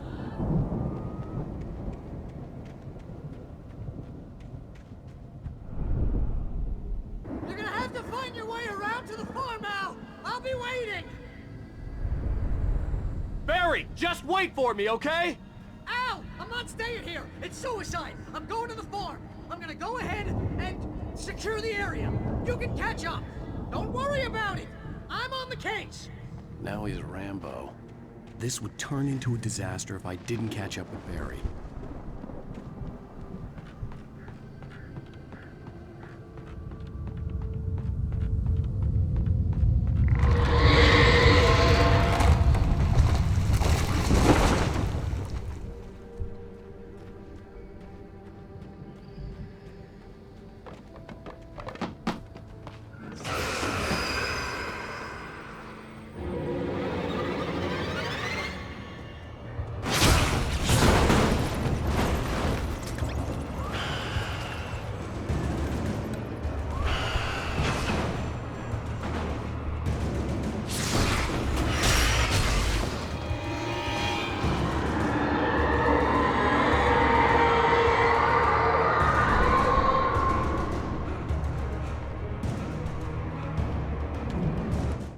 When he stopped the car at the Anderson farm, Walter felt relieved.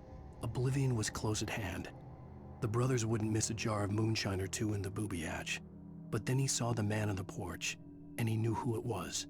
Driving for his life and knowing it was useless, he didn't realize he was crying until he couldn't see the road for the tears.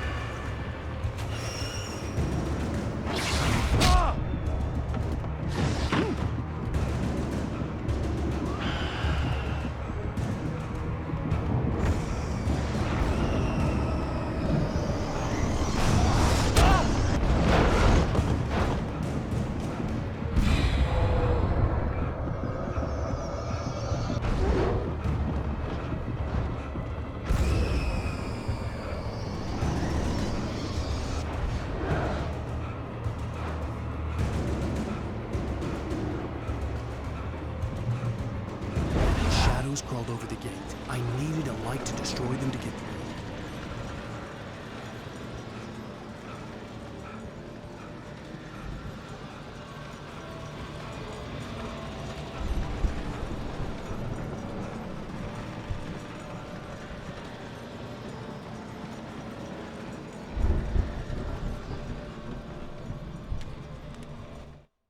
Agent Nightingale stared at the passed-out rider.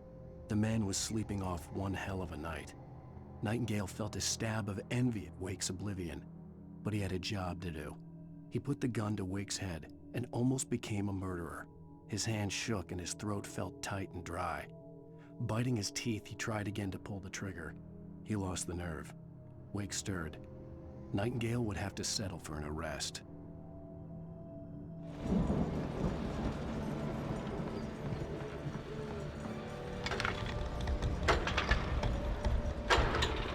I hoped there'd still be a working generator somewhere around here to power up the old lights by the gate.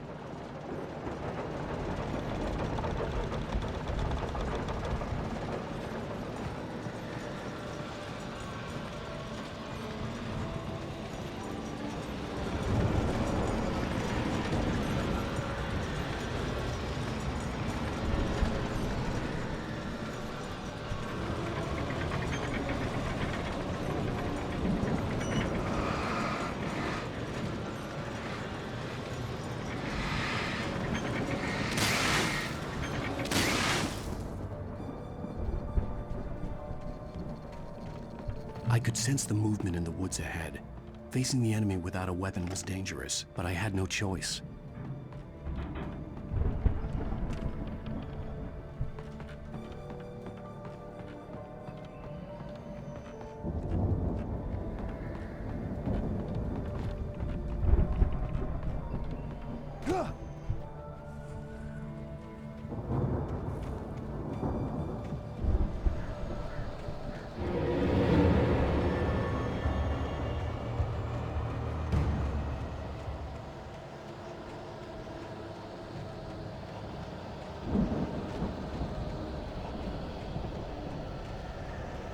Omega-3 fatty acids are good for your heart.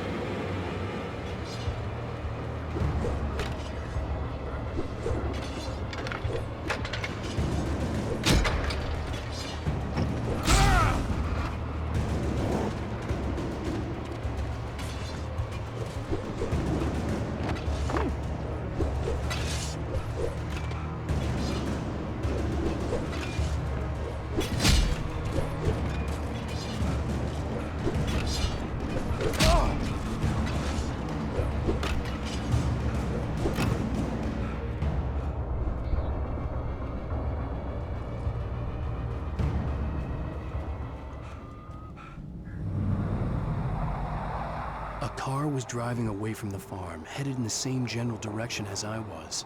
For all I knew, it was Barry, caught in the consequences of leaping before looking.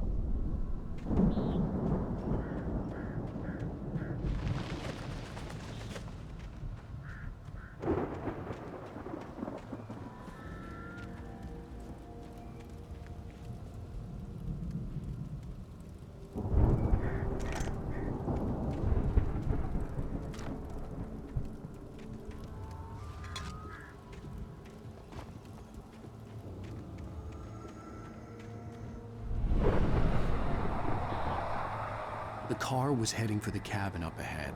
It wasn't far. If it was Barry, I would see the damage soon.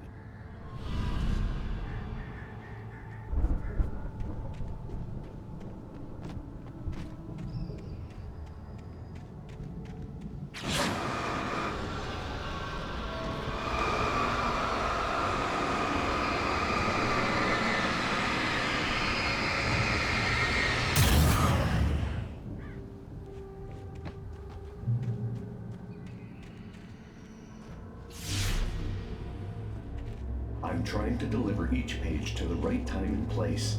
I'm trying to show you how the story goes.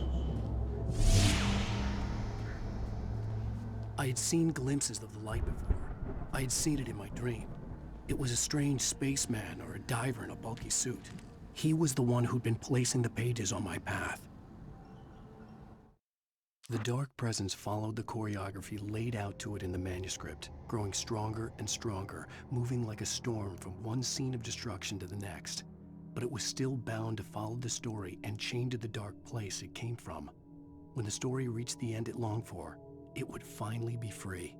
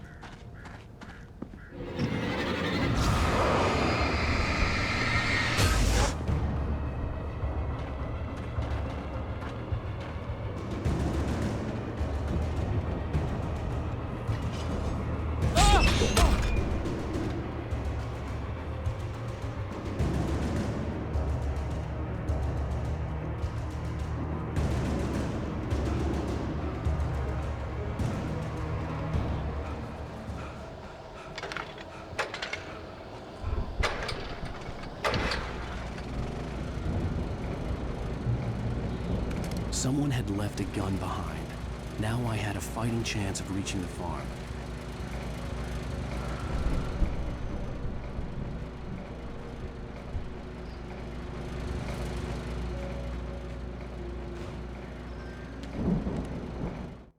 The storm raged on as the Anderson brothers walked unsteadily away from the clinic with the other patients in tow, knowing that this time they wouldn't return. The darkness around them seethed with horrors, but Tor and Odin were unafraid. Their eyes glinted with guile. They knew every secret path, and there was blood on their hands. They had fought these shades before.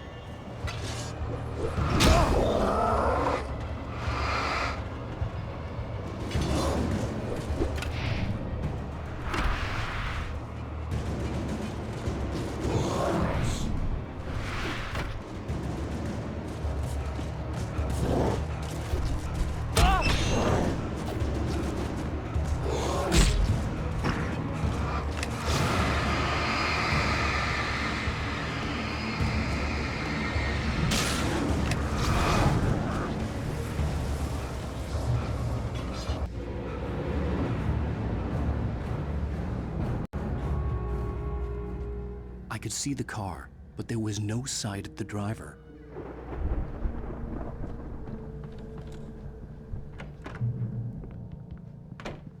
Hello? Anybody here?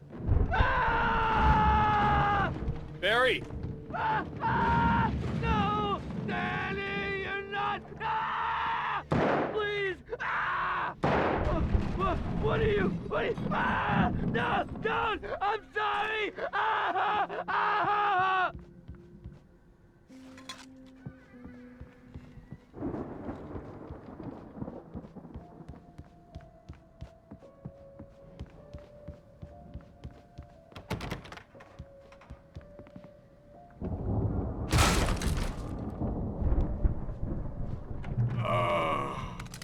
I know you. You were in jail the other day. I went to the farm again for the moonshine, you know? It makes you see. They're not gonna miss it. They're in the loony bin. But my buddy, Danny, I lost him. Something's gone wrong with him. It's not him. Like a real bad follow-up to a real good movie where the best friends suddenly the bad guy who wrote this crap anyway.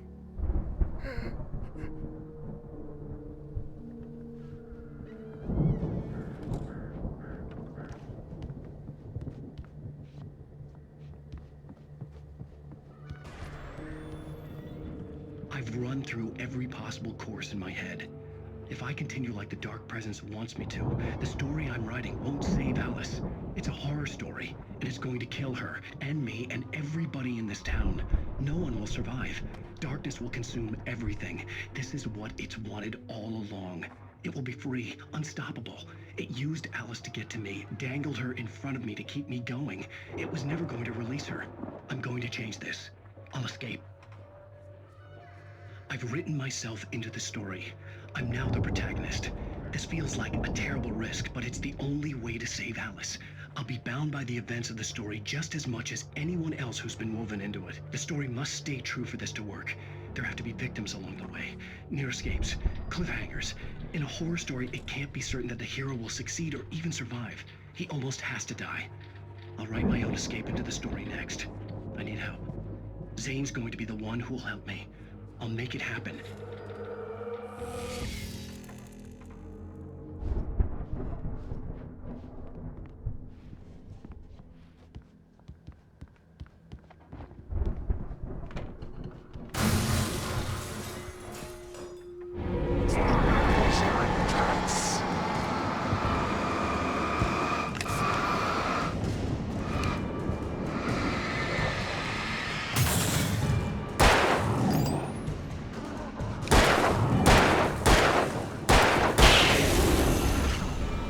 Let me guess.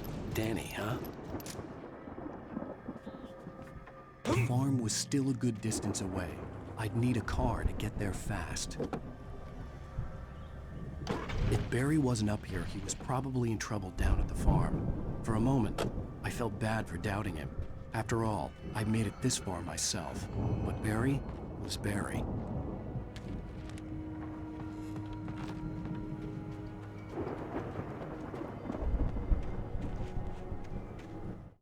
For a moment, Hartman considered strangling the idiot. Mott was mean-spirited, but easily manipulated, an emotional infant who lived for his approval. Wake, by contrast, was a far more difficult subject. Mott had given him too much leash. In 2 days, who knew what could happen? Hartman would have to find a way to rein him in, and quickly.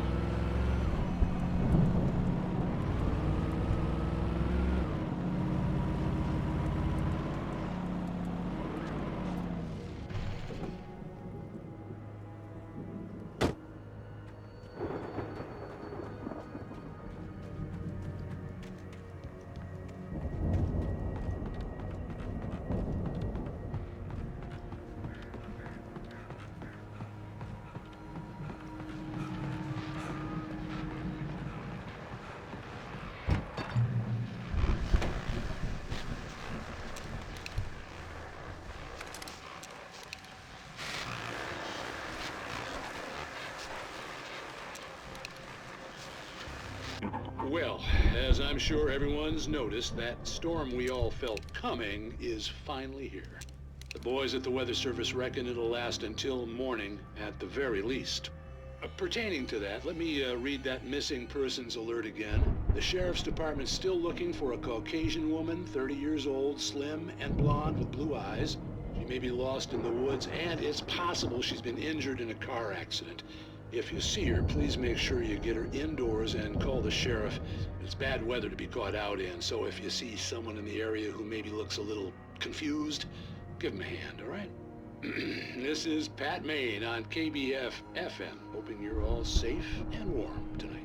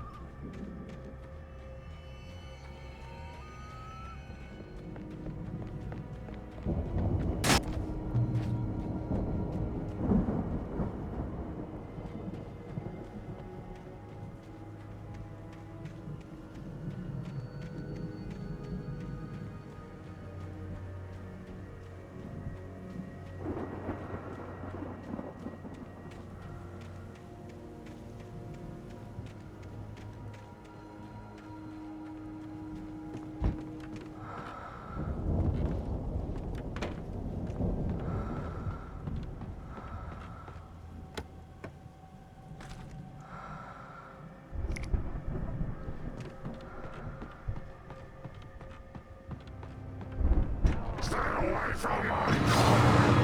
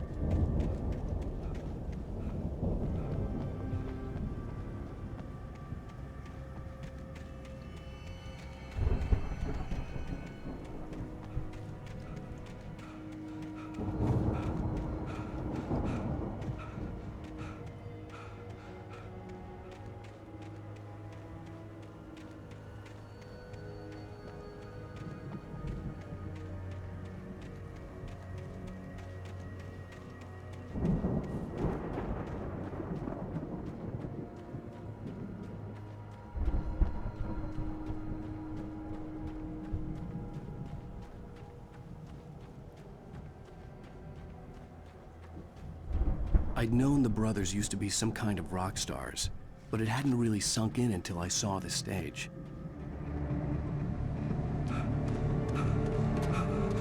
Ow! Run! Incoming! There's too many of them!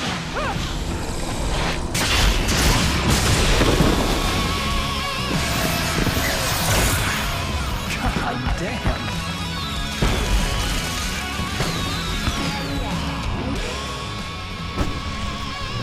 So glad you decided to go it alone, Mr. Ransom. Shut up and shoot!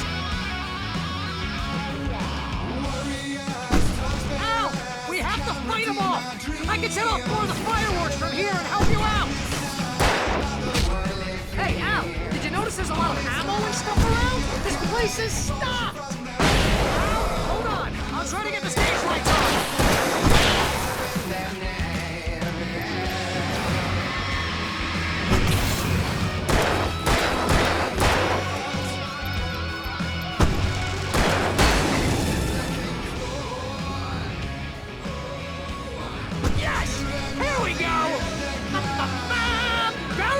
To the rescue! Oh, damn it!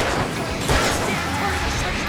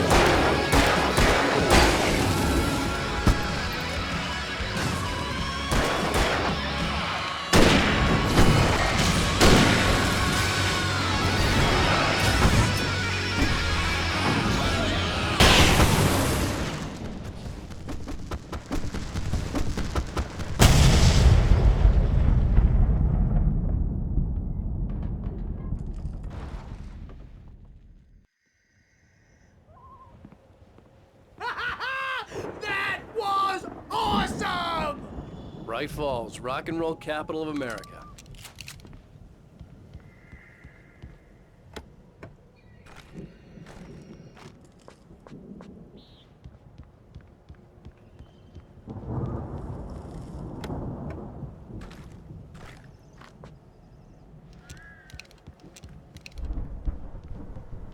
Hey, Al! This way to the farm!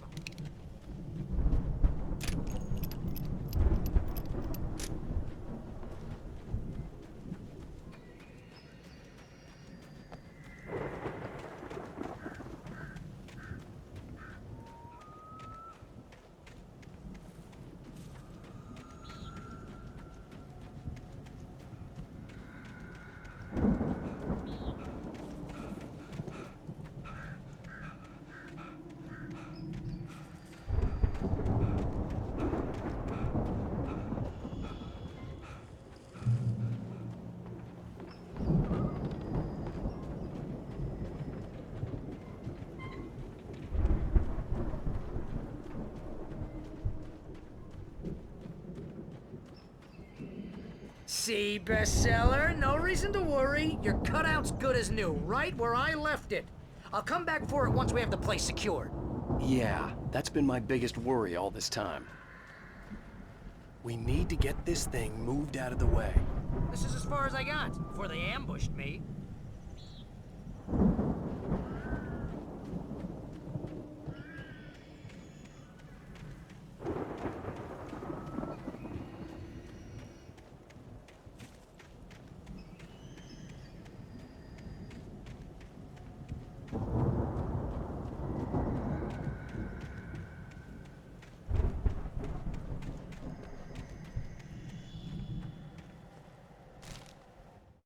As the deputies hauled Wake and Wheeler away, Agent Nightingale eagerly examined the stack of papers Wake had been carrying. It was incomplete, a collection of random pages, but there was enough. He saw his own name in there, among others. His hands shook with emotion. Finally, it was proof. He had been right all along.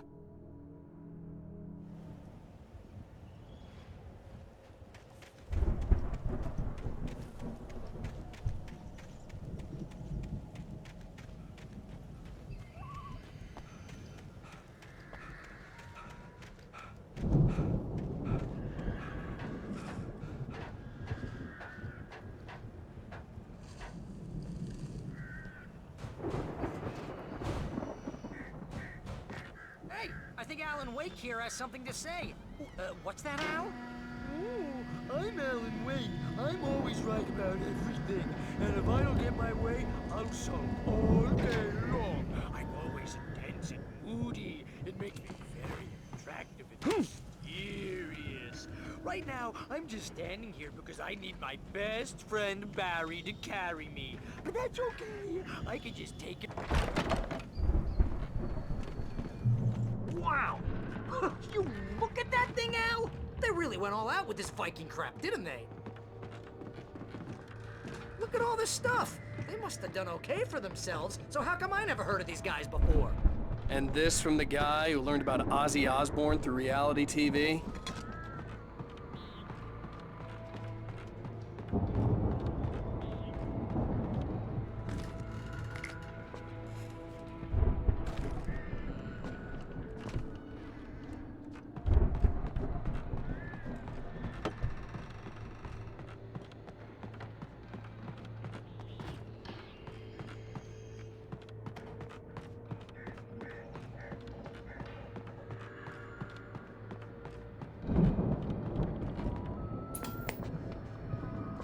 Sleep.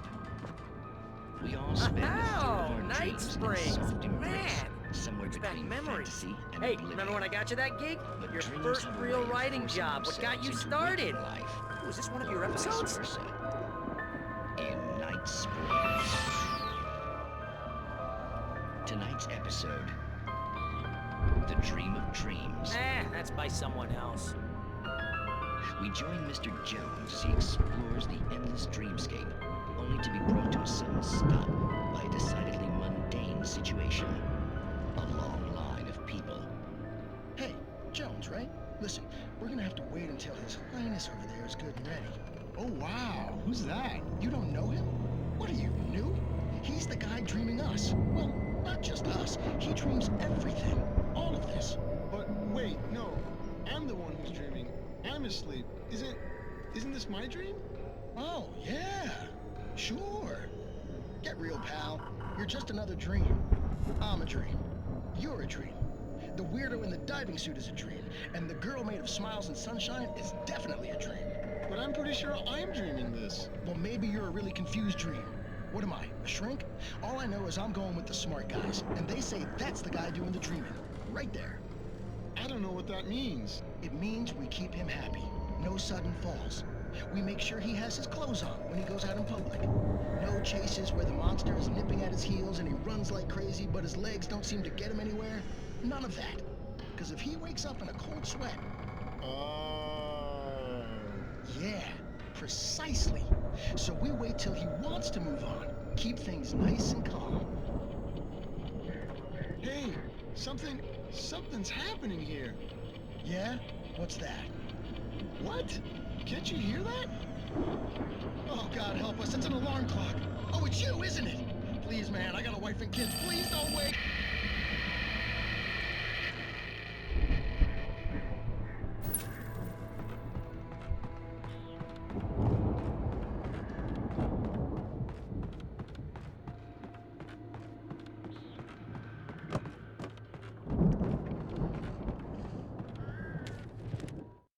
It's 1976. Madness reigns at the Anderson farm. Contrary to all logic, the headiest ingredient of their moonshine is unfiltered water from Cauldron Lake. The Andersons feel like gods. Odin can't stop laughing. He contemplates cutting his eye out. Tor runs across the field, naked, shrieking, hammer in his hand, trying to catch lightning. Their songs have power. Something ancient is stirring in the depths, coming back.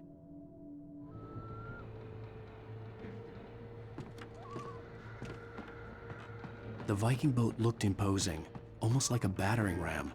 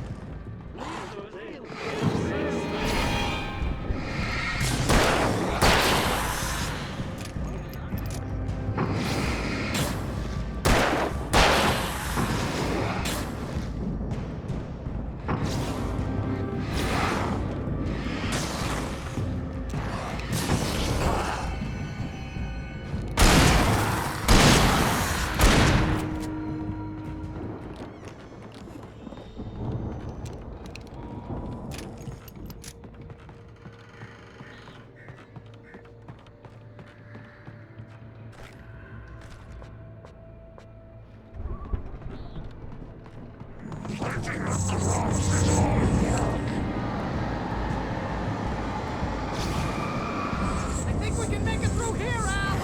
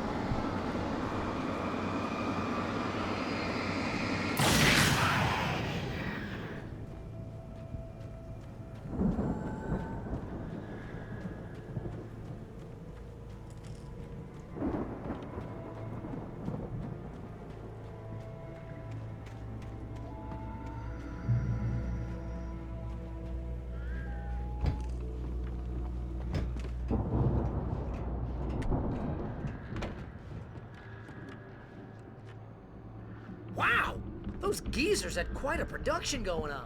Ooh, you know what, Al? If we make it through this alive, I'm gonna start representing them. Yep, sell this stuff online, maybe get a reality show going, release a new single.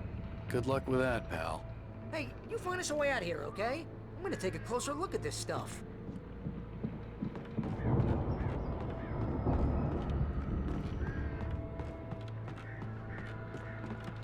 The door was barred from the other side. I'd have to find another way.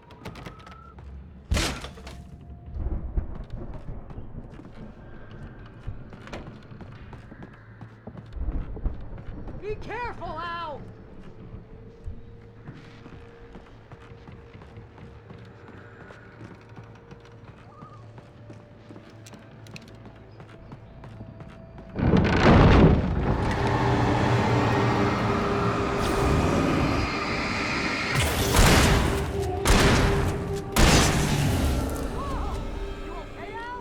I'm good. Keep your eyes open, okay?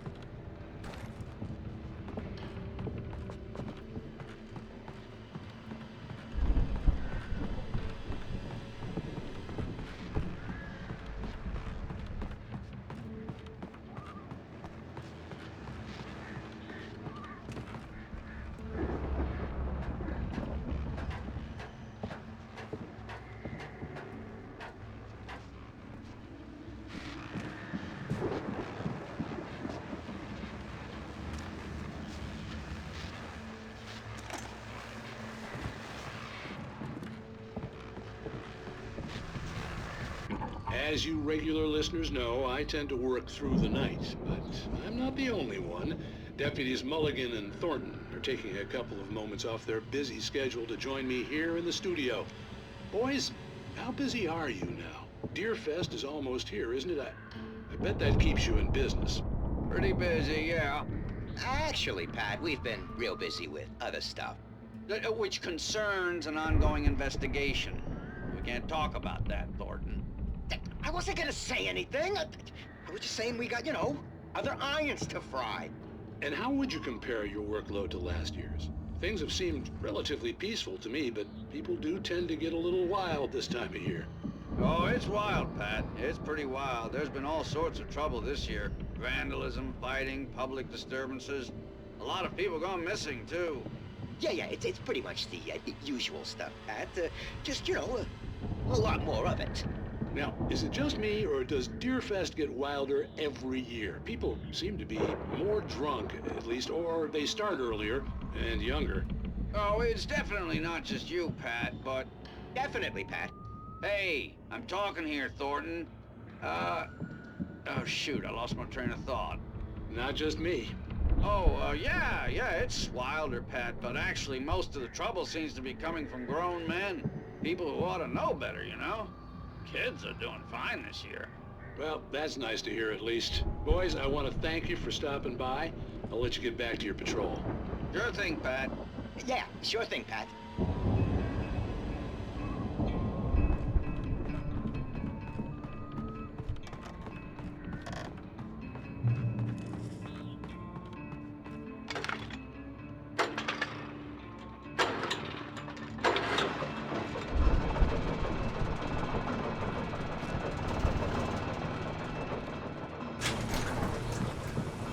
See the building that had to be the Andersons' home on the other side of the field. It wasn't far now. I wasn't worried about trusting the ramblings of two burned-out geriatric wrecks. They had the goods.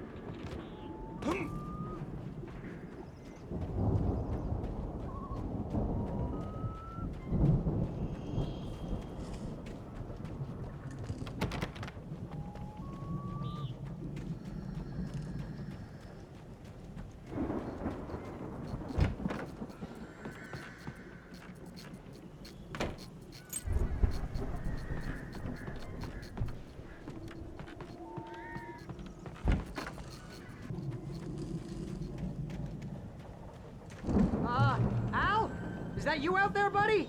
Yeah, it's me. Hang on. Hey, let's go, man.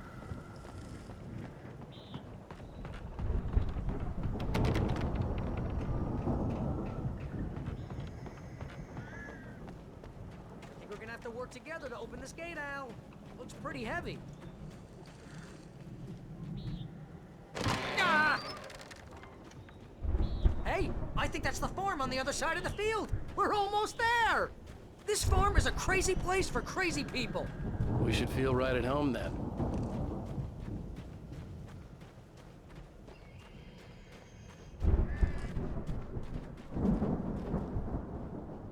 Come on, one more gate. Let's do this thing.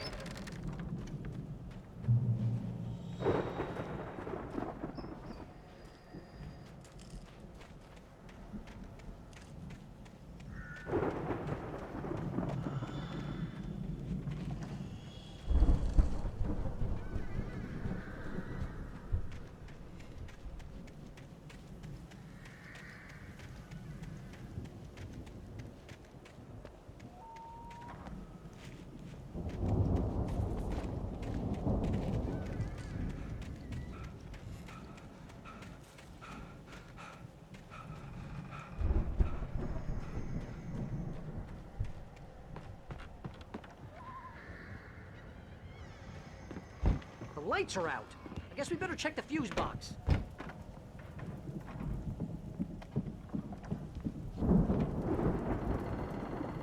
The power downstairs was out, but I was sure I could fix that at the fuse box.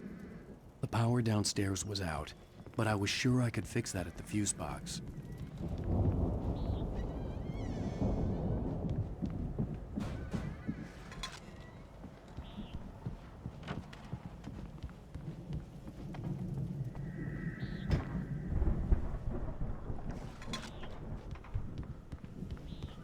You know, this place looks kind of lived in. I thought the Andersons were in the booby hatch. Yeah, I don't think they keep too close an eye on them at the clinic. They seem to slip away a lot so they can get wasted. No kidding. Those guys sound awesome. Again, Alice's screams rang in the stillness of the night. I saw myself run toward the cabin, flashlight in my hand. I followed my past self. I was an out-of-body observer, a time traveler in a crazy drunken dream. This was the beginning. The night Alice had disappeared. The mystery of what had happened during the missing week was about to reveal itself.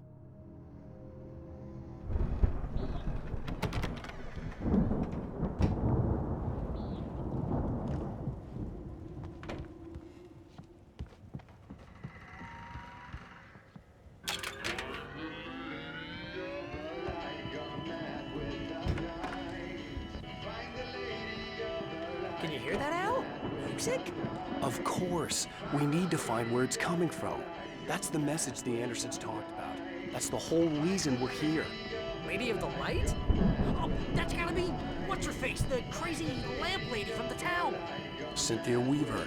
Right. Must be.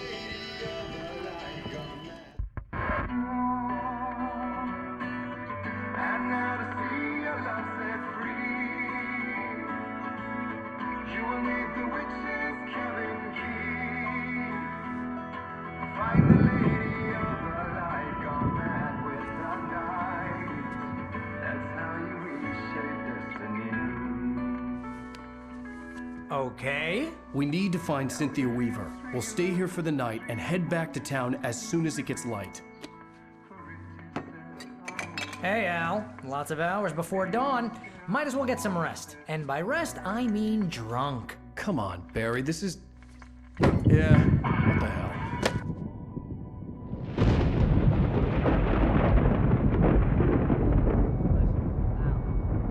I'm sorry about this. No, seriously, because I know we don't get along, but we're gonna find her, right? And even though you're a crazy bastard, I'm gonna stick by you, no matter what, ever, Al. Sure, you're like a brother. I'm a writer, goddammit. Correct. If I just wanted to, I could write 10 books a year. And they'd be the best books that year. No, you couldn't. That's right, I couldn't. But I could, because I'm a writer. What? What do they put in this stuff? I feel like my brain is coming out of my nose. I'm gonna get the recipe off those coots and be a booze millionaire. I just miss her, Barry. I just want her here with me. I know, Al. I know. It's gonna be okay. We're gonna make it okay.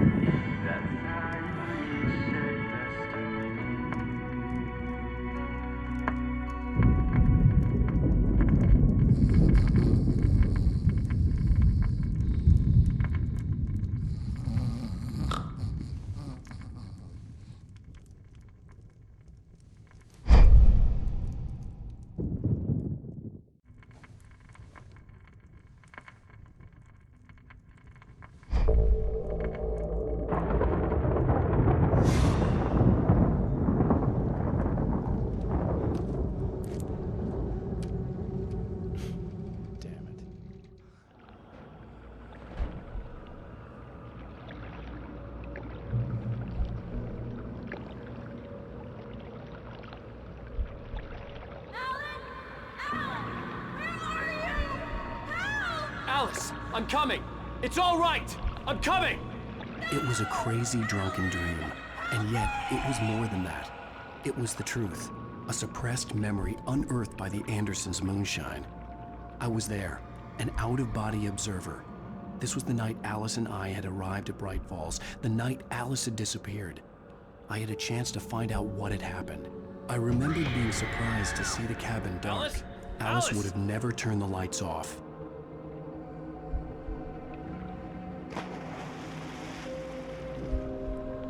I remembered thinking I caught a glimpse of her form underwater, sinking into the darkness. Beyond this lost memory, there was nothing. I had to follow the footsteps of my past self to find out what had happened that night. Diving after her was the last vague memory I had of that night. After that, the next thing I could remember was waking up behind the wheel of the crashed car and finding the first pages of the manuscript.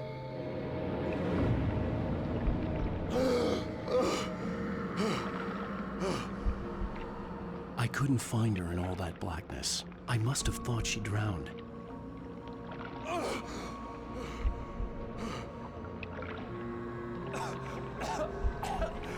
Alice! Jagger had Alice, and so she had me. Alice!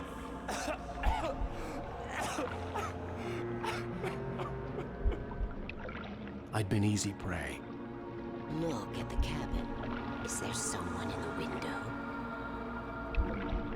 Alice? Maybe she didn't drown after all. Maybe she's inside. Alice! Yes. The dark presence had touched me. She had dug her nails into my brain and used me, made me her puppet.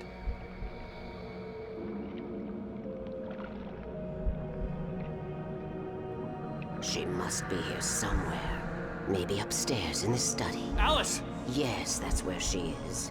You can apologize. Alice! You'll laugh at the whole thing together and put it behind you. Alice? She's not here. You were foolish to think so. No, she's dead. She drowned. No, no, no! It's your fault your wife is dead. You are guilty. All she wanted was to help you right. You killed her. Ah! Oh, hush. There's still hope. Cauldron Lake is a special place. Here, you have the power to change things. She wanted you to write. I will tell you what to do.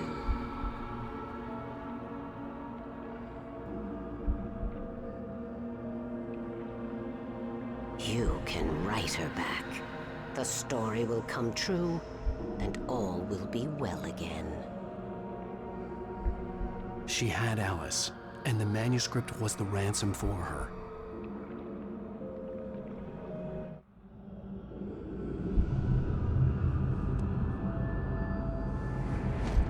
Yes. I'll write. I'll fix it. I'll bring her back.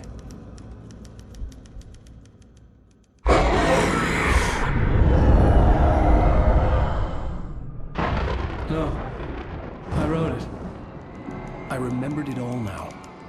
dark, I'd written for days, a week, almost a complete manuscript of a novel entitled Departure. Jagger had been my editor, whispering in my ear, making sure that the unfolding story would make her more and more powerful. I thought I was saving Alice. Even with the cobwebs she put in my head, some part of me had been aware enough to write my escape into the story, to bring a light into the cabin to release me before I could finish, to interrupt the horror story before the ending, where darkness consumed everything and everyone. Zane was weak and far away, but I had written him into the story, and his light had been enough to set me free. It isn't here now. I'm here because it was written. I brought the light to set you free. You must hurry. It will know I'm here. It will be back soon. It stole the skin of my Barbara a long time ago. She looks so old.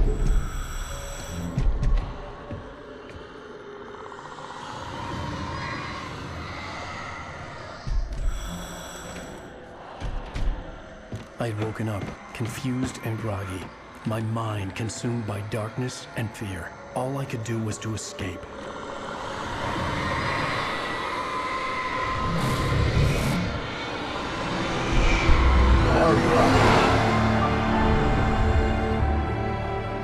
The week spent in the cabin had taken its toll. I was barely conscious and fading fast.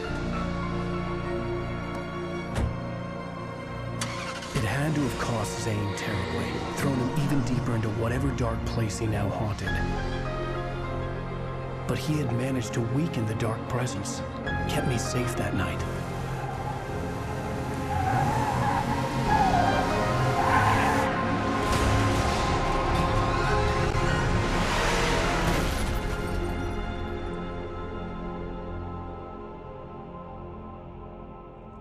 I wrote it. It's my fault. That's right, James Joyce. It's your fault, and you're gonna pay for it.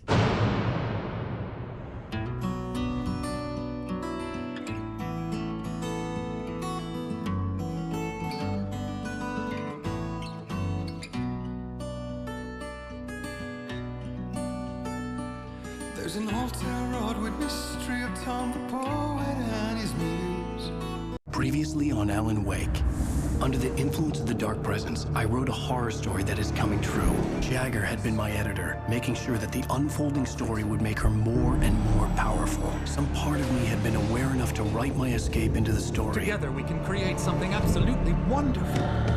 The lake, it does something to the works of art created here. It makes them come true. My mom gave me this old light switch. The clicker. Alice is being kept in a dark prison. I need to find Cynthia Weaver to fix this. It's your fault, and you're gonna pay for it. Well, we're expecting a record crowd from the neighboring counties. Naturally, we hope to break the record set by last year's Moose Fest in our neighboring town, Watery. Ladies and gentlemen, some people have asked me, what's the big deal about Deer Fest? And I think that this sums it up. It's about friendship and community. We've got a great party coming up, but let's try to hold it in until tomorrow and get through the night in one piece, all right? I have it. Someone will come for it when the time is right. Thomas said so. He wrote it. The key is insurance. It's my job to keep it safe. Safe in the light. Always in the light.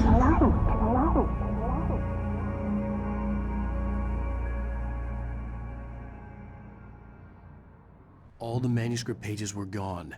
The FBI agent had taken them. I think my tongue just took a crap in my mouth. Ugh. Oh, wait, we're in jail now? Al.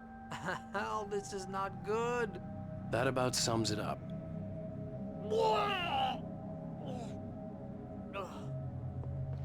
Oh, I am never drinking again. I need to talk to Weaver. She's the one in the song. The Lady of the Light. What, the crazy lady? Ugh, whatever you say, Al, but we're stuck here. They're not gonna... interviewed Wake.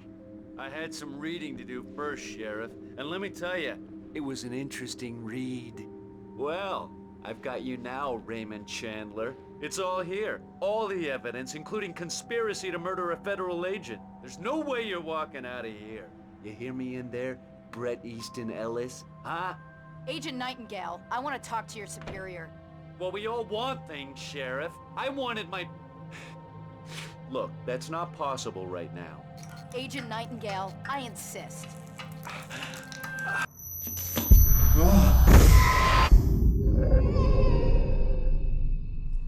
Wake, what's wrong? Lady, are you stupid? It's a trick. It's an obvious trick. Okay, I've had enough of this crap. Wake, I'm gonna trust you with this. You're joking. Agent Nightingale, your opinion would matter more if you were sober and if I actually believed you were here on official business.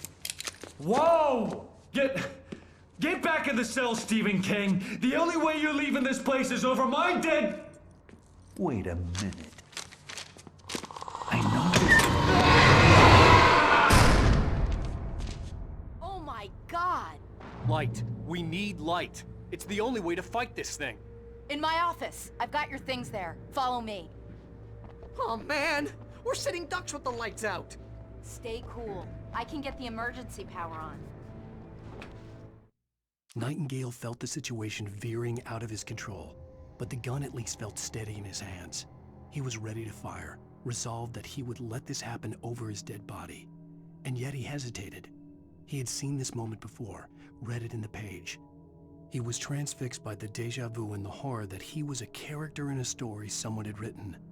Then the monstrous presence burst in behind him and dragged him into the night.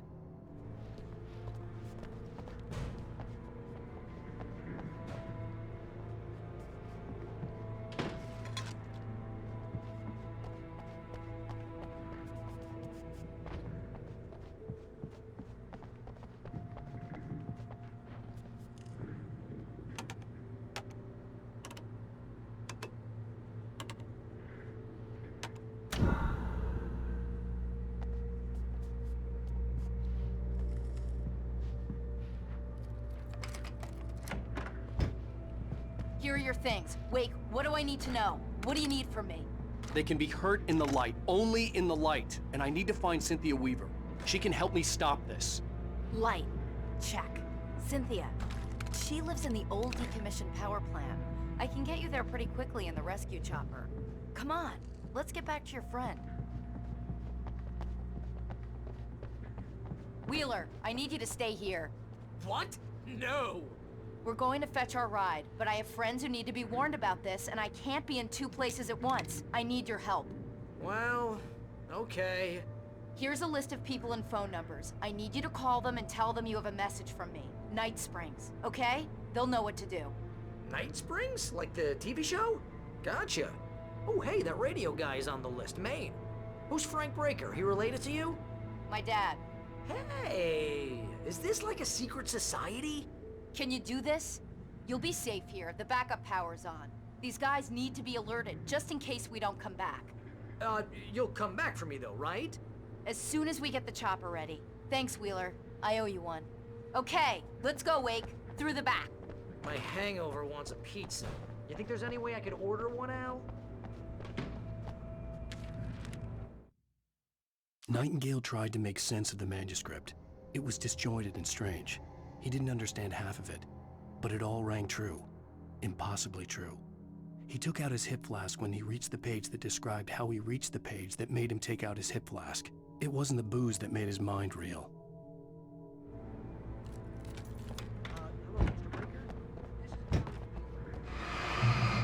Oh, hell. Whatever took Nightingale must have broken the gate controls. We can't reach the gate's control box from here. We need to get to the other side over the rooftop. I'll go. I'll open the gate for you once I'm across. You stay here in the light and cover me, Sheriff, okay?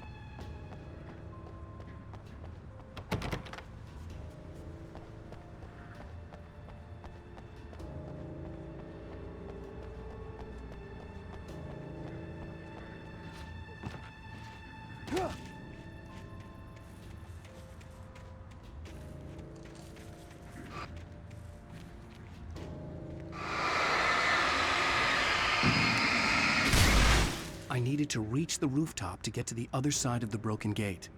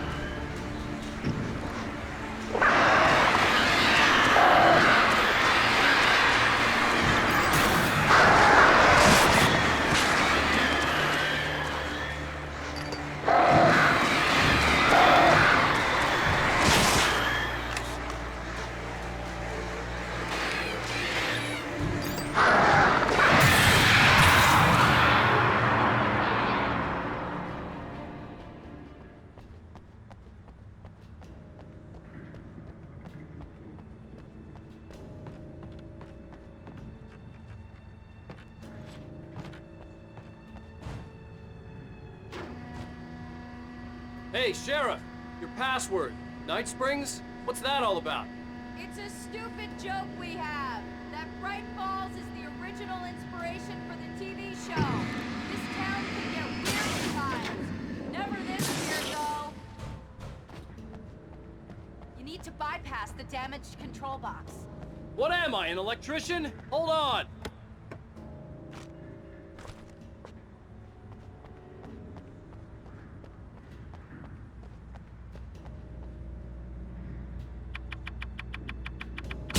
Ah, man! That's smart. Good job, Wade. Okay, stick close. Our first stop is the town hall. The keys to the chopper are there.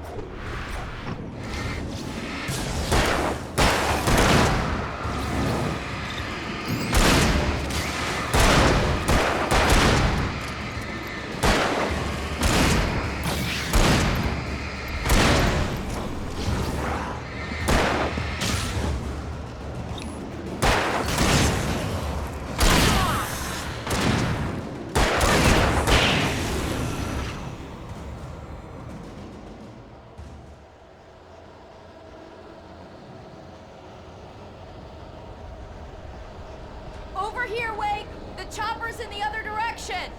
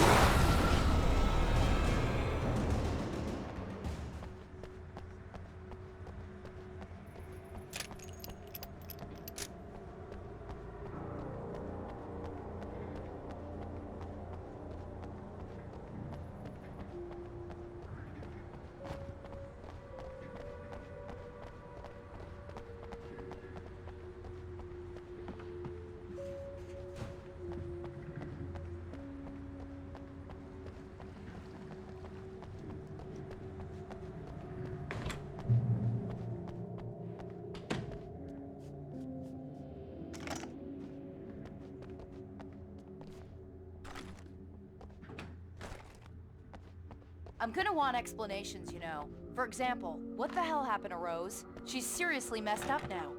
The same thing I think happened to me after I arrived. During this week you can't remember? Oh, I remember now.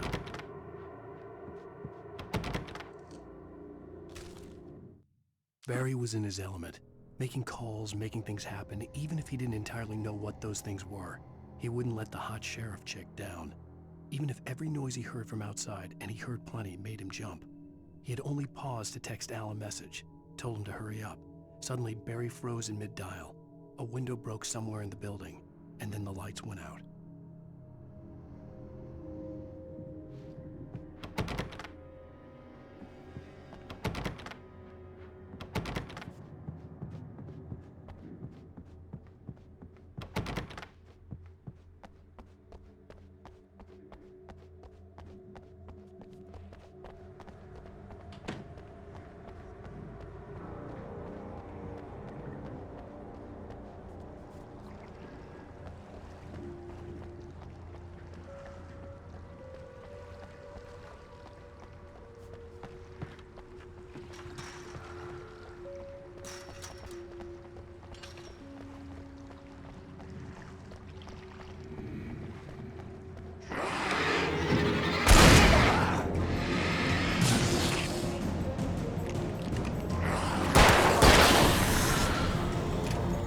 New Yorkers were rude.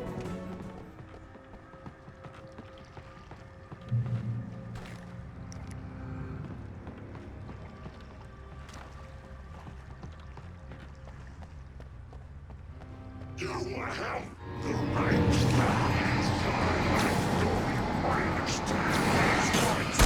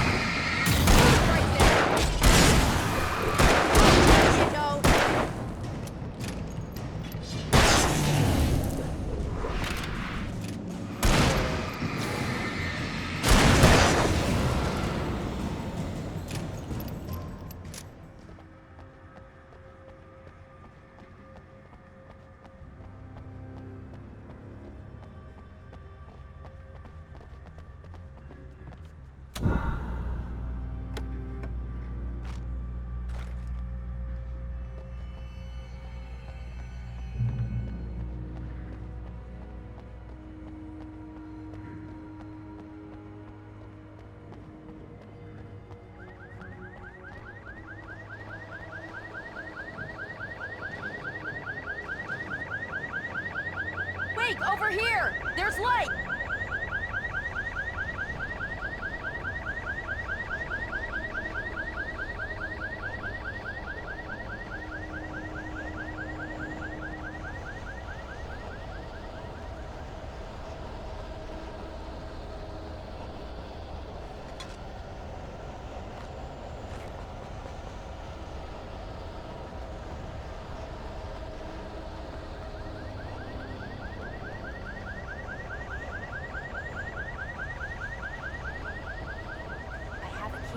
Watch my back, Wade.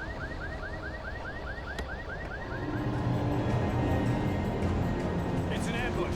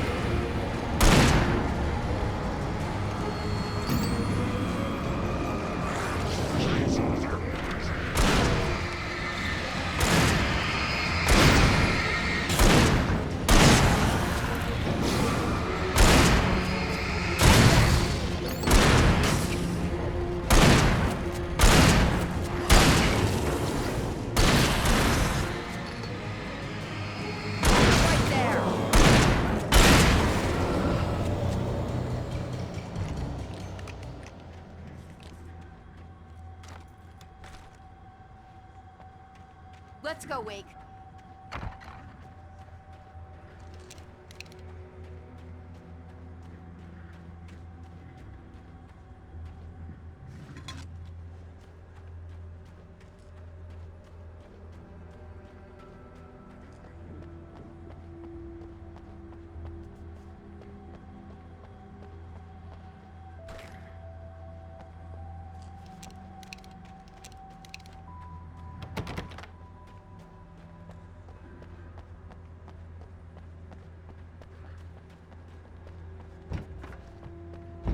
Okay, someone's messed with the fuse box here, but you should be able to jury-rig it while I find the keys. I already got electrocuted once today. How about I look for the keys and you get burned for a change? Fine. They should be in the clerk's office on the other side of the building, near the main entrance.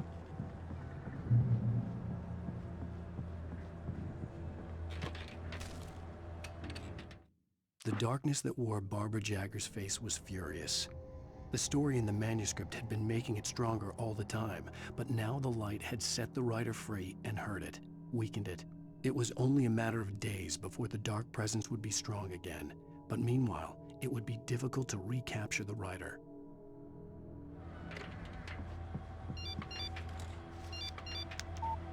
The message was from Barry.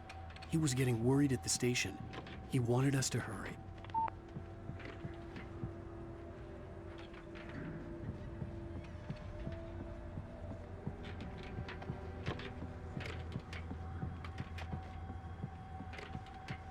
The keys aren't upstairs, Wake. I'm just gonna take a quick look.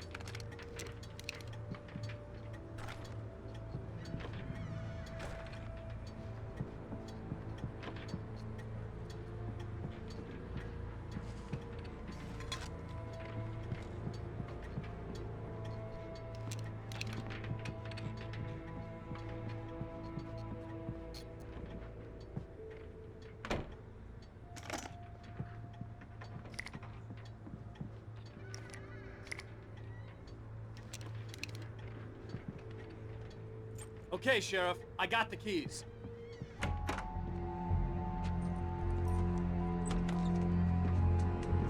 Barry? Why isn't he inside?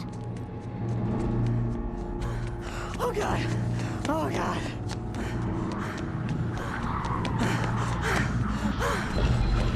Barry! Look out! Barry, move!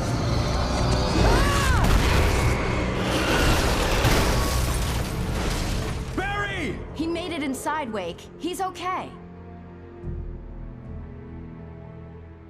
The storefront's blocked. Come on, Wake. Let's go around. We can meet him in the back.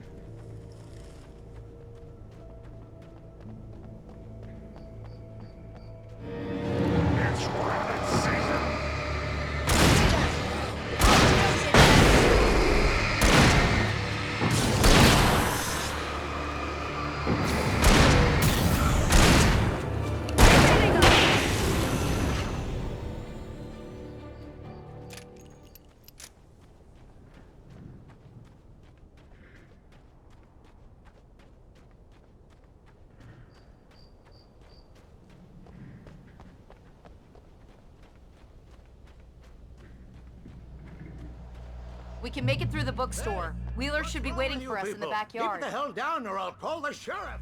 Oh, hi, Doc. I've got it. Don't worry about it. Sarah, about time somebody showed up. All this shooting in the air is idiotic. One of these days they'll kill somebody. And over Deerfest. I know. Go back to bed. He's got a point, Wake. Look, this town can't take this. It's me they want. The sooner I get out of here, the sooner you can all get back to life as usual. I hope you're right.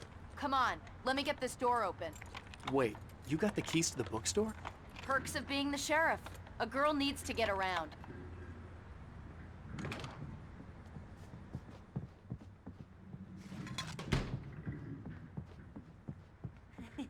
They're really taking advantage of your presence here, Wake. I heard they're selling a lot of your Alex Casey books. Right now, I'm not a big fan of my own writing. Cynthia Weaver worked hard, following her obsessive rituals, sometimes fighting them, always giving in to them in the end. She haunted the halls of Bright Falls' abandoned power plant. She marked her caches with light-sensitive paint that could only be seen by eyes that had been touched by darkness and saved by light like she'd been.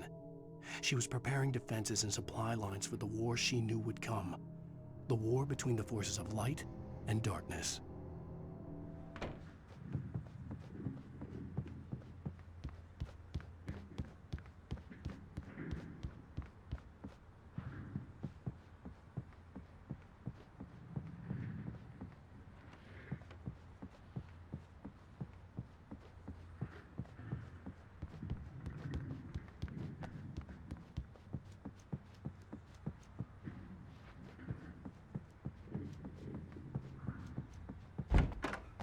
I don't see Barry.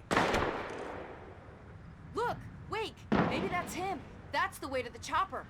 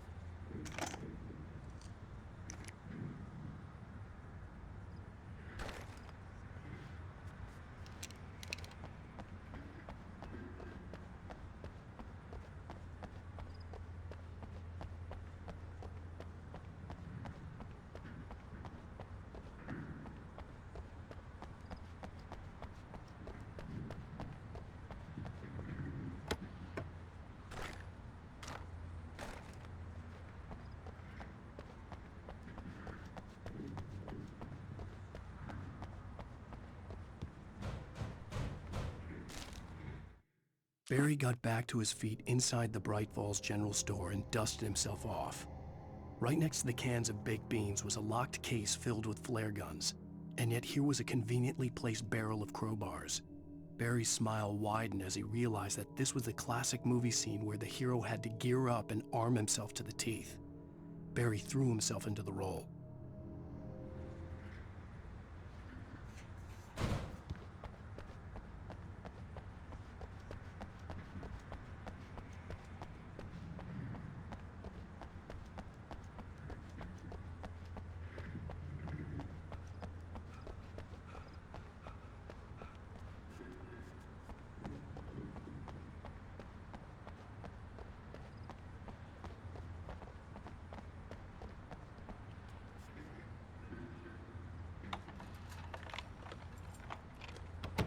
I'm gonna give Pastor Howard a piece of my mind about this lock. Ugh, I told him to get it fixed. Here they come. Physical labor. Let's take a break.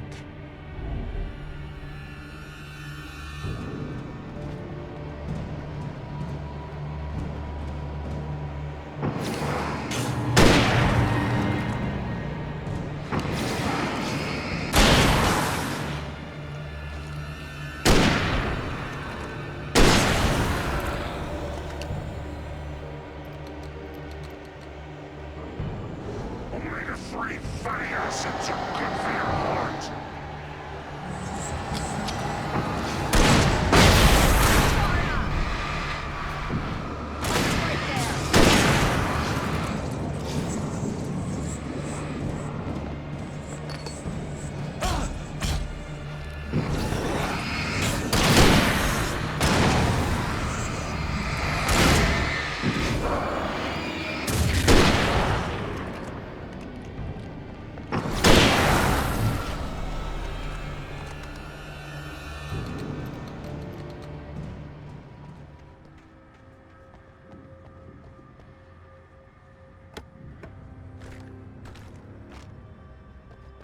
Okay, it's open.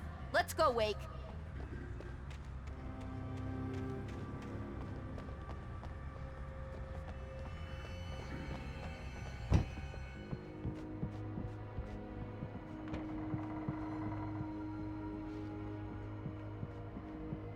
Wow.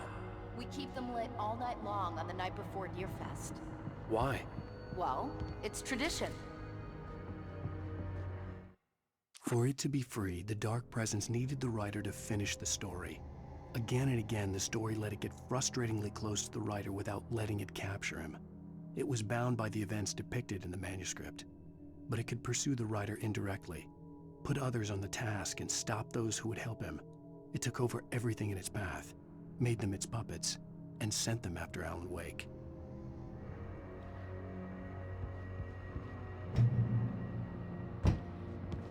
We're almost there. We'll have to go through the basement to get to the parking lot. Yeah, there's no way going through the crypt will turn out to be a bad idea.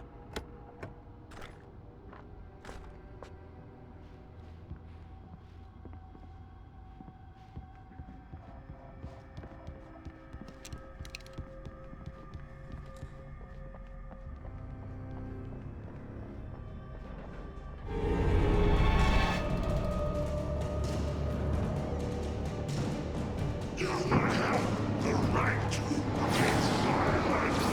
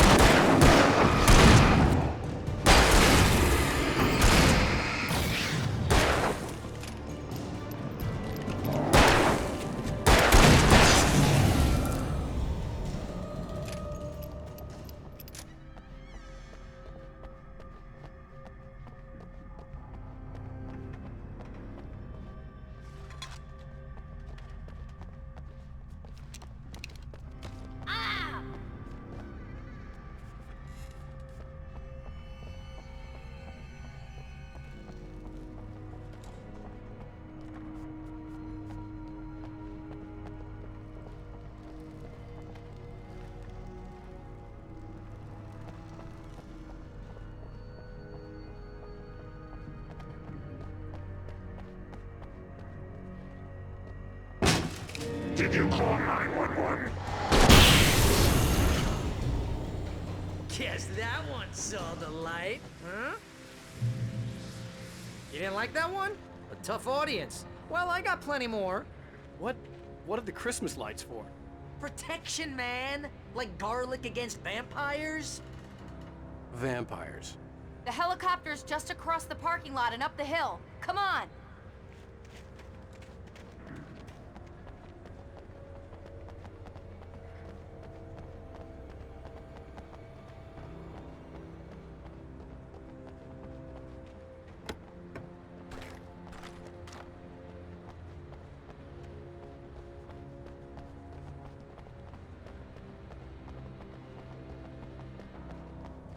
The Bright Falls General Store is now my favorite place in the entire world. See this headlamp? It's like a superpower. I can just look at one of those things and they die. It's my flaming eye of Mordor. I wish I didn't say that. Yeah. Hey, I want a headlamp. Last one. Bastard. Alice had screamed until she had no voice left to scream. Around her, the darkness was alive. It was cold and wet and malevolent and without end. She was a prisoner, trapped in the dark place. The terror would have burned her mind out, but one thing made her hang on. She could sense Alan in the dark. She could hear him. She could see the words he was writing as flickering shadows. He sensed her too. He was trying to work his way to her.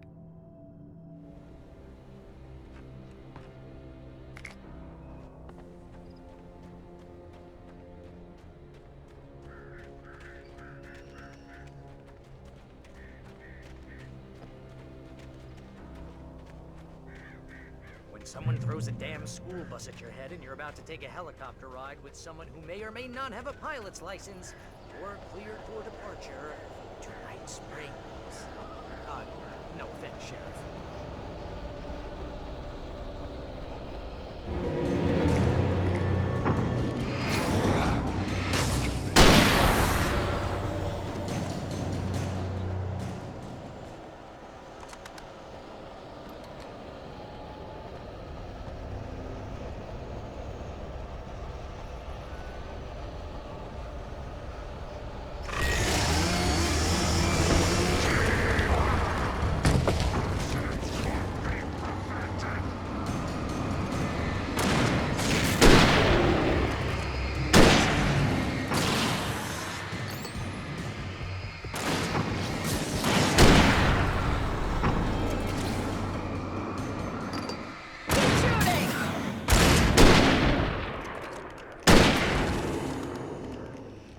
I'm never gonna get used to this.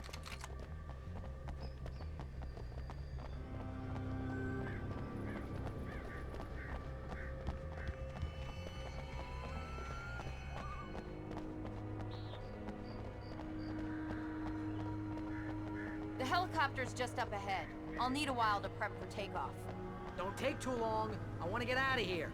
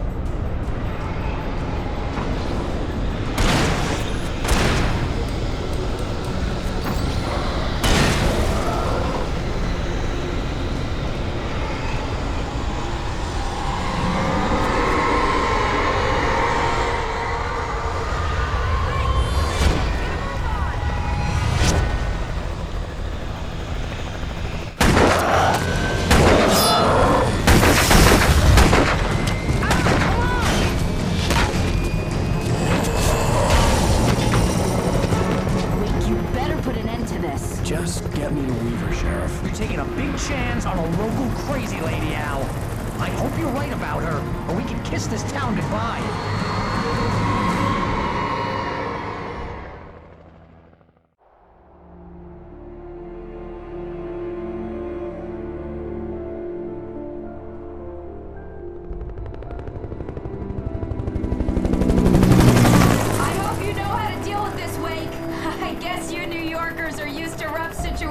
Like this. Right, the city's a war zone. King Kong, mutant alligators, and Alex Casey shoots the place up every weekend. Look, I never even carried a gun until a couple of days ago. Well, my dad used to be a cop there. Tells some pretty wild stories. Stuff like this? No, just normal bad stuff. Kinda like your books, Wake.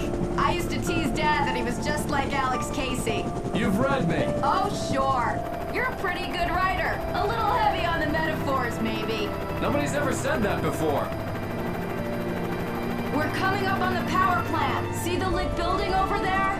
And that's the dam further up the river. I can't land here. I'll take her down the road across the river. Just get me there, Sheriff.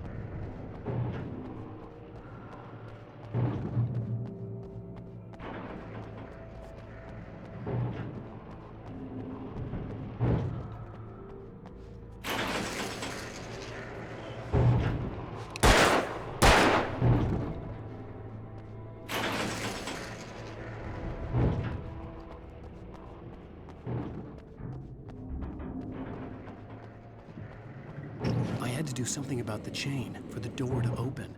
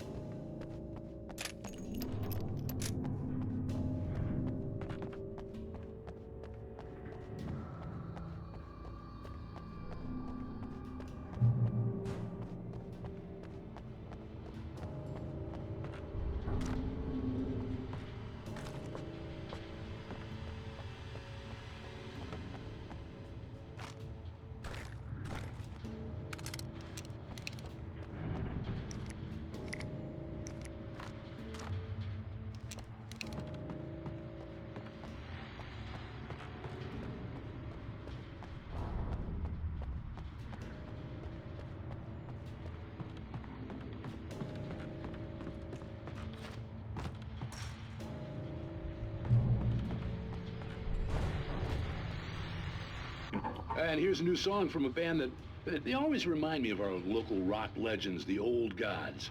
I couldn't tell you why. I guess it's just, one of those things. Anyway, here's Poets of the Fall and their latest single, War. This is good work. Ah!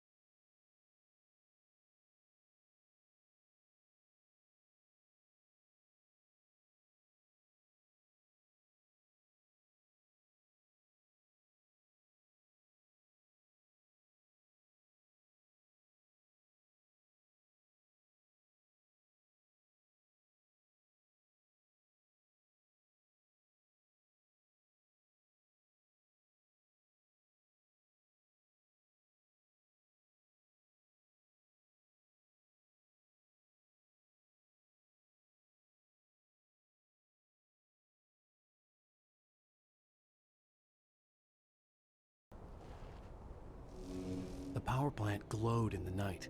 It was close, but I had to find a way across.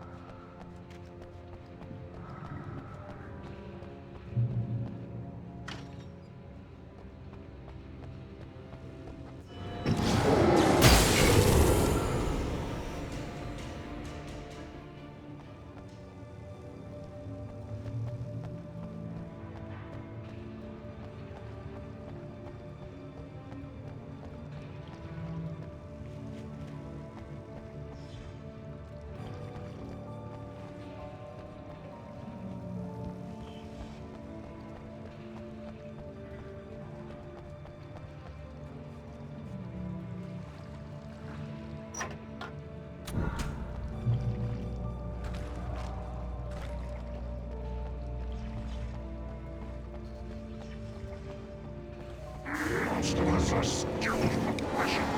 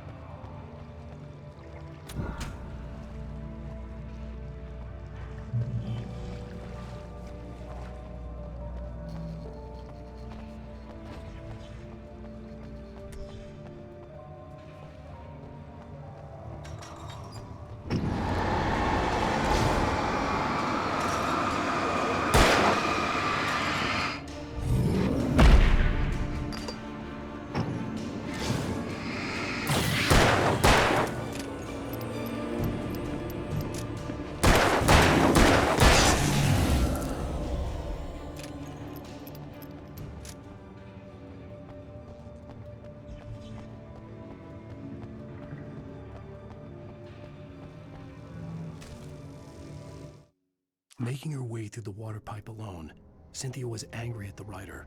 Foolish young man, taking unnecessary risks. And the way he broke the rules. Didn't he understand what was at stake? Since the terrible days in the 70s, she hadn't wavered once, as hard as it had been. She was tired of protecting the town all these long years, and now only wanted to rest.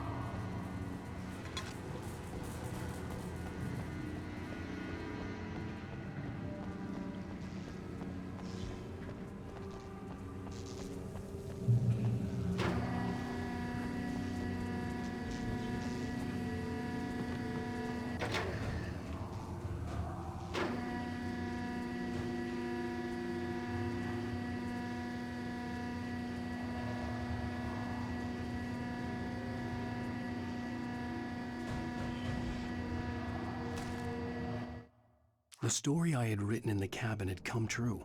Touched by the dark presence, I had written a horror story, but the end was still missing. The story was incomplete, and the last unfinished page of the manuscript still sat in the typewriter in the cabin study. If I could get back there, if I could read the page, then I could write my own ending to this story and save Alice.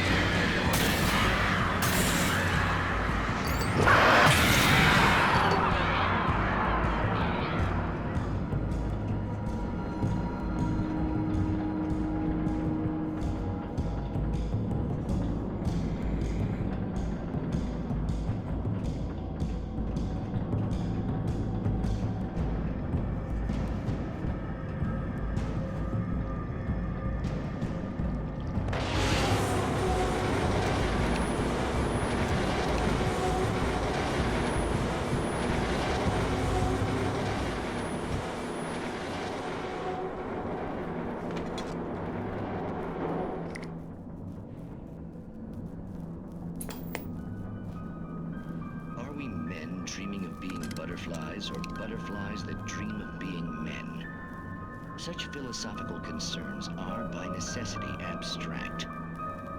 And yet, some of us can find concrete proof of the nature of our existence in Night Springs.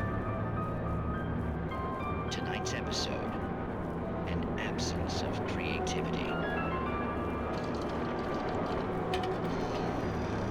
Hello, Martha. What did you want to show me? Oh, Lydia, thank God you're here. Please, it's in the basement.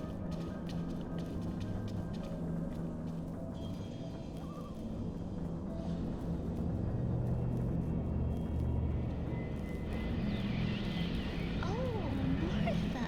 Oh, that's amazing. Isn't it just? I found it here this morning. It's like it isn't there, but oh, I can't look straight at it. Yes, I'm sorry. How did you get here? Well, I'm trying to work. Did you put this thing here? In a way. To be more precise, I put everything here but that. Really? But what is it? Oh, I guess the temptation is to call it a hole, but it's really an absence, a profound lack of reality. In Martha's basement? Yes, I was doing so well, too. I came up with 2 old ladies and put something really weird in the basement. It was a great start. I'm completely blocked now. I can't imagine what I was up to. Well, surely it's just an ordinary basement. Is it? Why did you call your friend here, then? Well, I don't know. Oh, well. Couldn't you just ignore it? Oh, no, I couldn't do that. It would probably turn into a plot hole. Might be one already. Could sink the whole enterprise. Oh, my. Listen, ladies, not to be rude, but I'm really not at all sure where I'm going with this, and you're just not helping. You should just go back upstairs for a cup of coffee while I try to figure out what I'm up to. Well, if you think that's best. Maybe I should just stop here. Or is that too moronic? Is that too moronic? Indeed. Who can tell? It's a fine line between the stupid and the sublime. Night Springs.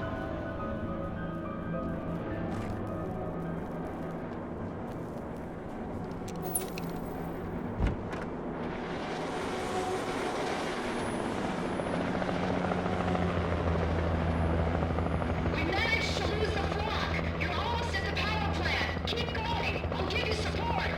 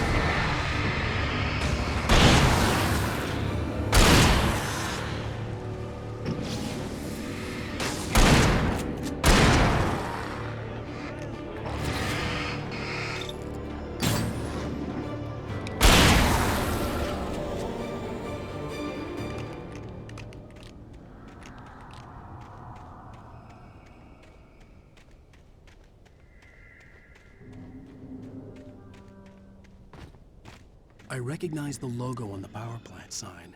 I'd seen a version of it painted all over the area, signifying hidden caches of supplies.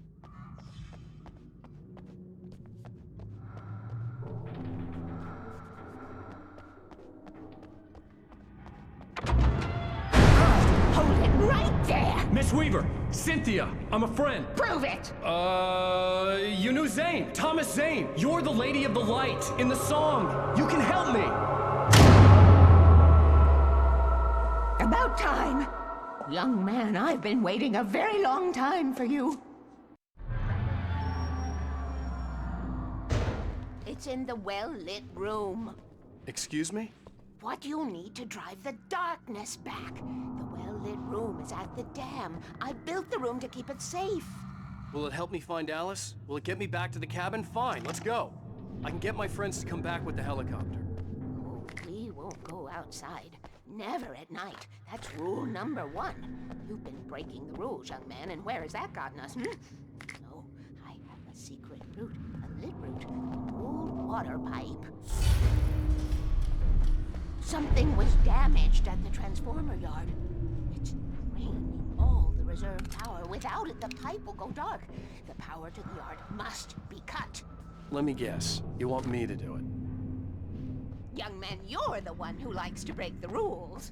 I can't be outside in the dark. The kill switch is outside.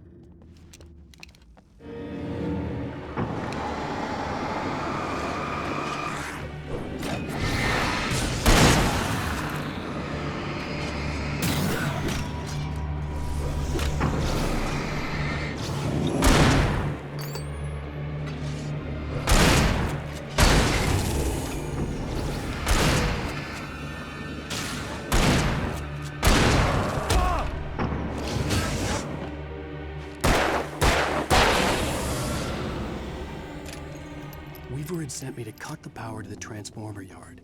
I was willing to do grunt work for her to get her to help me. I hoped Weaver was dependable. I'd stumbled into this crazy world a little over a week ago. She had been living this insanity for decades.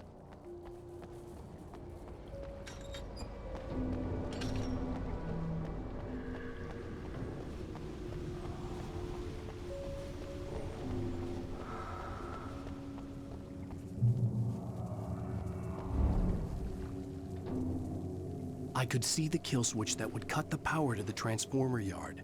Now I had to find a way to reach it.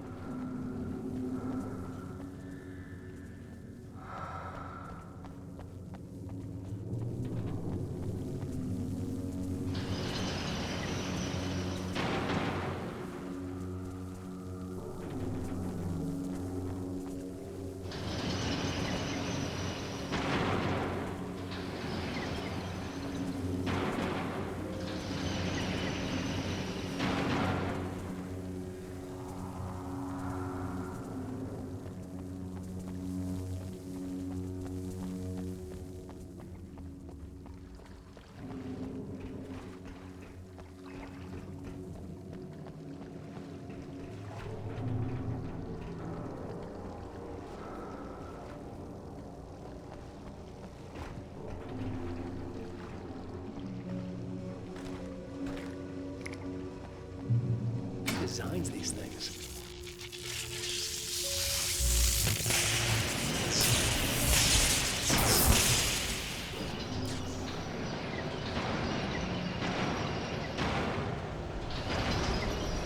The transformer yard went dark and dead.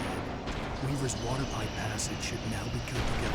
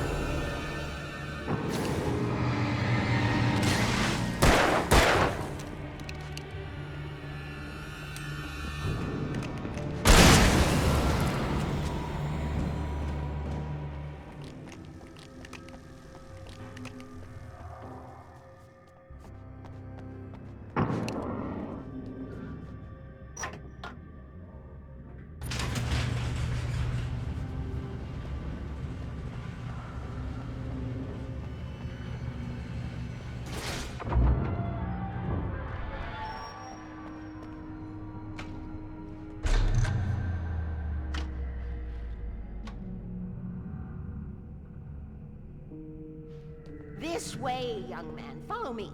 Come, come. The pipe's empty now. We're ready to go. This way. We need to go. I knew them both, Tom and Barbara. I had such a crush on him. Such a beautiful man. I was jealous. There was a part of me that was maybe a little glad when she had the accident. And then Tom started writing and woke the darkness up. He tried to bring her back, but you can't do that.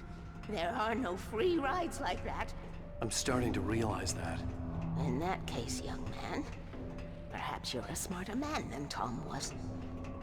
The witch looked like her, but it wasn't. Barbara was sweet. He didn't understand until it was too late. He tried to undo it, wrote himself, her, everything he'd ever written out of the world. Oh, he was so famous. And afterward, no one knew. Oh, Tom. He left only one thing behind in my care, in case it happened again. Insurance. He trusted me. Or perhaps used me a little. Tom knew how I felt. Knew I wouldn't refuse him. I built the well-lit room and put it there. It's been waiting for you. We are characters trapped in a story you have written, and none of us will survive to see the end of it if the darkness isn't stopped. She'll twist the story to her own dark ends. How do you know all this? Tom, that's the way he wrote it. He still talks to me, you know, in television, from beyond, from below.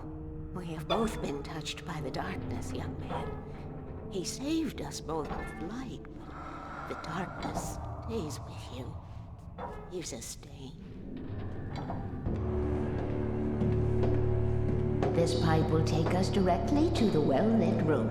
Okay, I need to call my friends, tell them where we're going. Hello? Al! Barry, we're headed to the dam in one of the pipes. Meet us there. Okay, I'll tell Sarah. It's Sarah now? Whoa! No! For the sweet love of... Barry! Barry! We gotta go see if they're okay. They're probably dead. You must reach the well-lit room. This is no time to be a selfish idiot. That's my best friend!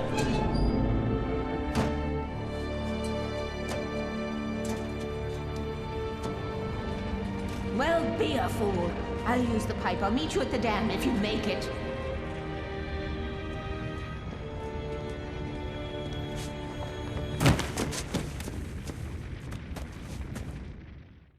At least I didn't have to worry about her. She knew how to stay safe.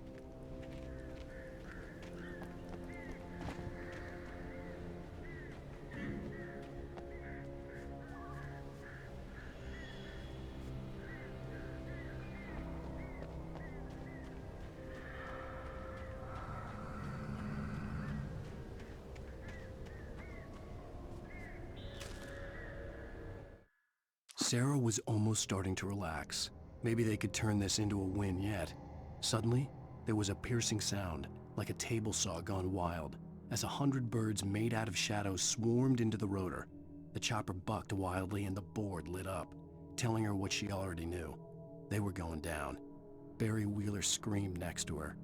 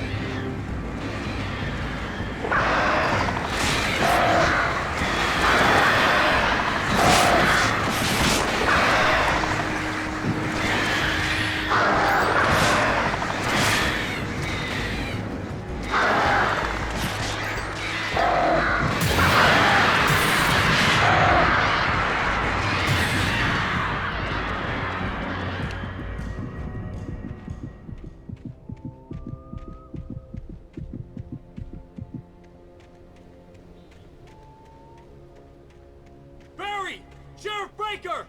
Sarah! The crash site looked bad, but as far as I could tell, the wreck was empty.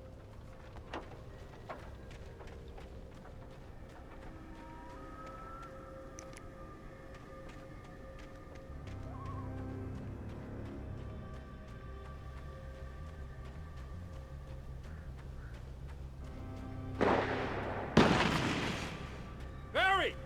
Barry!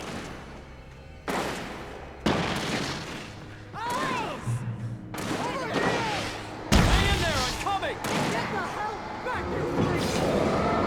Get the hell back!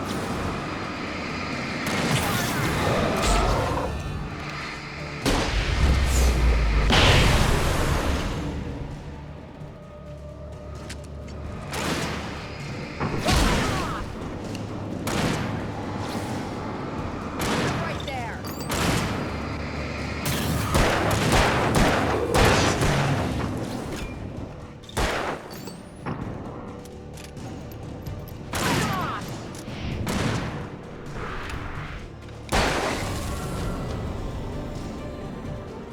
You know when to make an entrance, Wake. We were ready to make like Butch Cassidy and the Sundance Kid. I have a different ending in mind. Yeah, I'm fine. Thanks for asking. I knew you'd be all right. How's that? The flaming eye of Mordor? Laugh it up, funny man. Didn't we have somewhere to go? Weaver will meet us at the dam.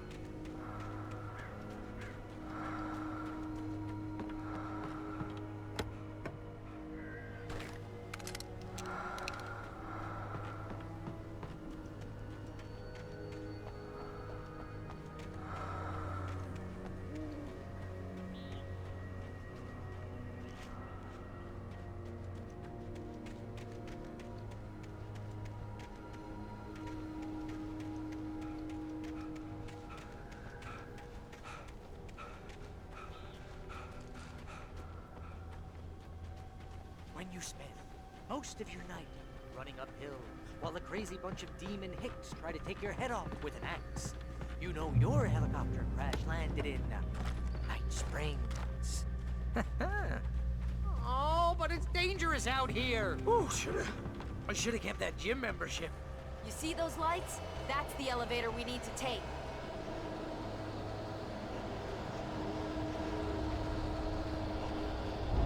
You can't be What the hell is that thing? It's everywhere! Crap, it's one of them! Nothing moves like that. It's impossible.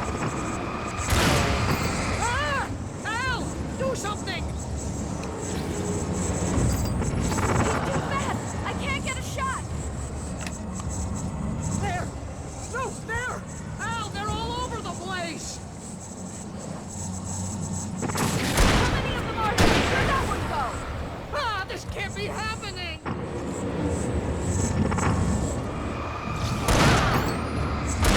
Wait, this is bad. This is really bad.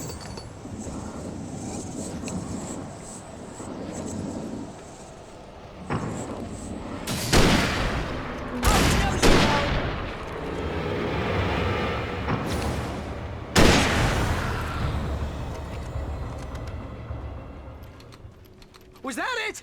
Are we safe? That was... wow. I think we're okay. Hey, Al, I got a bad feeling. Let's keep our eyes open.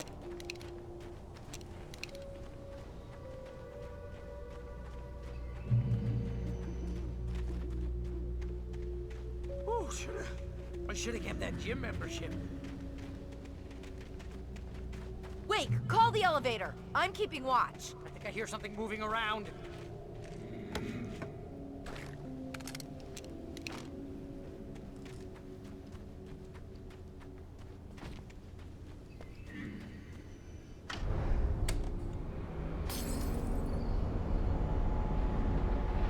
Heads up! Here they come! Oh no! Oh no!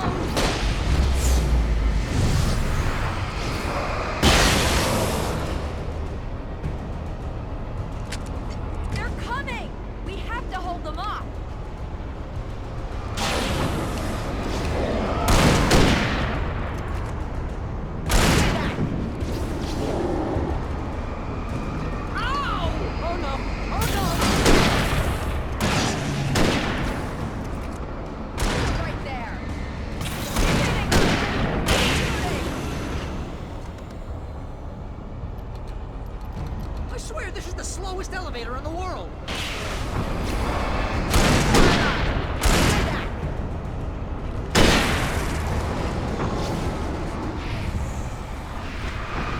It's almost here, Wade.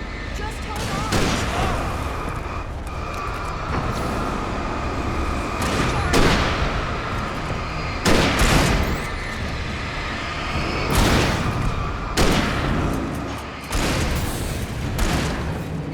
Here, out, let's go.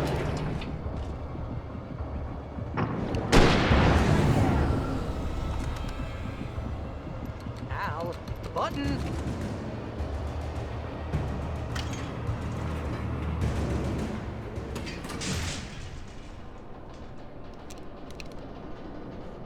We're almost there. There's an entrance into the dam at the top. What's the plan, Wake? Well, Weaver's crazy, but she's got something Zane left behind. Something to fix this. Gee, could you be a little more vague? Thomas Zane? Seriously? Might as well be Paul Bunyan or Bigfoot. Yeah, well, he was real.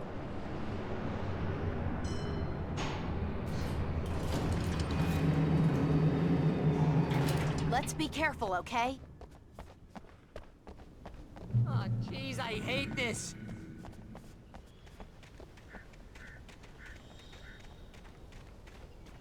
Okay, Wake. There's a button over there that opens the door. I think something's broken. Hold the button down so we can get in.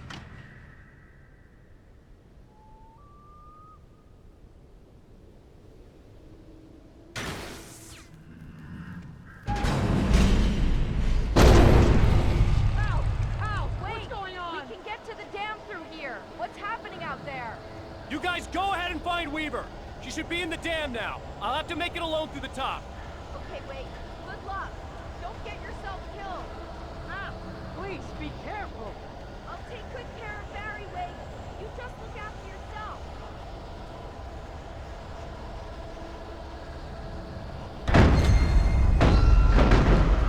You gotta be kidding me.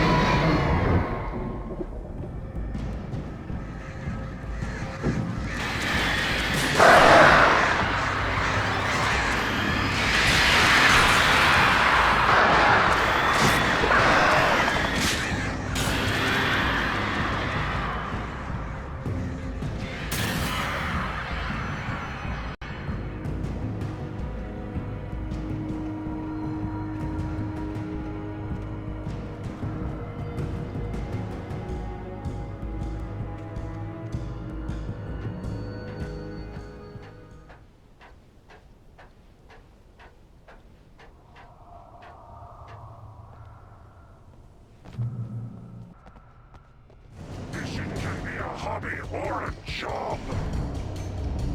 I was ridiculously outnumbered. The searchlight could even the odds.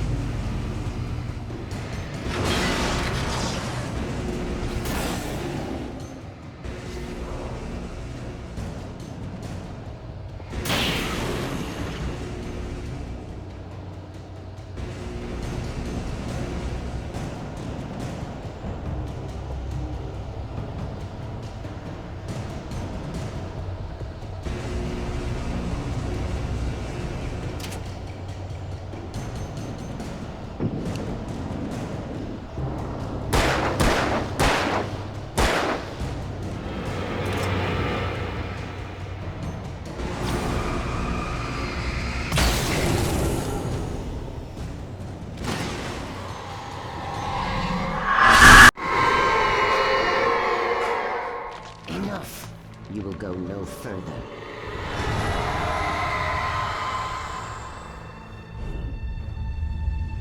Stop! Stop now!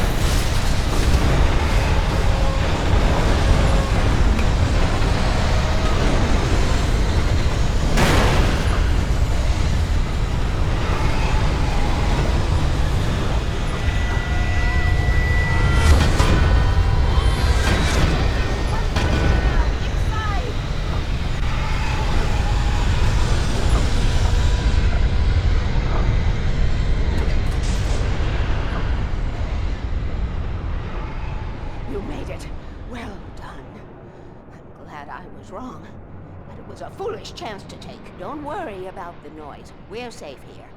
I have looked after the well-lit room for many, many years now. There is no shadow in the well-lit room. The power is fail-safe, and all the bulbs are numbered and changed regularly based on their make and model. Right.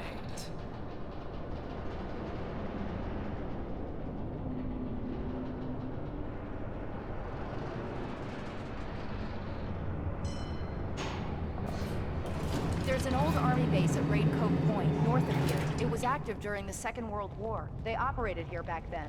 They must have built this. Yes, they did. It's my place now.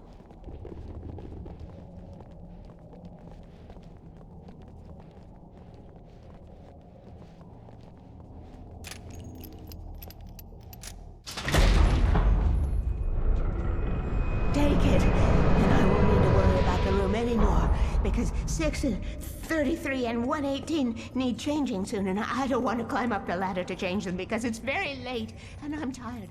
And if you take it, I won't have to do that anymore. The page was autobiographical, a memory from my childhood. But I didn't write this. It was a page written by Thomas Zane. None of them were supposed to exist anymore. Alan, 7 years old, would fight sleep to the bitter end. When he did sleep, he soon woke up, screaming, the nightmares fresh in his mind. One evening, his mother, sitting by his bed, offered him an old light switch. She called it the clicker, and flicking the switch would turn on a magical light that would drive the beast away. To imbue the talisman with all possible power, she added that it had been given to her by Alan's father. Alan never knew him, and anything of his took on mythical proportions in his mind. With the clicker firmly in his hand, Alan finally slept like a baby. Now, almost 30 years later, Alan thought of this as he stood on the rim of Cauldron Lake, the clicker in his hand. He took a deep breath and jumped. My mind swirled. I'd given the clicker to Alice, yet it was here. Zane had written it into existence in a story I had written.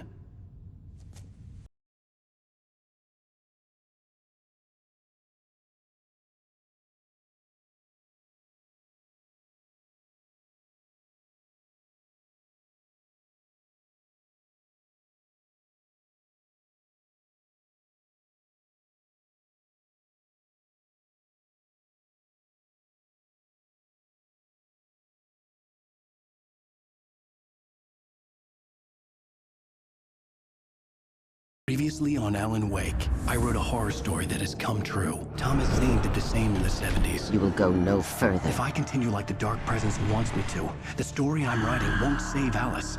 It's a horror story.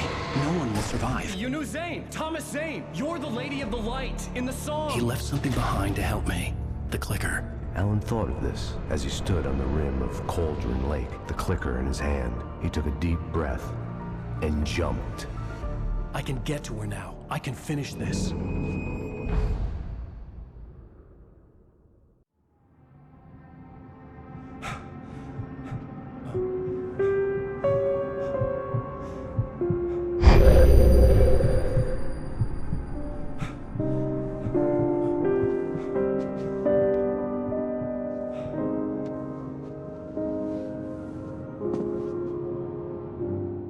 I had a hangover. My head was about to explode and the light hurt my eyes. I needed my sunglasses and painkillers to dull the pain. In one of my finer moments of self-deception, I swore to quit drinking.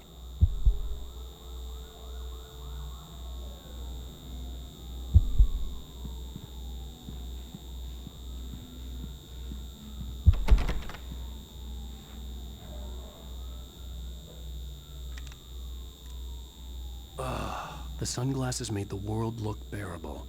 Now I could keep my eyes open without feeling like a vampire in the sun. I wasn't sure I'd make it out there without some painkillers.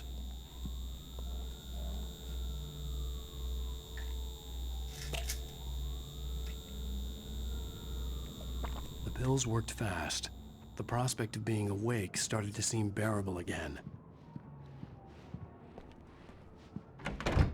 There was a message waiting for me on the machine. You have one new message. Al! Are you still asleep? Wakey, wakey! You should have your show on your TiVo. If Alice wasn't too mad to record it. She called me earlier and really chewed me out. Yeah, we went a little overboard last night. But parties are a part of this business. Al, look, I'm saying this as your friend. She's not doing your career any favors by trying to run your life like that, okay? I'll talk to you later, Al. Watch the show!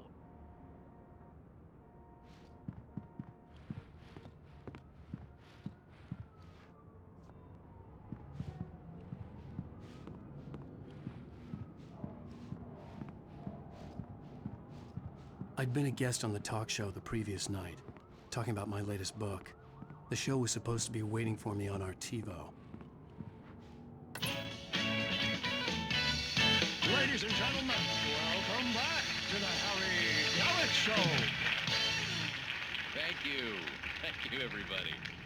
We have a great show tonight. I've been talking with the best-selling author Alan Wake about his new book, The Sudden Stop. Yeah, good read. Go buy it. No, it is a good read. Look, I'm gonna be honest here. Is that wise? No, but I'm gonna do it anyway. I got people who give me the lowdown on books. I'm a busy guy. But this one, I actually read from cover to cover. I mean, I'm a big fan. Wow, thanks. Now, this might be a spoiler for those who haven't read the book yet. Based on the sales figures, the 2 people out there who haven't read the book yet. But this last book is all about the death of the main character, the hard-boiled New York detective, Alex Casey. Now, there's been a lot of outrage about this. Why the hell did you kill Casey? What the hell were you thinking, man? Good riddance. No, seriously though, 7 years and 6 books is a long time. He was a gloomy guy to spend all your working hours with, and it was a good run. But it's time to explore new things. My next book will be a departure from the old for me. You selfish bastard, always thinking of yourself. Well, you've certainly given us a lot of entertainment over the years. And now that you mention it, Casey was a gloomy guy. Never had much luck with his love life with the ladies. Was that autobiographical in any way? Yeah, no kidding. Casey's lady friends tended to die on him. With Casey, it was all about his pain. No, nothing autobiographical about that. I'm a happily married man. My wife is my muse. Well, congratulations. That's great to hear. So, how's the publicity tour been treating you? Good. Great. But I gotta say, I'm glad to be back home in New York. Well, you've certainly been on the news a lot lately. Lots of parties and, you got into a fight with some paparazzi. Oh, man. Well, that guy was really in my face. I lost my temper. I know that wasn't cool. You are famous for that temper. Well, I did also write several books. Well, your latest novel is called The Sudden Stop, and it's in bookstores now. Go get it. That means the two of you out there who haven't bought it yet. Ladies and gentlemen, that's all we have for you tonight. I want to thank all our guests for the evening. Alan Wake, Sam Lake. Once more, do the face for a Sam. And our musical guests, Poets of the Fall. Thank you, and good night. At least I'd been funny. I told myself I could live with that. Hey, honey. Did you watch the show? I didn't say anything stupid if that's what you want to know. Okay, Grumpy. You want an aspirin or something? Are you going to start with me about drinking now? You know what? Go back to sleep, Alan.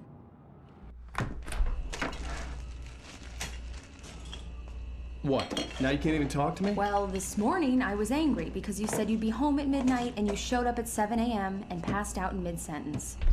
Now I'm over it. Are you angry? This goddamn tour. It's gotten out of hand. Oh, honey.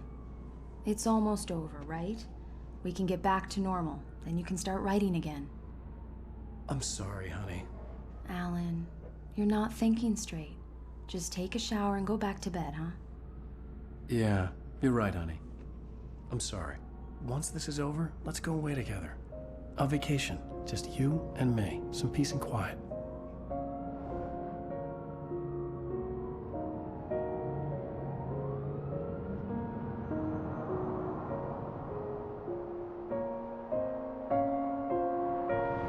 Somehow, the clicker was the key to the cabin. I had to return to Cauldron Lake to save Alice.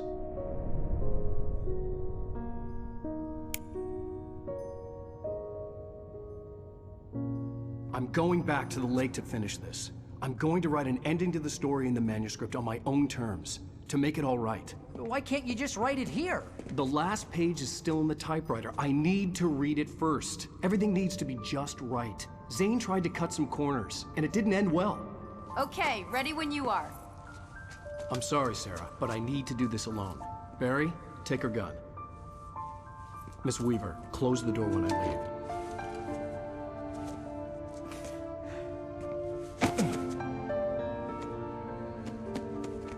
Good luck, Al. See you later.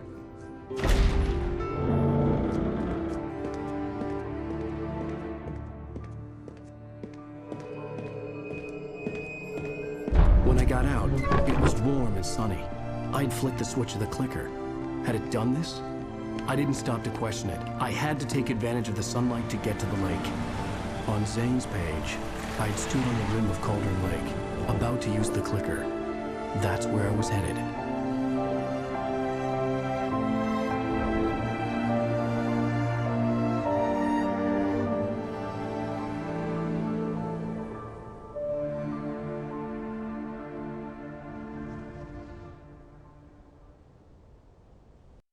Alone, in daylight, surrounded by the beauty of the Pacific Northwest landscape.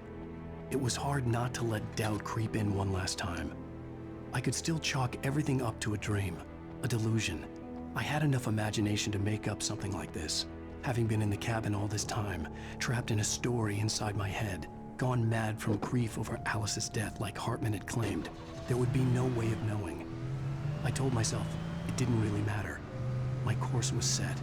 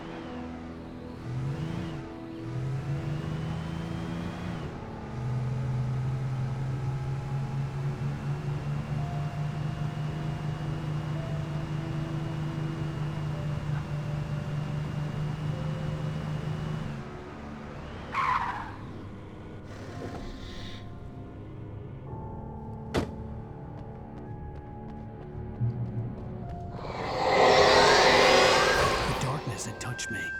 There was a link between us, always would be. I could feel its presence again, getting closer.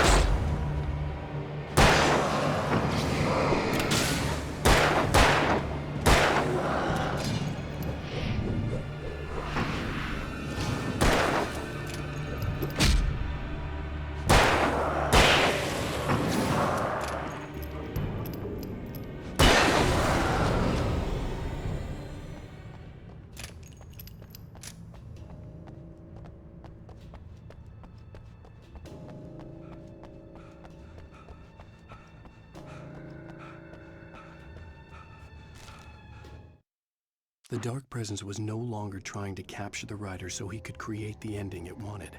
The writer knew too much. He was too strong. And he carried a weapon left behind by Thomas Zane, something that could hurt it. Now, the darkness was doing everything in its power to simply stop the writer from ever reaching Cauldron Lake and the dark place it came from.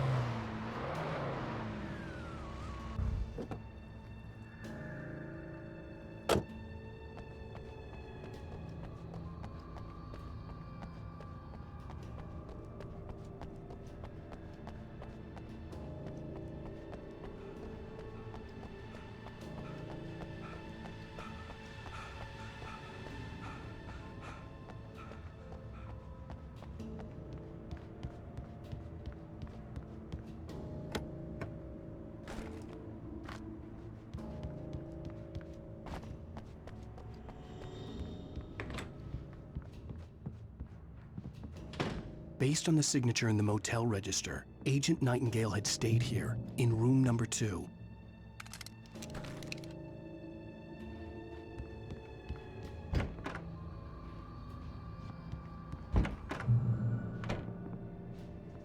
This had obviously been the room where Agent Nightingale had stayed when he hadn't been busy harassing me. Look after yourself and your coworkers!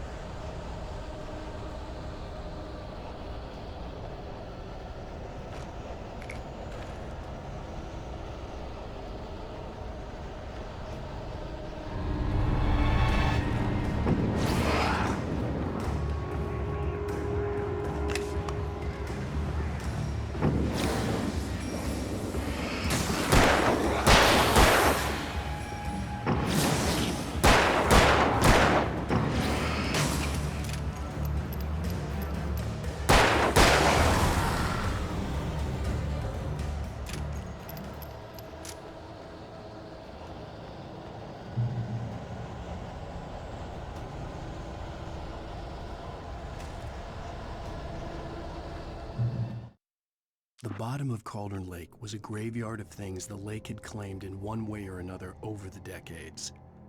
The dark presence brought them up in its wake, scattering the rotten waterlogged hull of an old boat here, the remains of a long-ago crashed airplane there, trees shattered under the impacts. The earth groaned. It didn't even notice.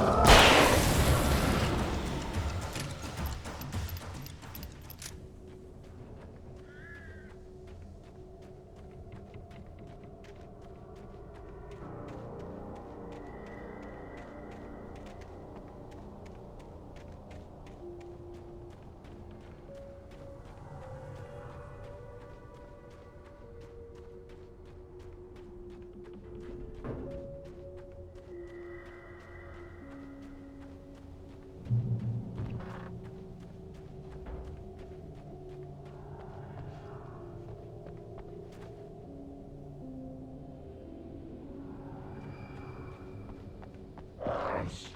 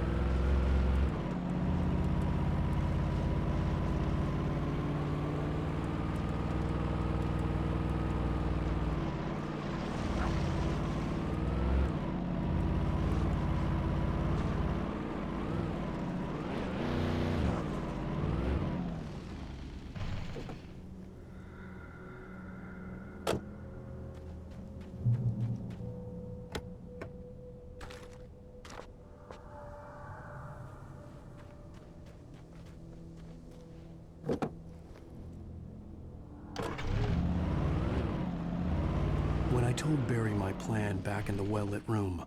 I'd acted as if I knew what I was doing. I didn't. I was operating on the shifting logic of a dream. I had to fight my way to the lake through the horrors of the night. I had to flick an old battered light switch imbued with childhood magic. I had to write a happy ending to a horror story. I had to save my wife from the dark prison she was being held in.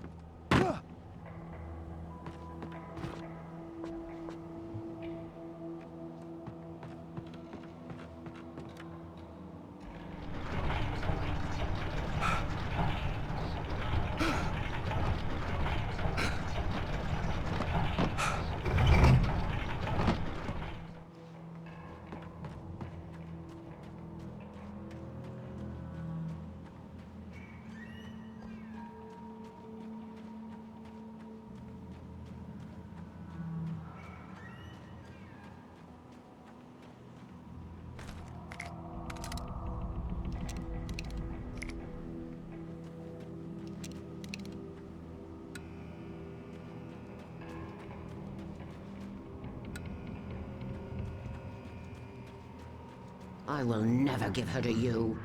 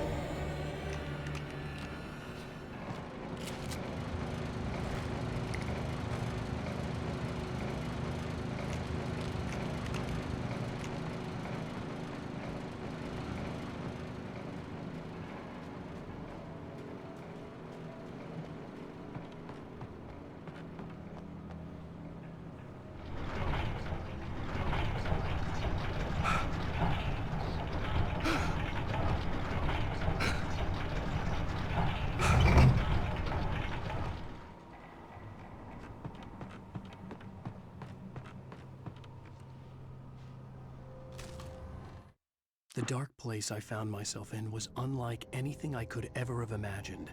It wasn't solid, it flowed. It was conceptual and subjective. For someone else, an artist in another field, it would have been very different. I could sense the story of the manuscript all around me, the words and ideas floating in the air, poised to become real.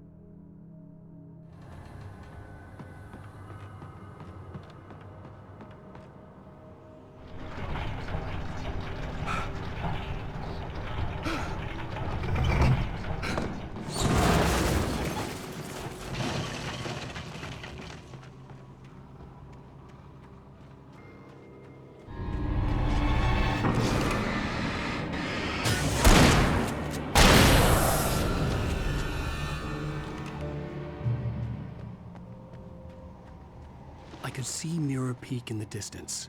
That's where Cauldron Lake was.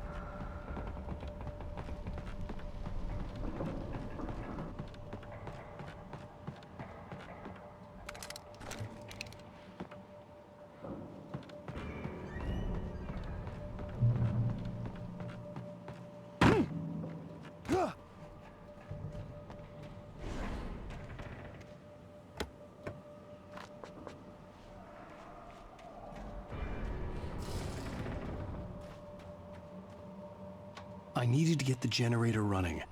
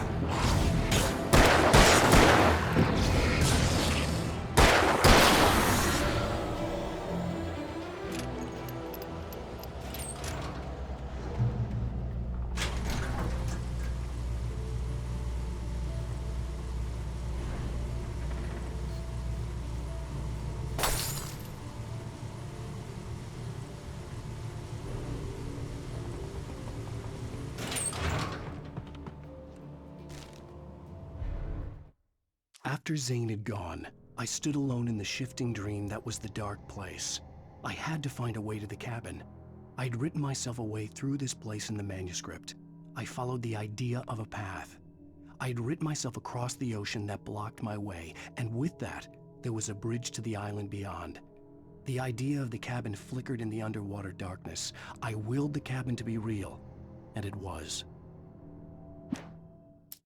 Zane cut its heart out, but it didn't die.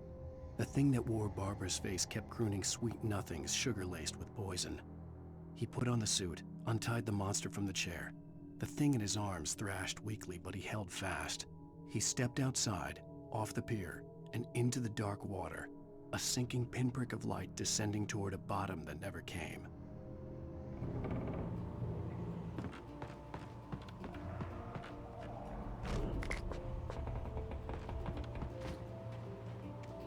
Turn back now.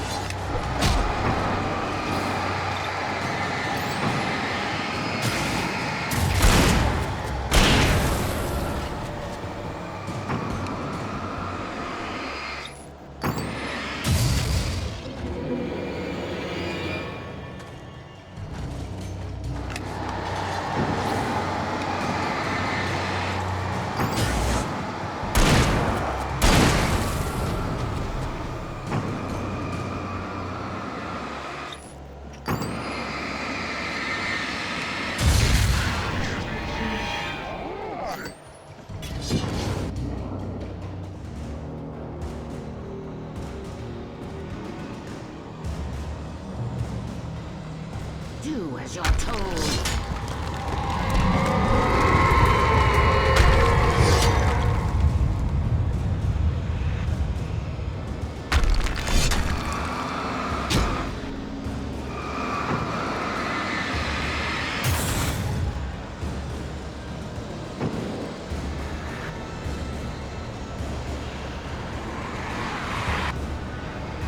Alice never loved you.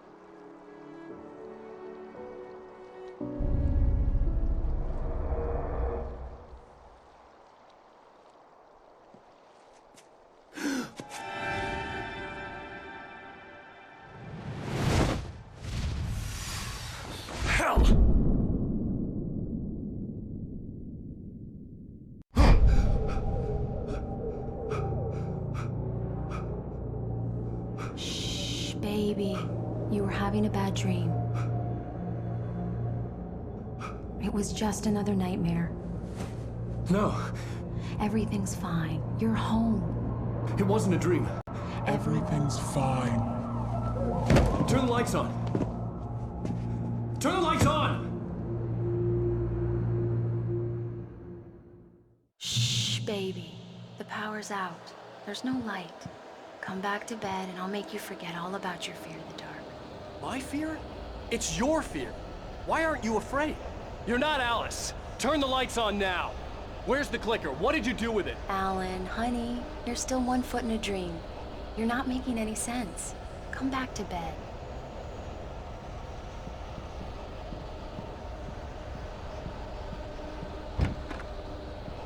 Alan, you're scaring me now.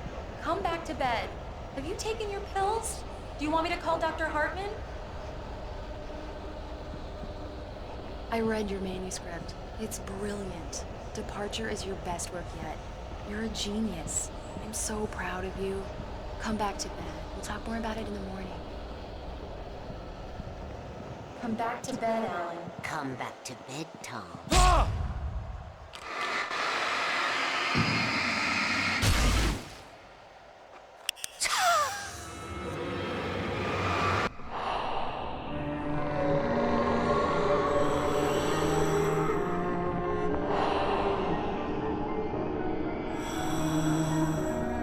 must find your way to the cabin. It stands in your way. It won't let you pass. It has no heart. It's filled with darkness. You must fill its heart with light.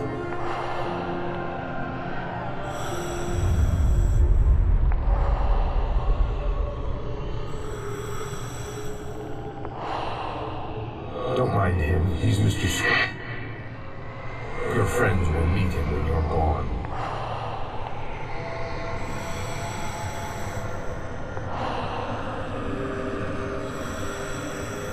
Use the clicker.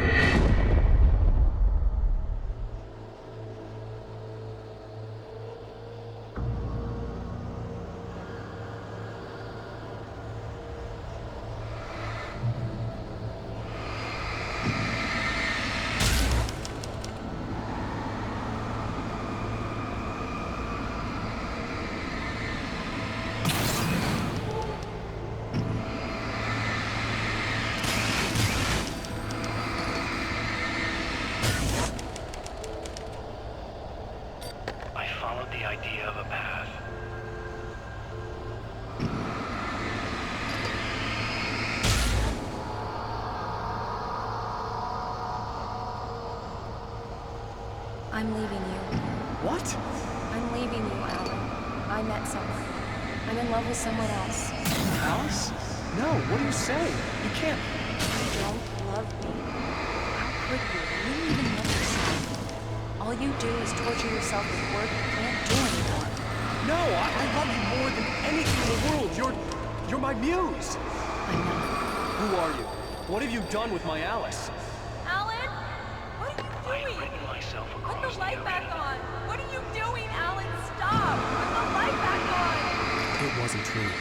Nothing like that had ever happened.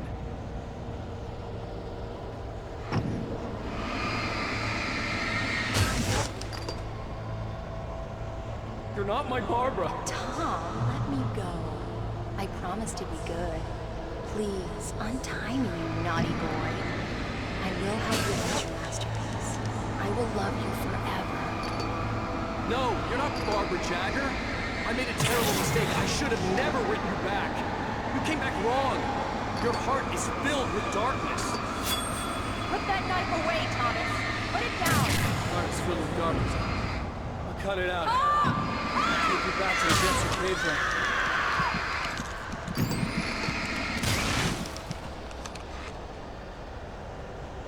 Filled with darkness. Get away from me, you hag! Where am I? Let me go! Alice! I'm coming! Your husband refused to do as he was told. All he had to do was write what I wanted him.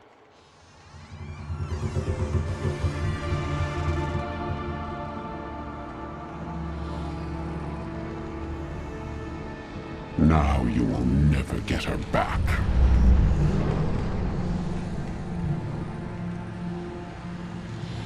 I am much older than you. Older than your first work of art. I will find a new face to wear. Someone else to dream me free.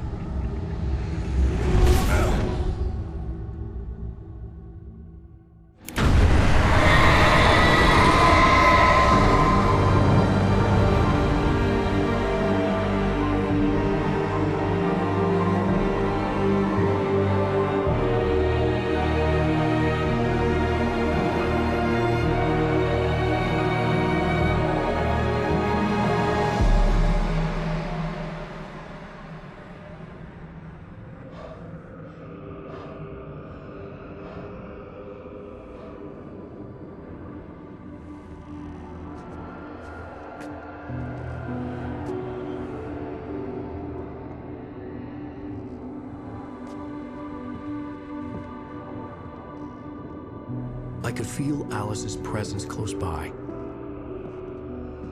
I understood what I had to do now. I knew how to write the ending to Departure. There's light and there's darkness. Cause and effect. There's guilt and there's atonement. But the scales always need to balance. Everything has a price. That's where Zane had gone wrong. There's a long journey through the night back into the light. Alice? Alice?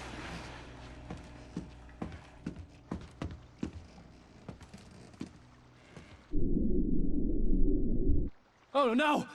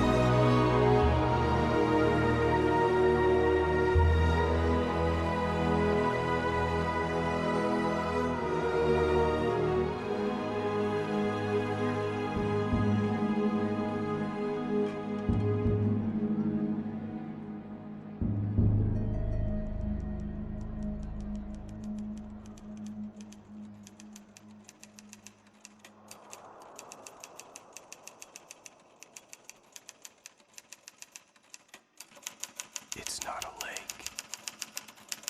It's an ocean.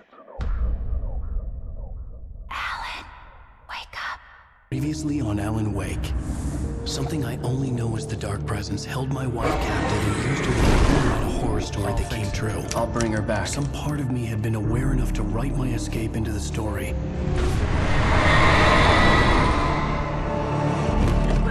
Alan? I saved Alice, then wrote a better ending for the story. But not without a price. I was trapped somewhere in the dark place, a strange zone somewhere beyond our world. It's not a lake. It's an ocean.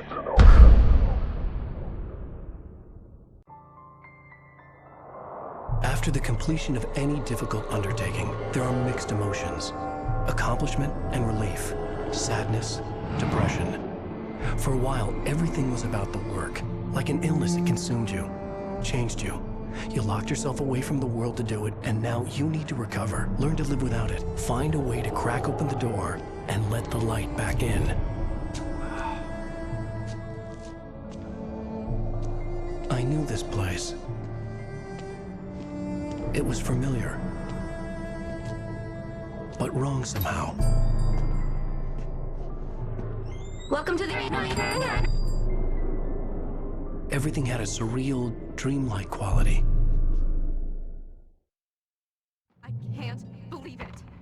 I had a disturbing feeling of deja vu. I had no idea why I was here or where I had been before this moment.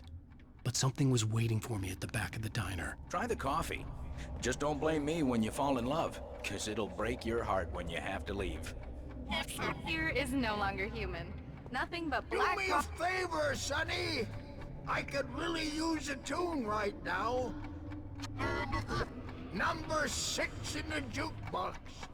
I'd do it myself, but both of my legs have gone to sleep. Bad circulation. Yeah. Are you serious? Again? You disgust me. Call yourself... Don't go in there, young man. You can hurt yourself in the dark.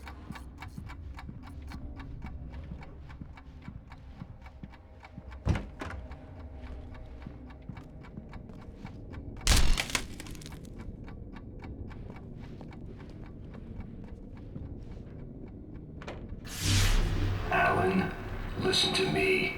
Go no deeper. What? Focus. You're losing yourself. I will try to help the best I can, but it's up to you. Find a better point of contact. What do you mean? I cannot hear you. Please, you're the one making all this happen. Concentrate.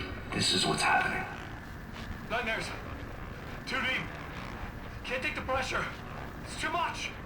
Suddenly, Wake found himself face to face with himself. At the sight of myself, the dream suddenly became lucid.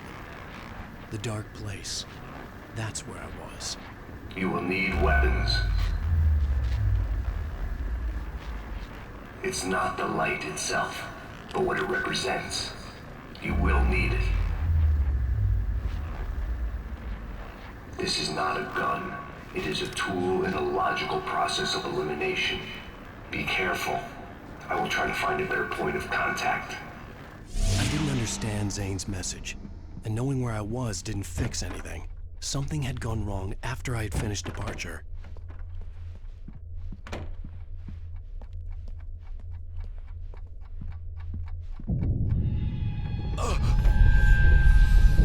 What the hell was that?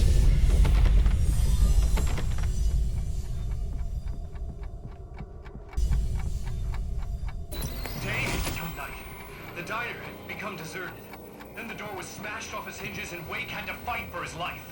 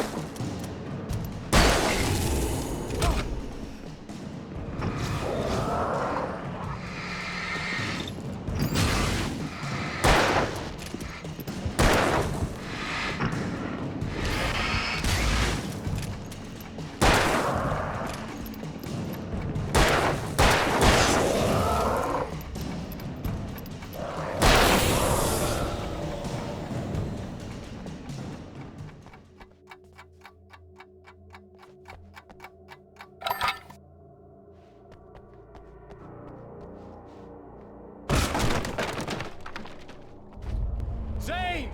Wait for me! The world had become twisted. These trees didn't belong here.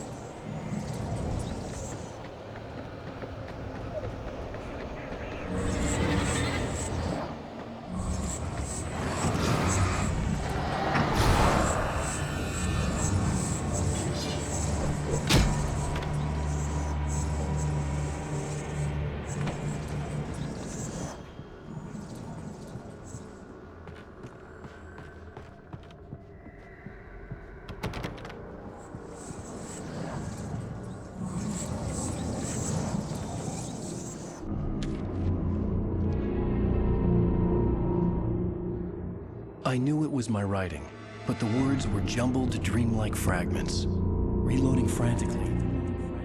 The rounds slippery in my stone's throw away from the tent. The bed looked inviting, but it was just the radio. I had to go on. She was startled by the phone.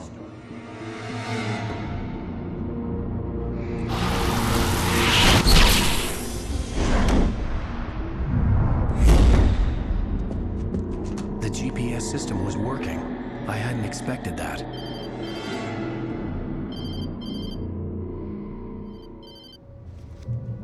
Hello? I'm trying to reach you. Can you hear me? Can you hear me now? Yes. Listen, I can help you, but you're drifting deeper. I can't reach you. You must come to me. I can't maintain the connection. Use the words. Follow the signal. It made no sense for the GPS system to work. I doubted any satellite was in range here. These were alien skies, but it was guiding me towards something. Towards Zane?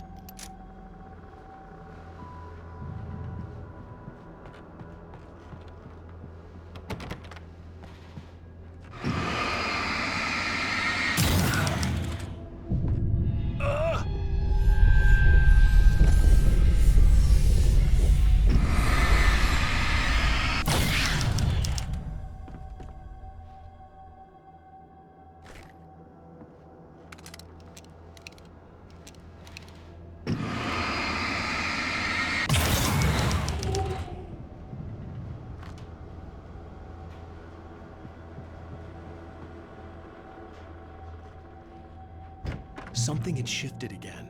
The dark place was playing tricks on me. It wouldn't stay still. The town itself turned against Wake. Cars flew toward him. It cracked bone and crushed muscle. It oozed hate. It wanted to bury him.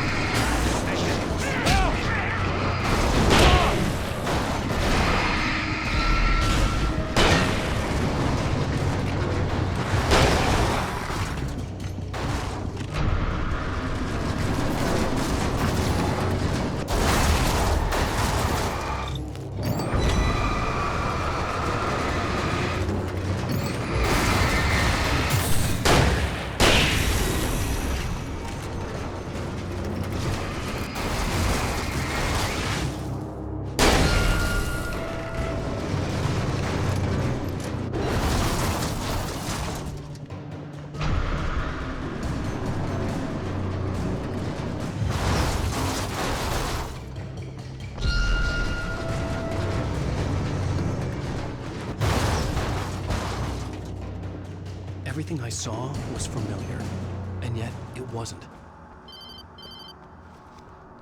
Hello? I cannot keep up. You're going too deep. I will try to guide you.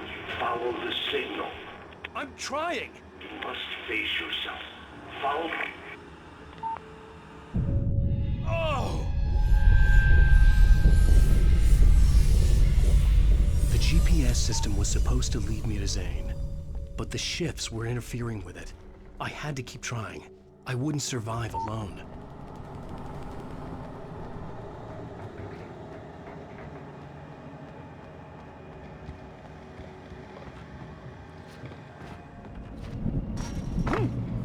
The changes were becoming more violent.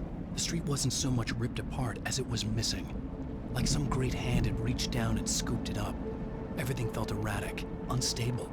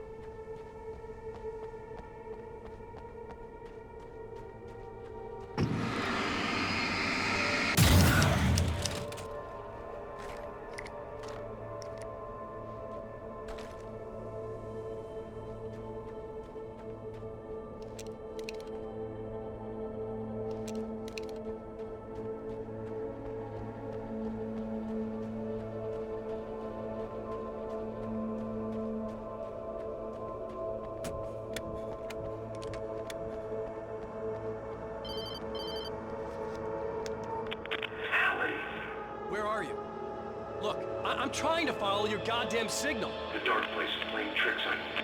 You're still going deep. I'm trying to guide you, but it's hard.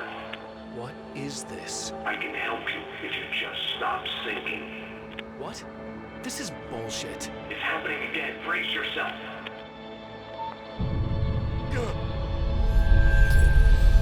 I was running after Zane, and he was telling me I was going too deep. It was ridiculous, but I was more scared than amused. I felt like I was being hindered by an unseen force in ways I couldn't fight. All I could do was keep going.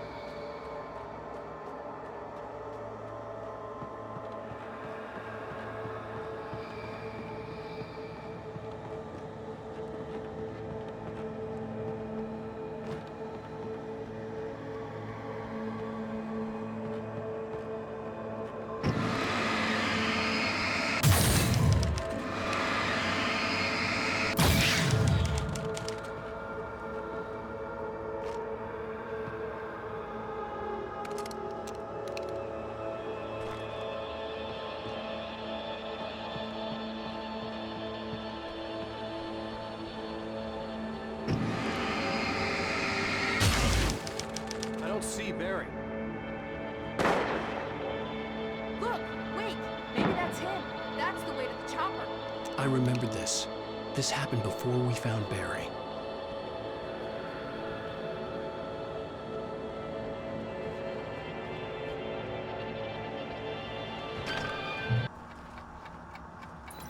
The playground! Wake's pathetic memories of the Wonder Years and the contrary little boy pretending he didn't miss his father he never knew. He surged up and beat Wake down. Merry-go-rounds and slides, eager to cave in his head.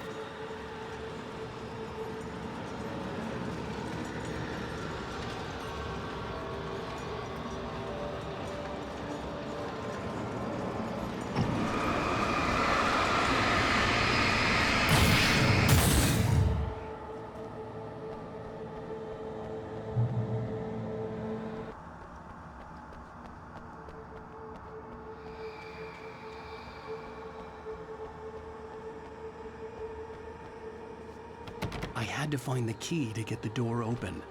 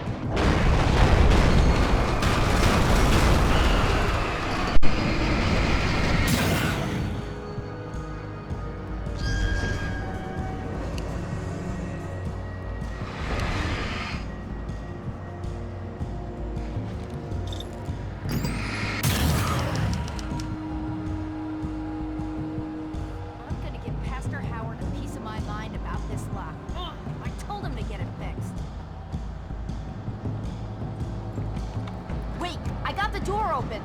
Run for it!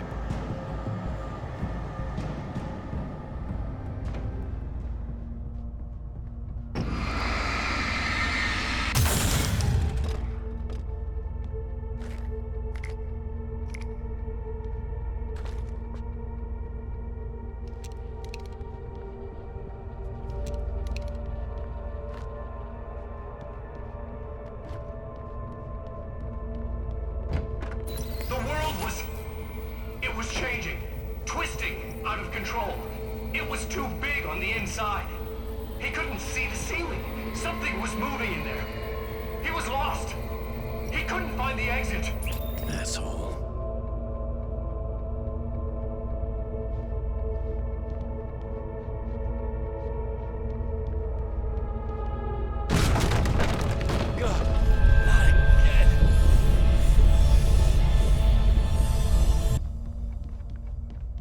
The shifts were getting more severe. I wasn't sure if the place got bigger or I got smaller. The signal was going haywire. I would have to find my way out of here on my own.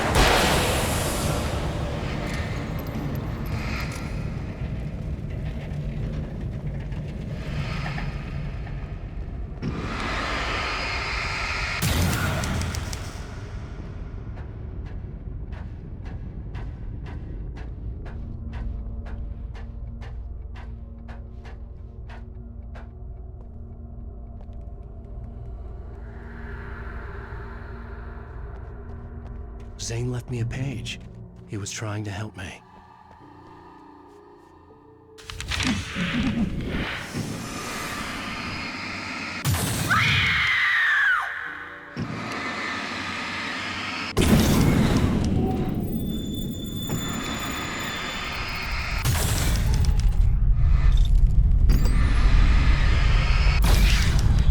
Yowza!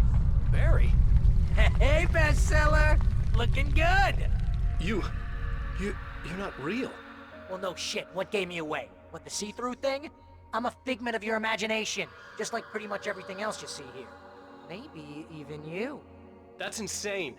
Yeah, you're right. Everything that happened before made perfect sense, but this is insane. Good catch, Al.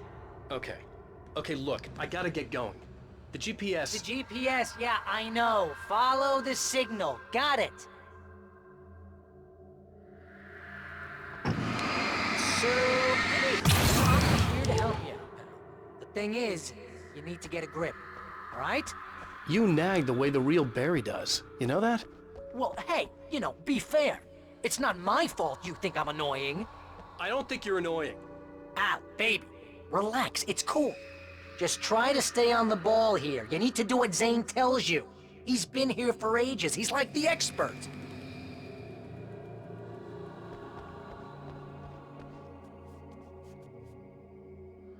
Anyway, if this is insane, and it's all from your mind, what's that say about you? Fine, enough. I can't believe I was actually happy to see you. Oh, come on. Don't shit a shitter, Al. Deep down, you're always happy to see me. Can't lie to yourself, know what I'm saying? I must be a sucker for punishment. You? No. Really? And I always thought you went out of your way to avoid trouble. Thanks. Thanks for that.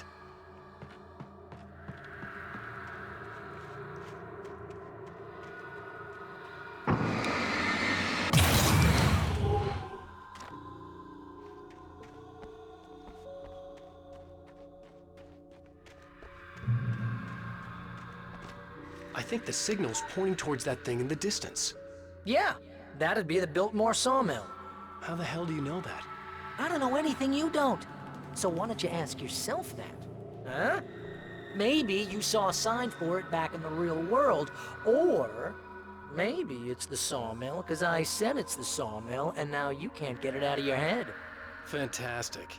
Yeah, sure is giving me a headache. Or is that your headache? Do you have a headache? Barry. Ooh, Mama! Hey, Al! I guess the pen is mightier If you complete that sentence, you're fired. Mightier than the sword? You're fired. Aww.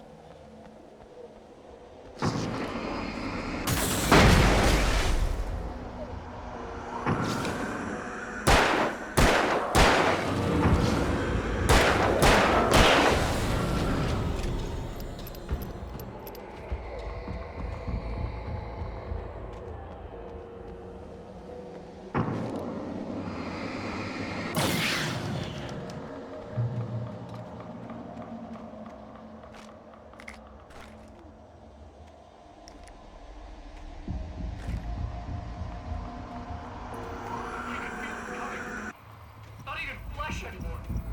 Just shadows and ghosts and thoughts slicing through his flesh.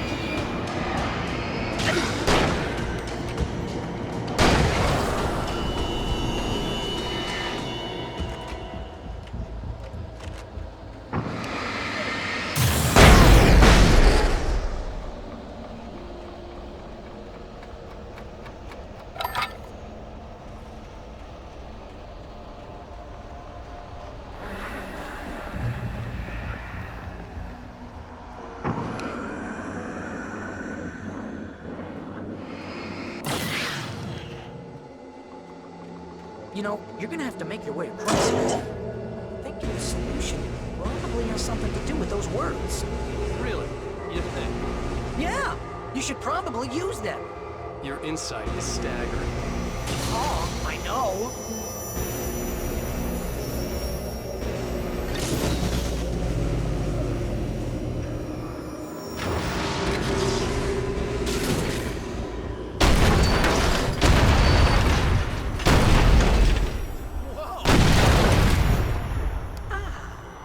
This is the way things should be. I give advice, and you follow.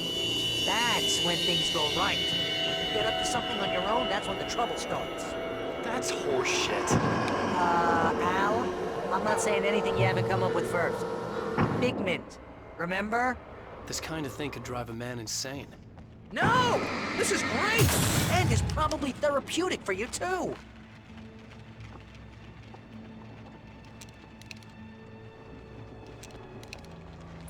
Wake's own words, littering the landscape. His books common and discarded, like mud beneath his feet. Hardbacks, paperbacks, turned against him. Trash. Just cheap trash. I had seen weird transmissions of myself before, but not like this. The version of myself I saw now sounded insane, like a storyteller who was out to torment and destroy his protagonist.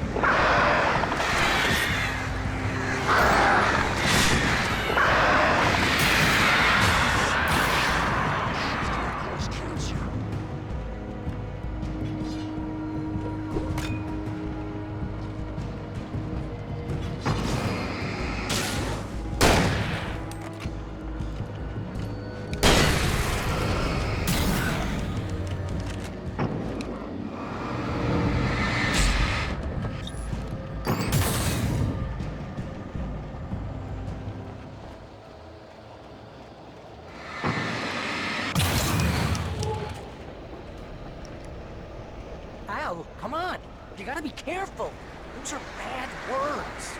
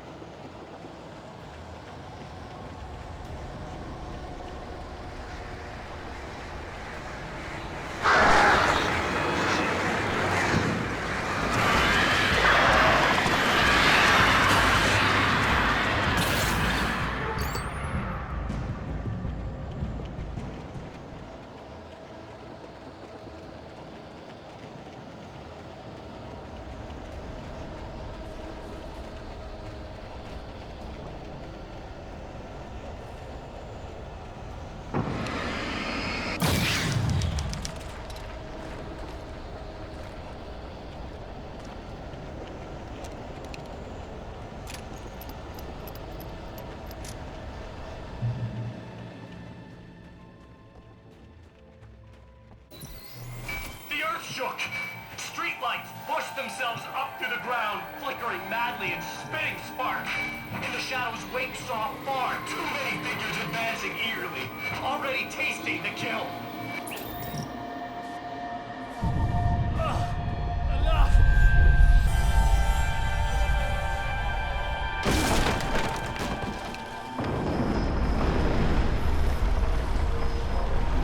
Okay, this is just too weird. You're weird. Barry, is all this really coming out of my head? That's just the way this place is, Al. All that random stuff in your head? Imagination can be an enemy. But you're from my imagination. Yeah. You know what, Al? Do yourself a favor. Don't pursue that train of thought any further.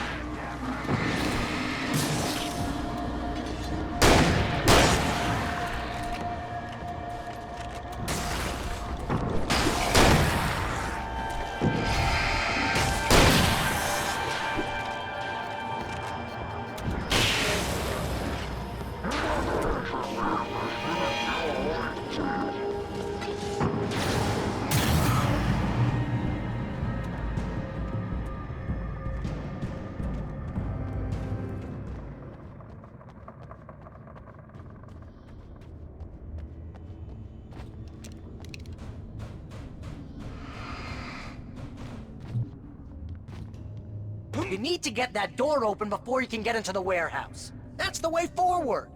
If I'm making this up, why is it so complicated? Because you're a complicated man, and no one understands you. But I'm talking... Barry.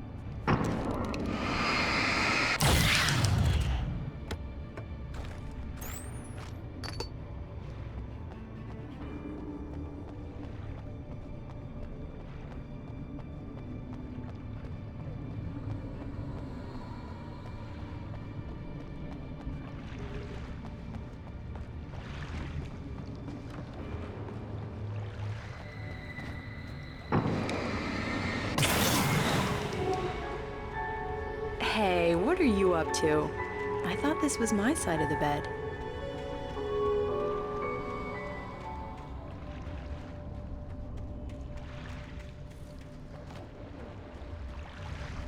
He entered the trap, surrounded by enemies. We had nowhere to run. Damn it! I'm so sick of you!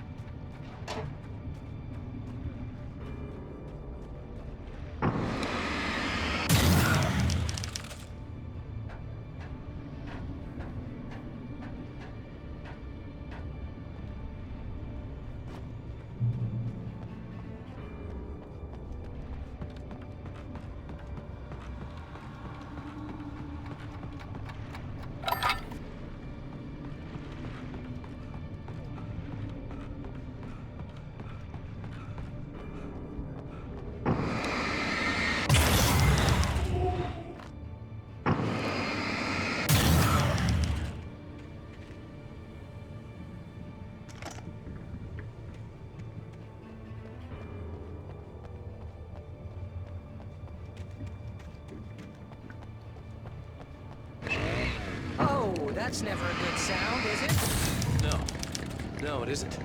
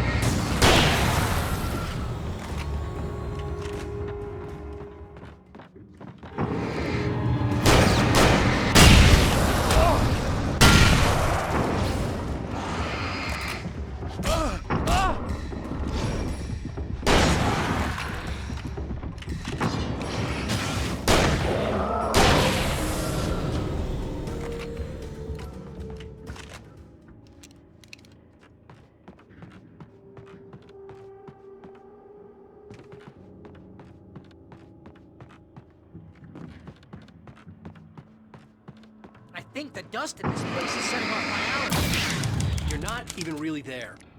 Well, my allergies are definitely... See? Allergies.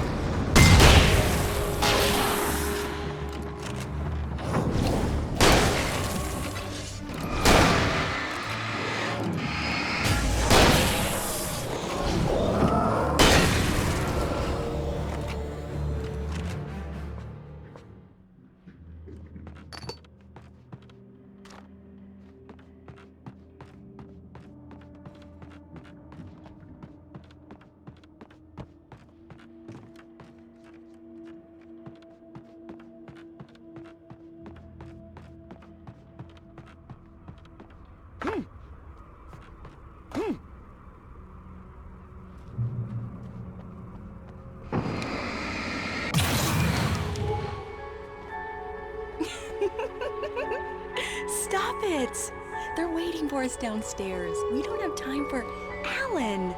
I knew she wasn't really here, but she still looked like a mistake. I had saved Alice, but I wasn't even sure when that happened. Was it days ago?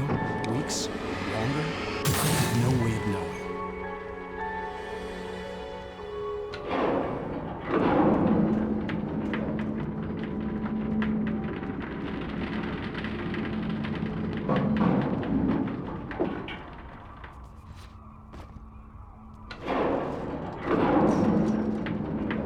Whoa, that's fast.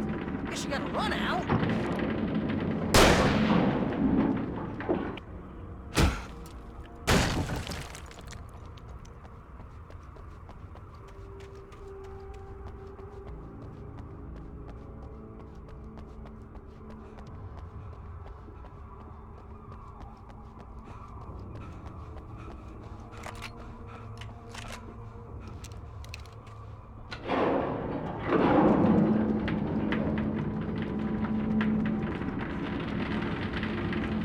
That looks crazy dangerous, Al.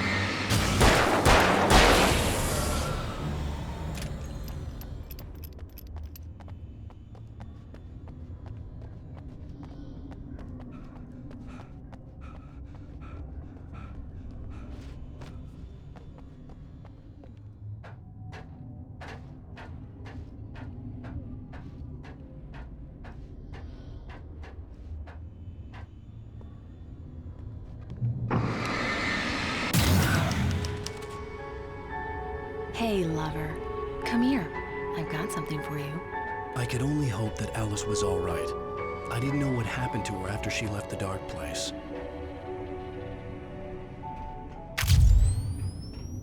Zane? Is that you? Hey, hold that pose. That was a good one. Like this? Yeah, but smile a little more. No, that's too much. You want to look mysterious, maybe a little tough. You know how people go for those dangerous bad boys. But I'm not dangerous. Oh, come on. You write about terrible things all the time. People want to think that you're intimately familiar with them.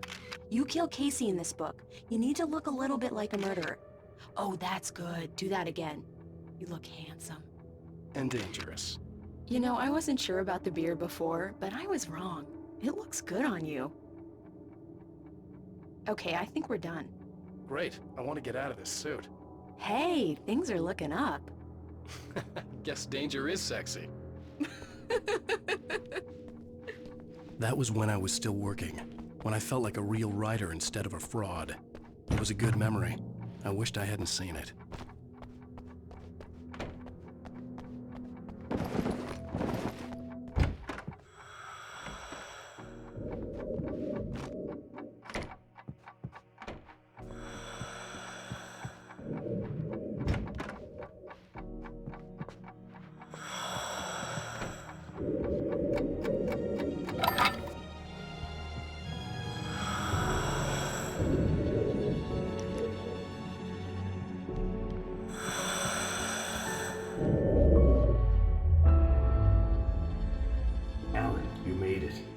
This area of the dark place is calmer, at least for the time being. We can talk here, but we don't have much time. Zane, how do I get out of here? That's what you face. That's you, even as we speak. Darkness. Darkness coming! Swept him away. Lost. He knew. He knew! He couldn't hold on. He knew there was no way out. Oh! No! I'm right here, Oh, Zane! what's going wrong? That's not me, it's just... Wrong? I don't know, an echo, a hallucination, the dark presence. No, the dark presence is not responsible for this. You are making this happen. You're trapped in your own nightmares. You are fighting yourself.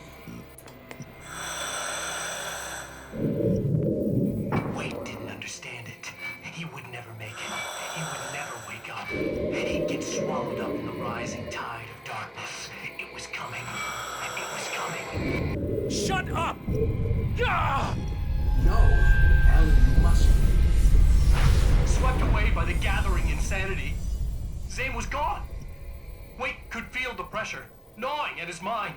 The darkness wasn't so bad. It was in him. He felt it. He knew the voice spoke the truth. It was just too hard to think. He couldn't make sense of it.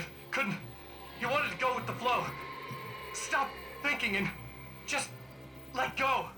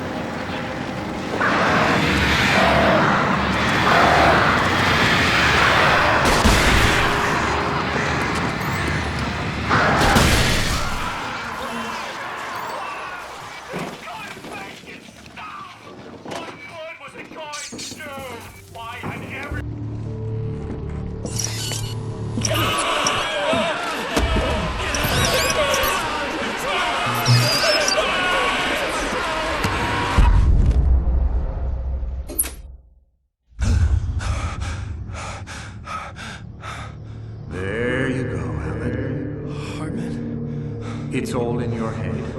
You've been making it up. Really, Wayne? Really, Wayne? Come on. Your delusions.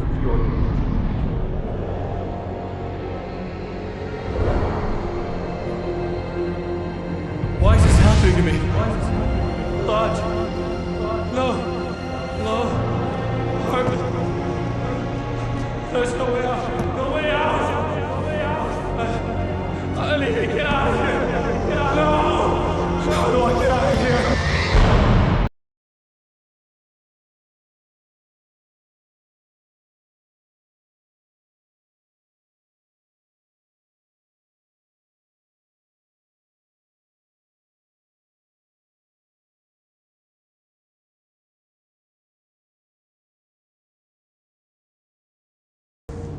It's not a lake. It's an ocean. After saving my wife from the mysterious dark presence, I found myself trapped in the dark place. Imagination can be the enemy here. A nightmarish world that exists somewhere beyond the shores of our own existence. We're the one making all this happen. Just do what Zane tells you. Follow the signal. Is all this really coming out of my head? The dark place is playing tricks on you. I made my way across its ever-shifting landscape, trying to reach Thomas Zane. You're trapped in your own nightmares. You're still going deeper.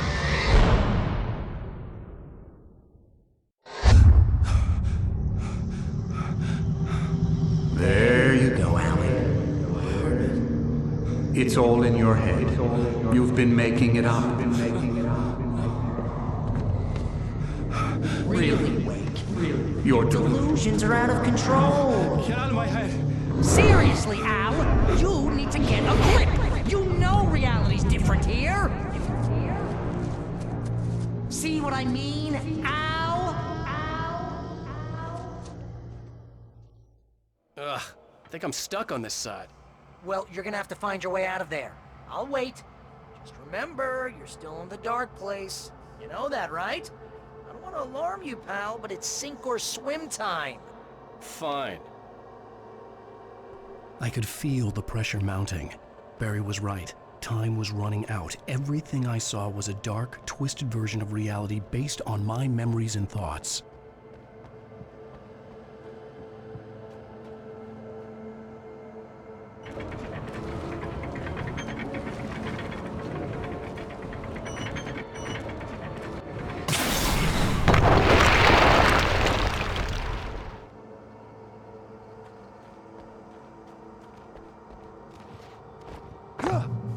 I had to accept it. If all of this was from my mind, then I was the one making all this happen. I was literally fighting myself. It was a moment of clarity.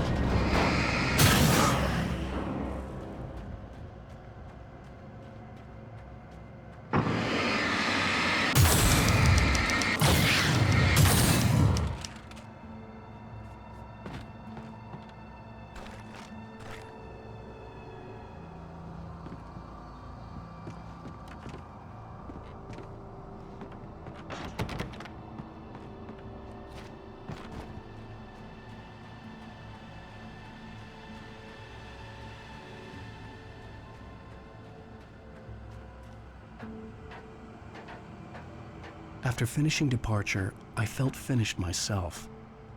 All I had wanted was to save Alice. After that, a part of me had been ready to just give in and die. But I hadn't given up. Thomas Zane had reached me.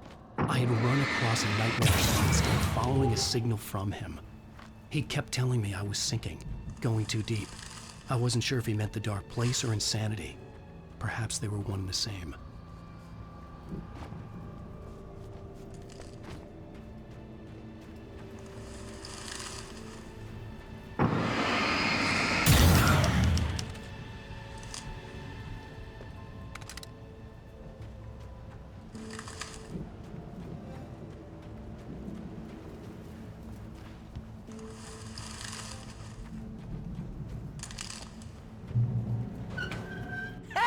Nice job, Al! So, you really are nuts, huh? Let's face it, we always knew this was coming. I guess, but I actually feel pretty rational, all things considered. Crazy people don't know they're crazy.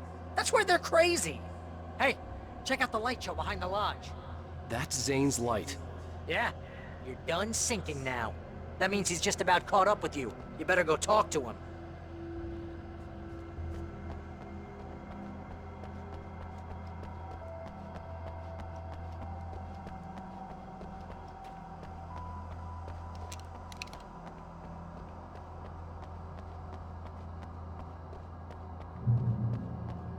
Lots of fireworks here. Nice. Wake heard the old gods play. Music came out all wrong. It attracted the horrors.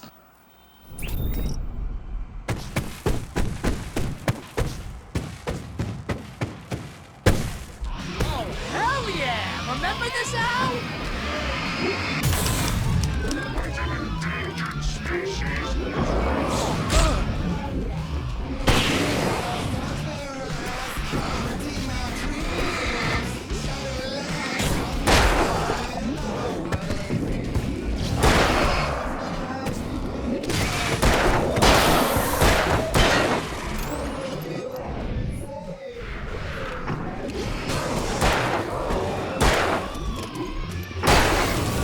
The music screeched and boomed around Wake as the monsters attacked.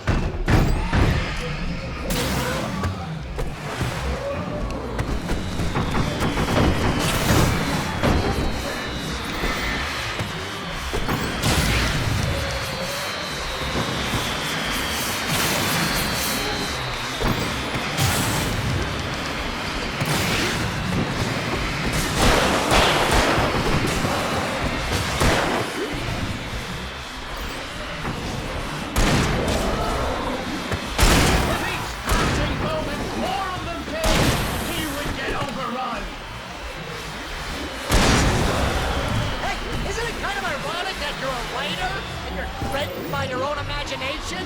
It's like your greatest power turned against you. That's very deep, but I'm a little busy not dying over here. Jeez, always melodrama.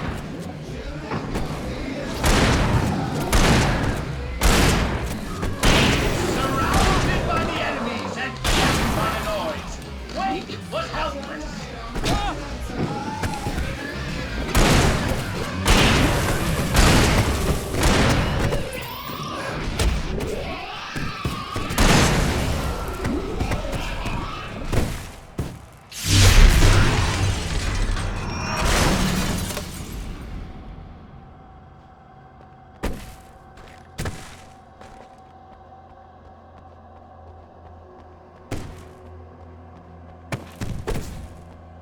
You can get inside now, Al. The big guy busted down the door.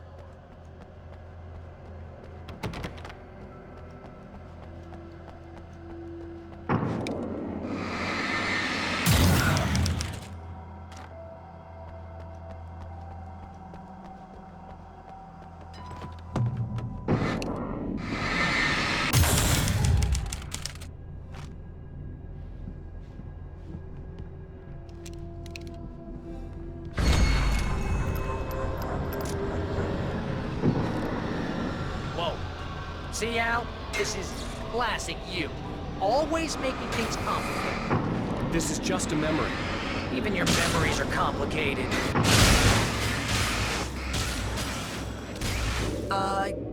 Yeah. So, I guess you're gonna need to talk to Zane out there now that he's actually here.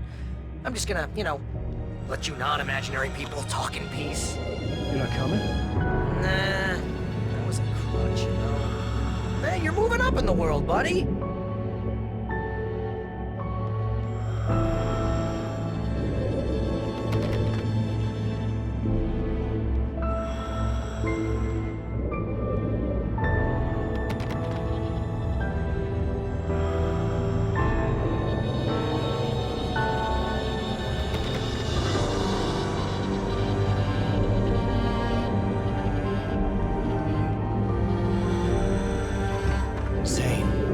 You have done well, Alan.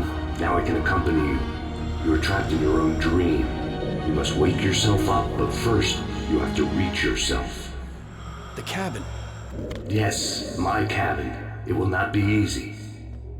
Your previous work can help you. I still have some pages of your manuscript left. Words like that have power here.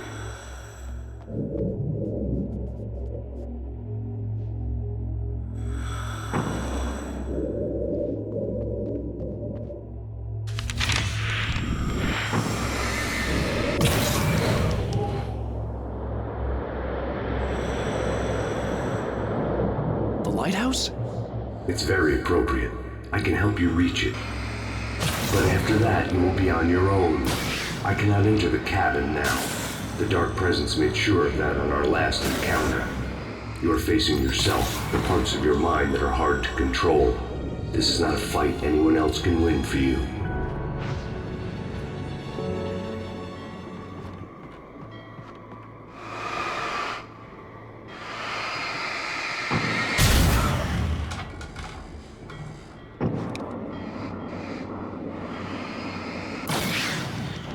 was glad to have Zane with me in this place. He knew the terrain, such as it was, but a part of me wondered if he was even human anymore, after so many years in this place.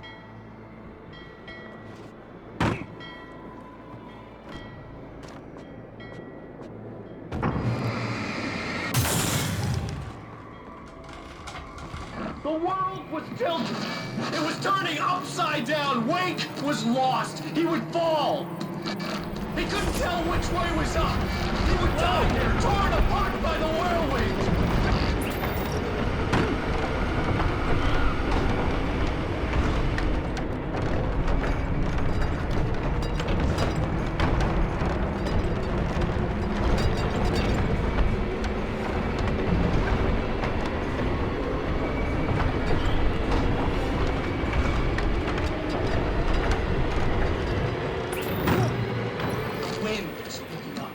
Wake was too high.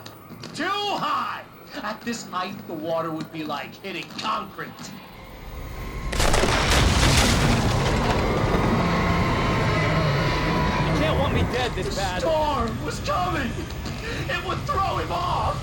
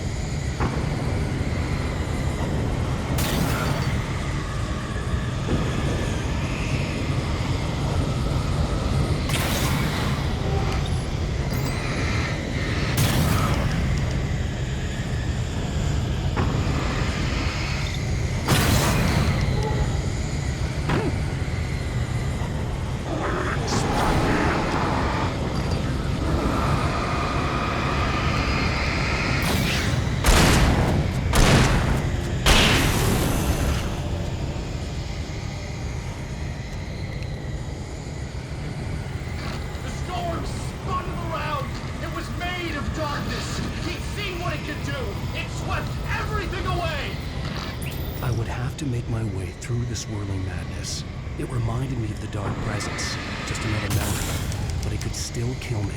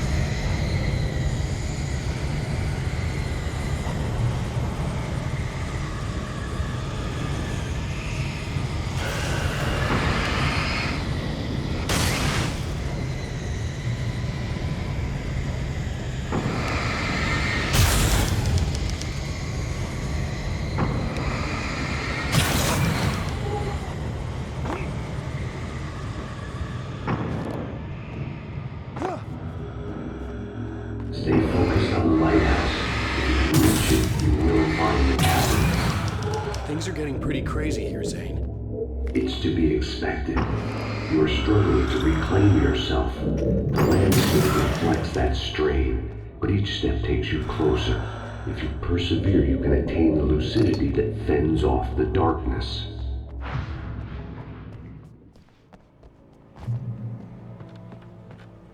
Now that I knew what I was facing, the environment became even wilder and stranger. Like it was no longer even bothering to pretend that things were normal.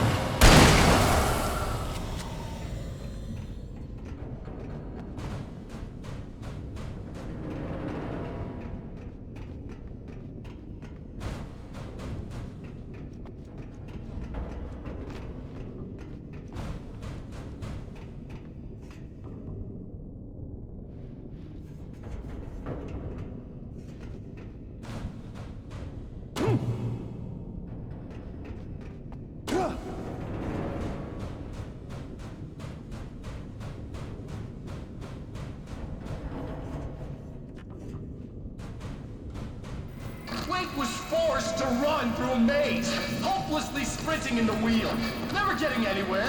His life in miniature. It was useless.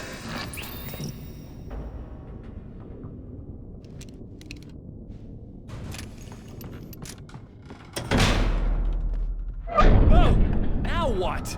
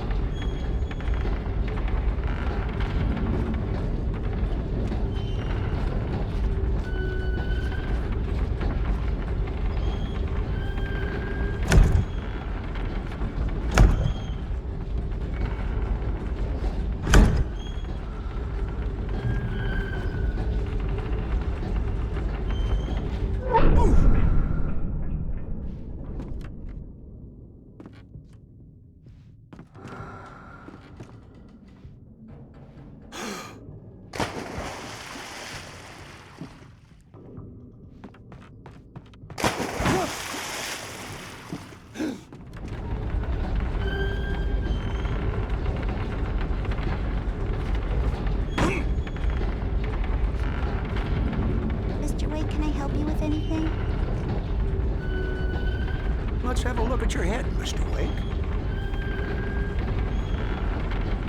Please! God damn it, I said please! I need more light!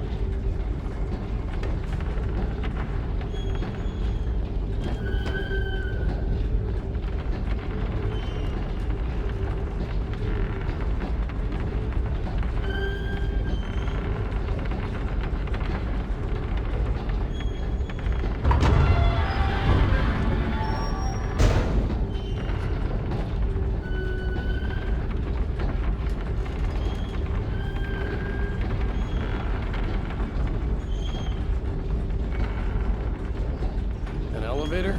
Sure, why not? Next stop, Sanity. You're doing well. Keep going.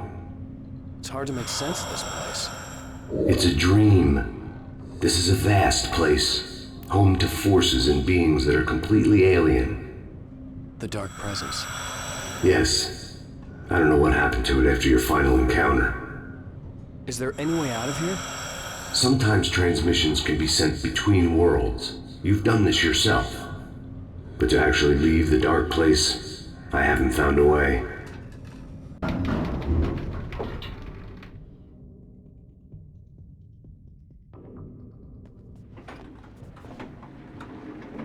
Stucky's gas station. Not something I particularly wanted to see, but obviously I wasn't the one in the driving seat.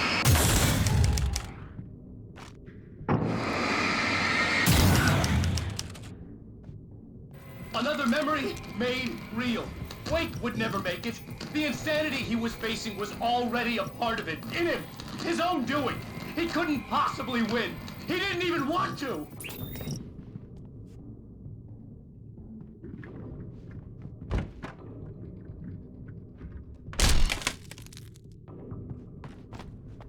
At least the lighthouse was much closer now. I would have to make my way up there somehow.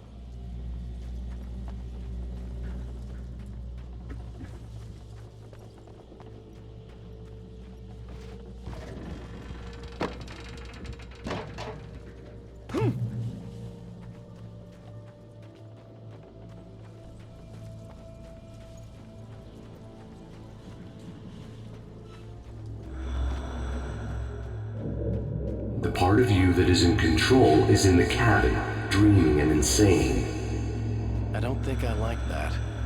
You represent the part of Alan Wake that is capable of rational thought and planning, which is why I'm talking to you. If that part can regain control, then you have a chance of making it. But a part of you wants to give in. There's comfort in the oblivion of dreams. You represent the part that isn't ready to quit and die. Wait, are you telling me I'm not real? You're as real as anything else in this place. So there are two of me? Yes. And the one you called Mr. Scratch, he's me as well? No. Zane, are you playing some kind of game with me? I am not the author of your story. How can you say that when you wrote that page about me and the clicker? It wasn't one of my pages. You directed me to it. You had Weaver guard it. Yes, she was needed. And you needed to click her. But I'm not. What? I don't understand. Alan, you should keep going. Zane? Zane! Come on! Well, that cleared things up.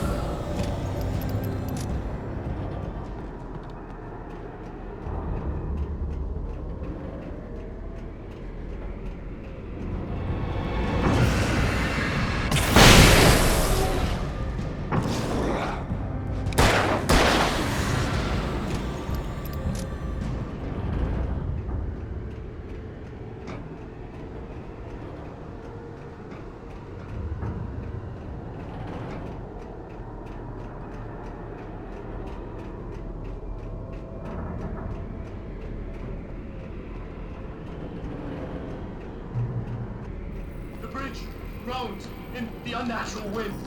It was heralding the enemy's arrival. Wake wouldn't leave this place alive.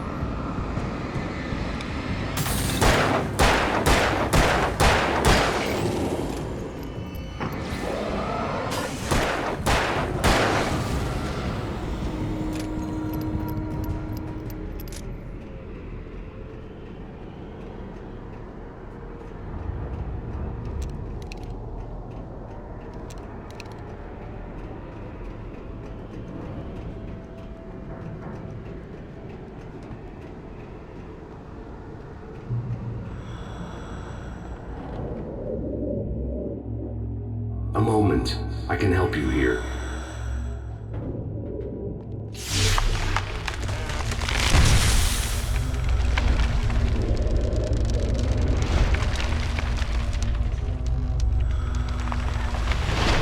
How the hell are you doing that?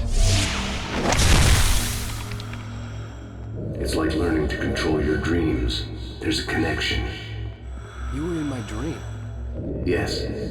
I taught you. You fixed the foolish mistake I made with Barbara.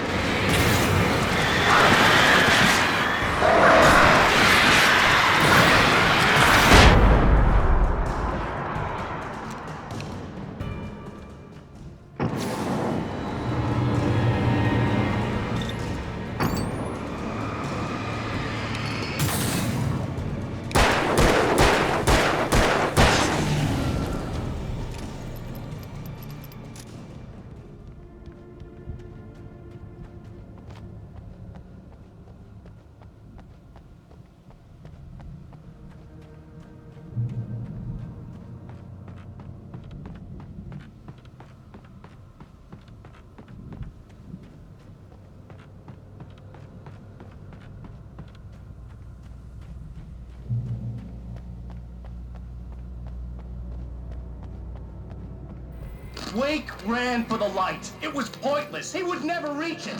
His life would be snuffed out just as easily as the very thing he thought would save him.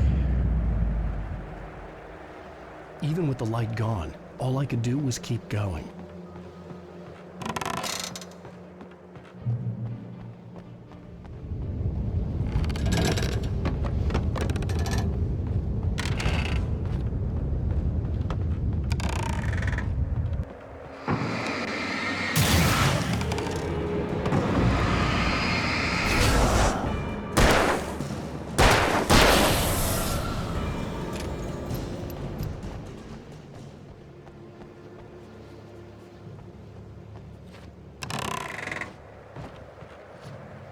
Let's not beat around the bush. You have a lot of problems, Alan.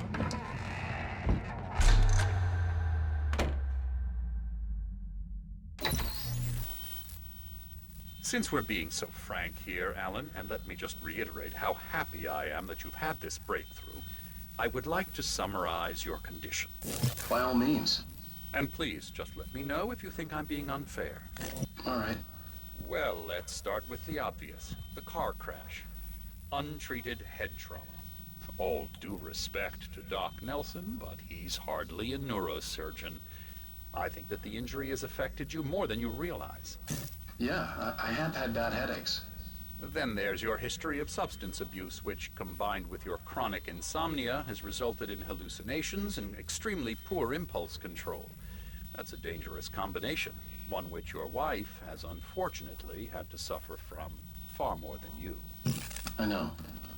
I know she has. I don't think I'm exaggerating when I say that you are existing in a state of all-encompassing denial. Your vivid fantasy casts you as a heroic victim and allows you to skirt responsibility for your own actions. It allows you to solve your imaginary problems and dismiss the things that truly trouble you. In your self-serving delusions, your personal problems are assets that allow you to save Alice, perhaps even the world. Dr. Hartman, I think that's spot on. I can't argue with any of that. Well, I'm sure I'm stating the obvious. I don't want to labor the point, but, well, No, I understand. It's important that I face it. Precisely, Alan. You've put so much effort and imagination into this self-deception, but what good has it really done for you? You refused my offer of help, and here you are. Did being so obdurate really get you to a better place? No. No. And did it really help Alice? Was this really the best thing for your wife? Probably not. Probably not. Why don't we find out? You know, I've been talking with her. There's something she wanted you to hear. Oh, hey. That sounds like fun.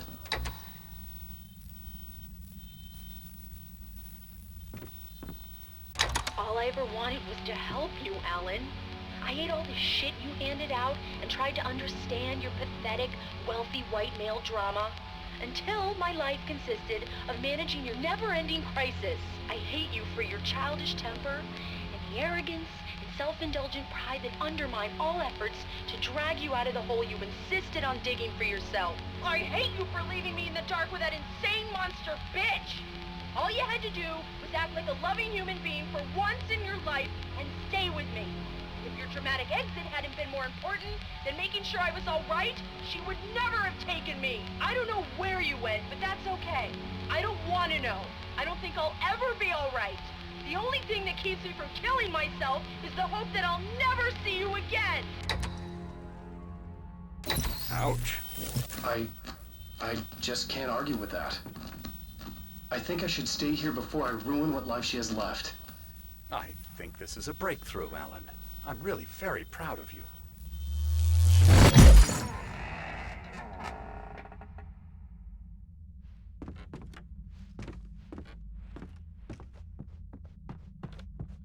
It was nonsense. I knew I'd saved her. I'd succeeded in that, and that was all that mattered. What I heard in there wasn't the truth.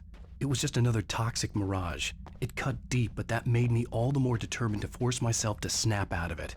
I didn't want to be that guy anymore. I had to make myself see the light.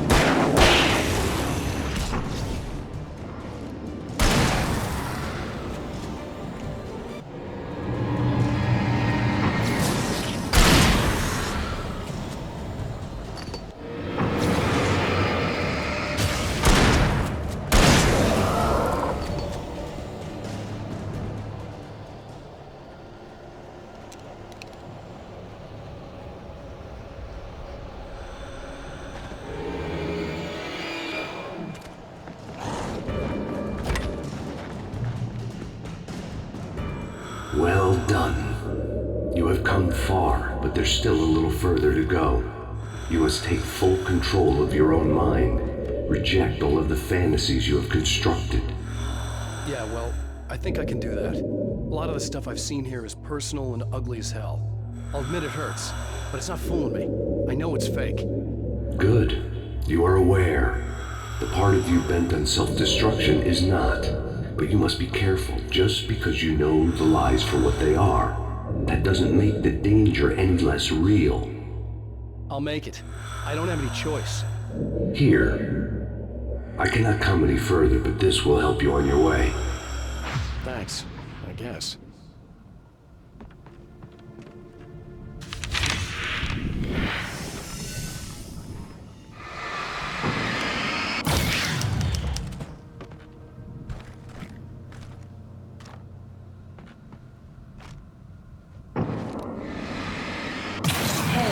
Let me tell you something, Alan.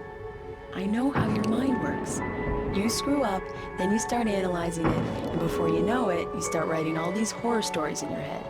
Don't you? Come on, I don't do that. Yes, you do. I know how it goes. You're a complete failure. I hate you, and I'll never forgive you for whatever it was that you did. Oh, man. See? I know you. But Alan, it's all in your head. It is. I love you, and I'm not going anywhere. They kept coming. There were too many of them. Hordes and hordes of them, swarming over the landscape, eager to kill. They were coming for Wake, and this time they would get him with sheer numbers.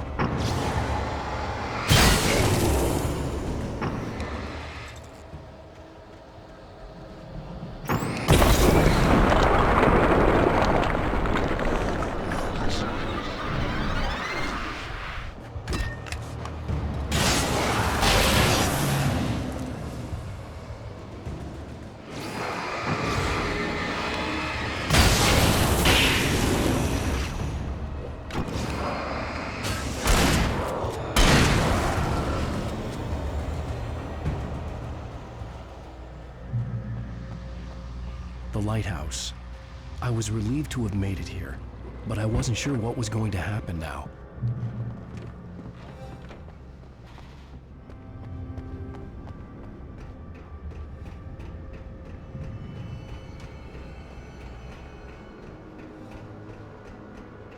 Zane had left me. I wasn't sure what the dark presence had done to him if he couldn't follow, but from now on, I was on my own. Still, he had gotten me this far. I would never have made it by myself. This thing was going to end. It wouldn't be long now.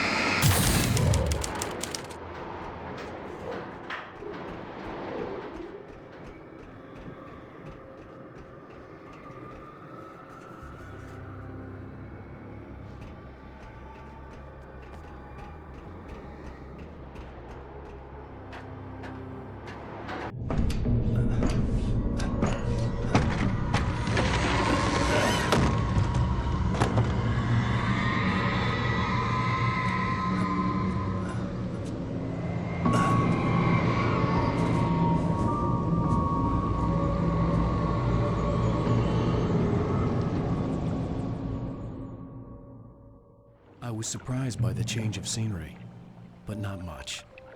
I was starting to understand the symbolism, the way the dark place flowed. Wow, it's gorgeous, Alan. It's something, all right.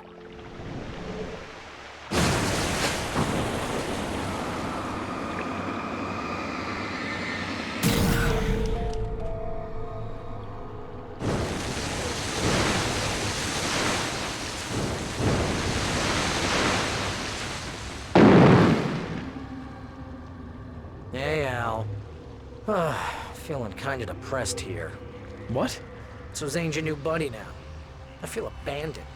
This is ridiculous. You're not even real. That doesn't mean I don't have any feelings.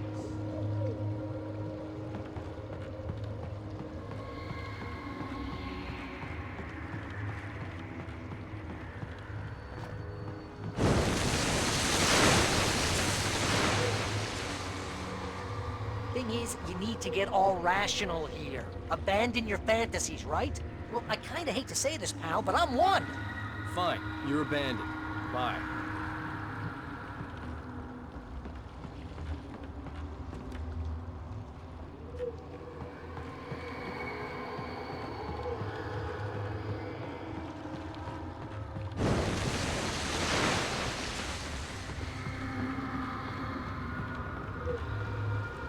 Al, what I'm saying is the only way you're getting in that cabin is through me. It's one of those kill your darlings things. But hell, you're used to that, big shot writer. Am I right? It was in everything. It was even taking the people Wake knew, turning his friends against him. They were all against him.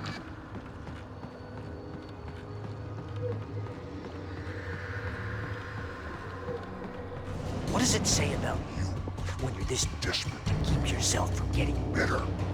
Here we go! I'm earning the 50% commission.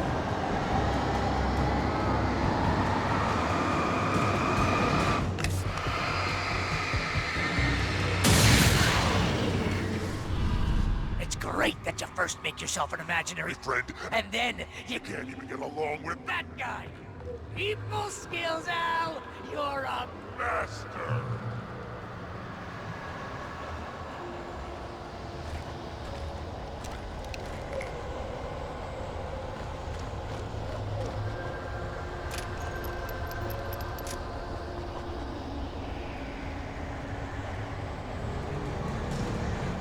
Let's crack that writer's block of yours, Alan!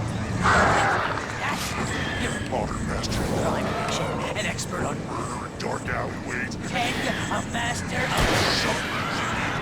That's the best part! See? This has bullshot trademark!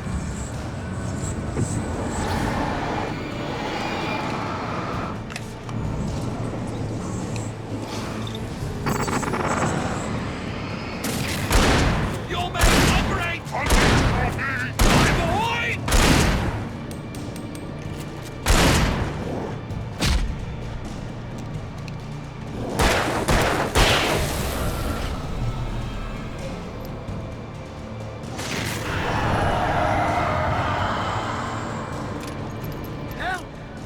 right? And my job? Mostly, it's just making sure you don't Your entire life will be you have all impulse control of a... it on front. Very efficient. I have several Lawyers. speed dial just because I never know when to... Get in trouble again. You know what kind of people need that? Gangsters. And an asshole. And you're... Not a gangster. Because they make... Money. All the time. Hey! When you threw a hissy fit! Trying to help you and your... Ego. And because of that, you... Who's got me killed a dozen times over? BFF, Al! BFF.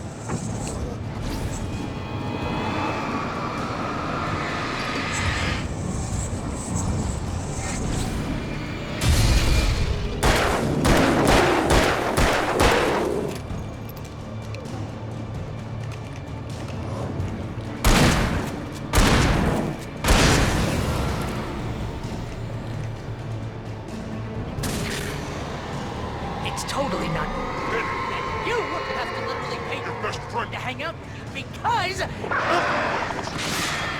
Surly ass.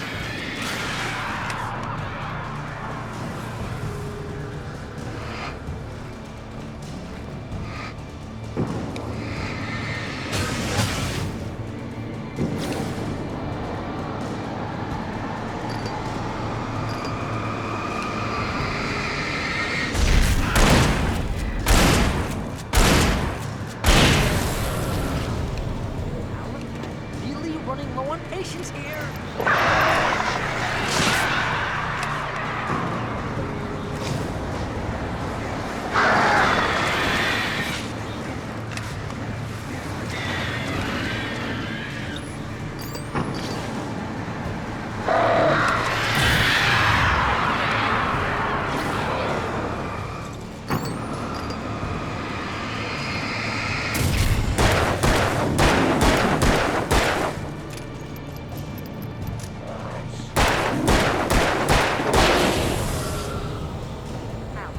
God, you're driving me nuts.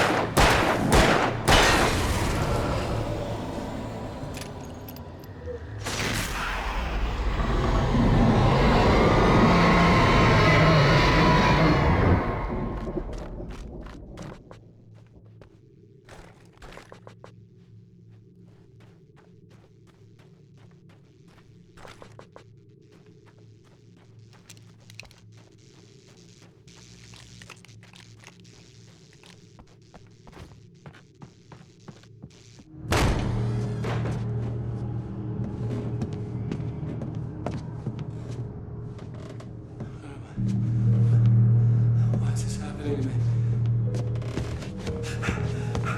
It's too dark. Where am I? I can't find my way. Why is this happening to me? I can't find my way. It's too dark. Why is this happening to me?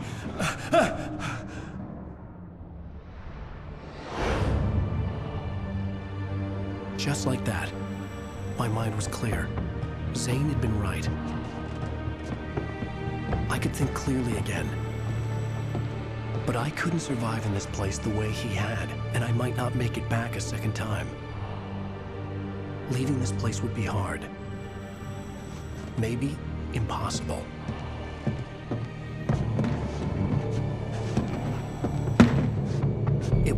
much for my thoughts to stray again. It was too easy to get lost in the dark place. Before, I was ready to curl up and die, let myself slip away.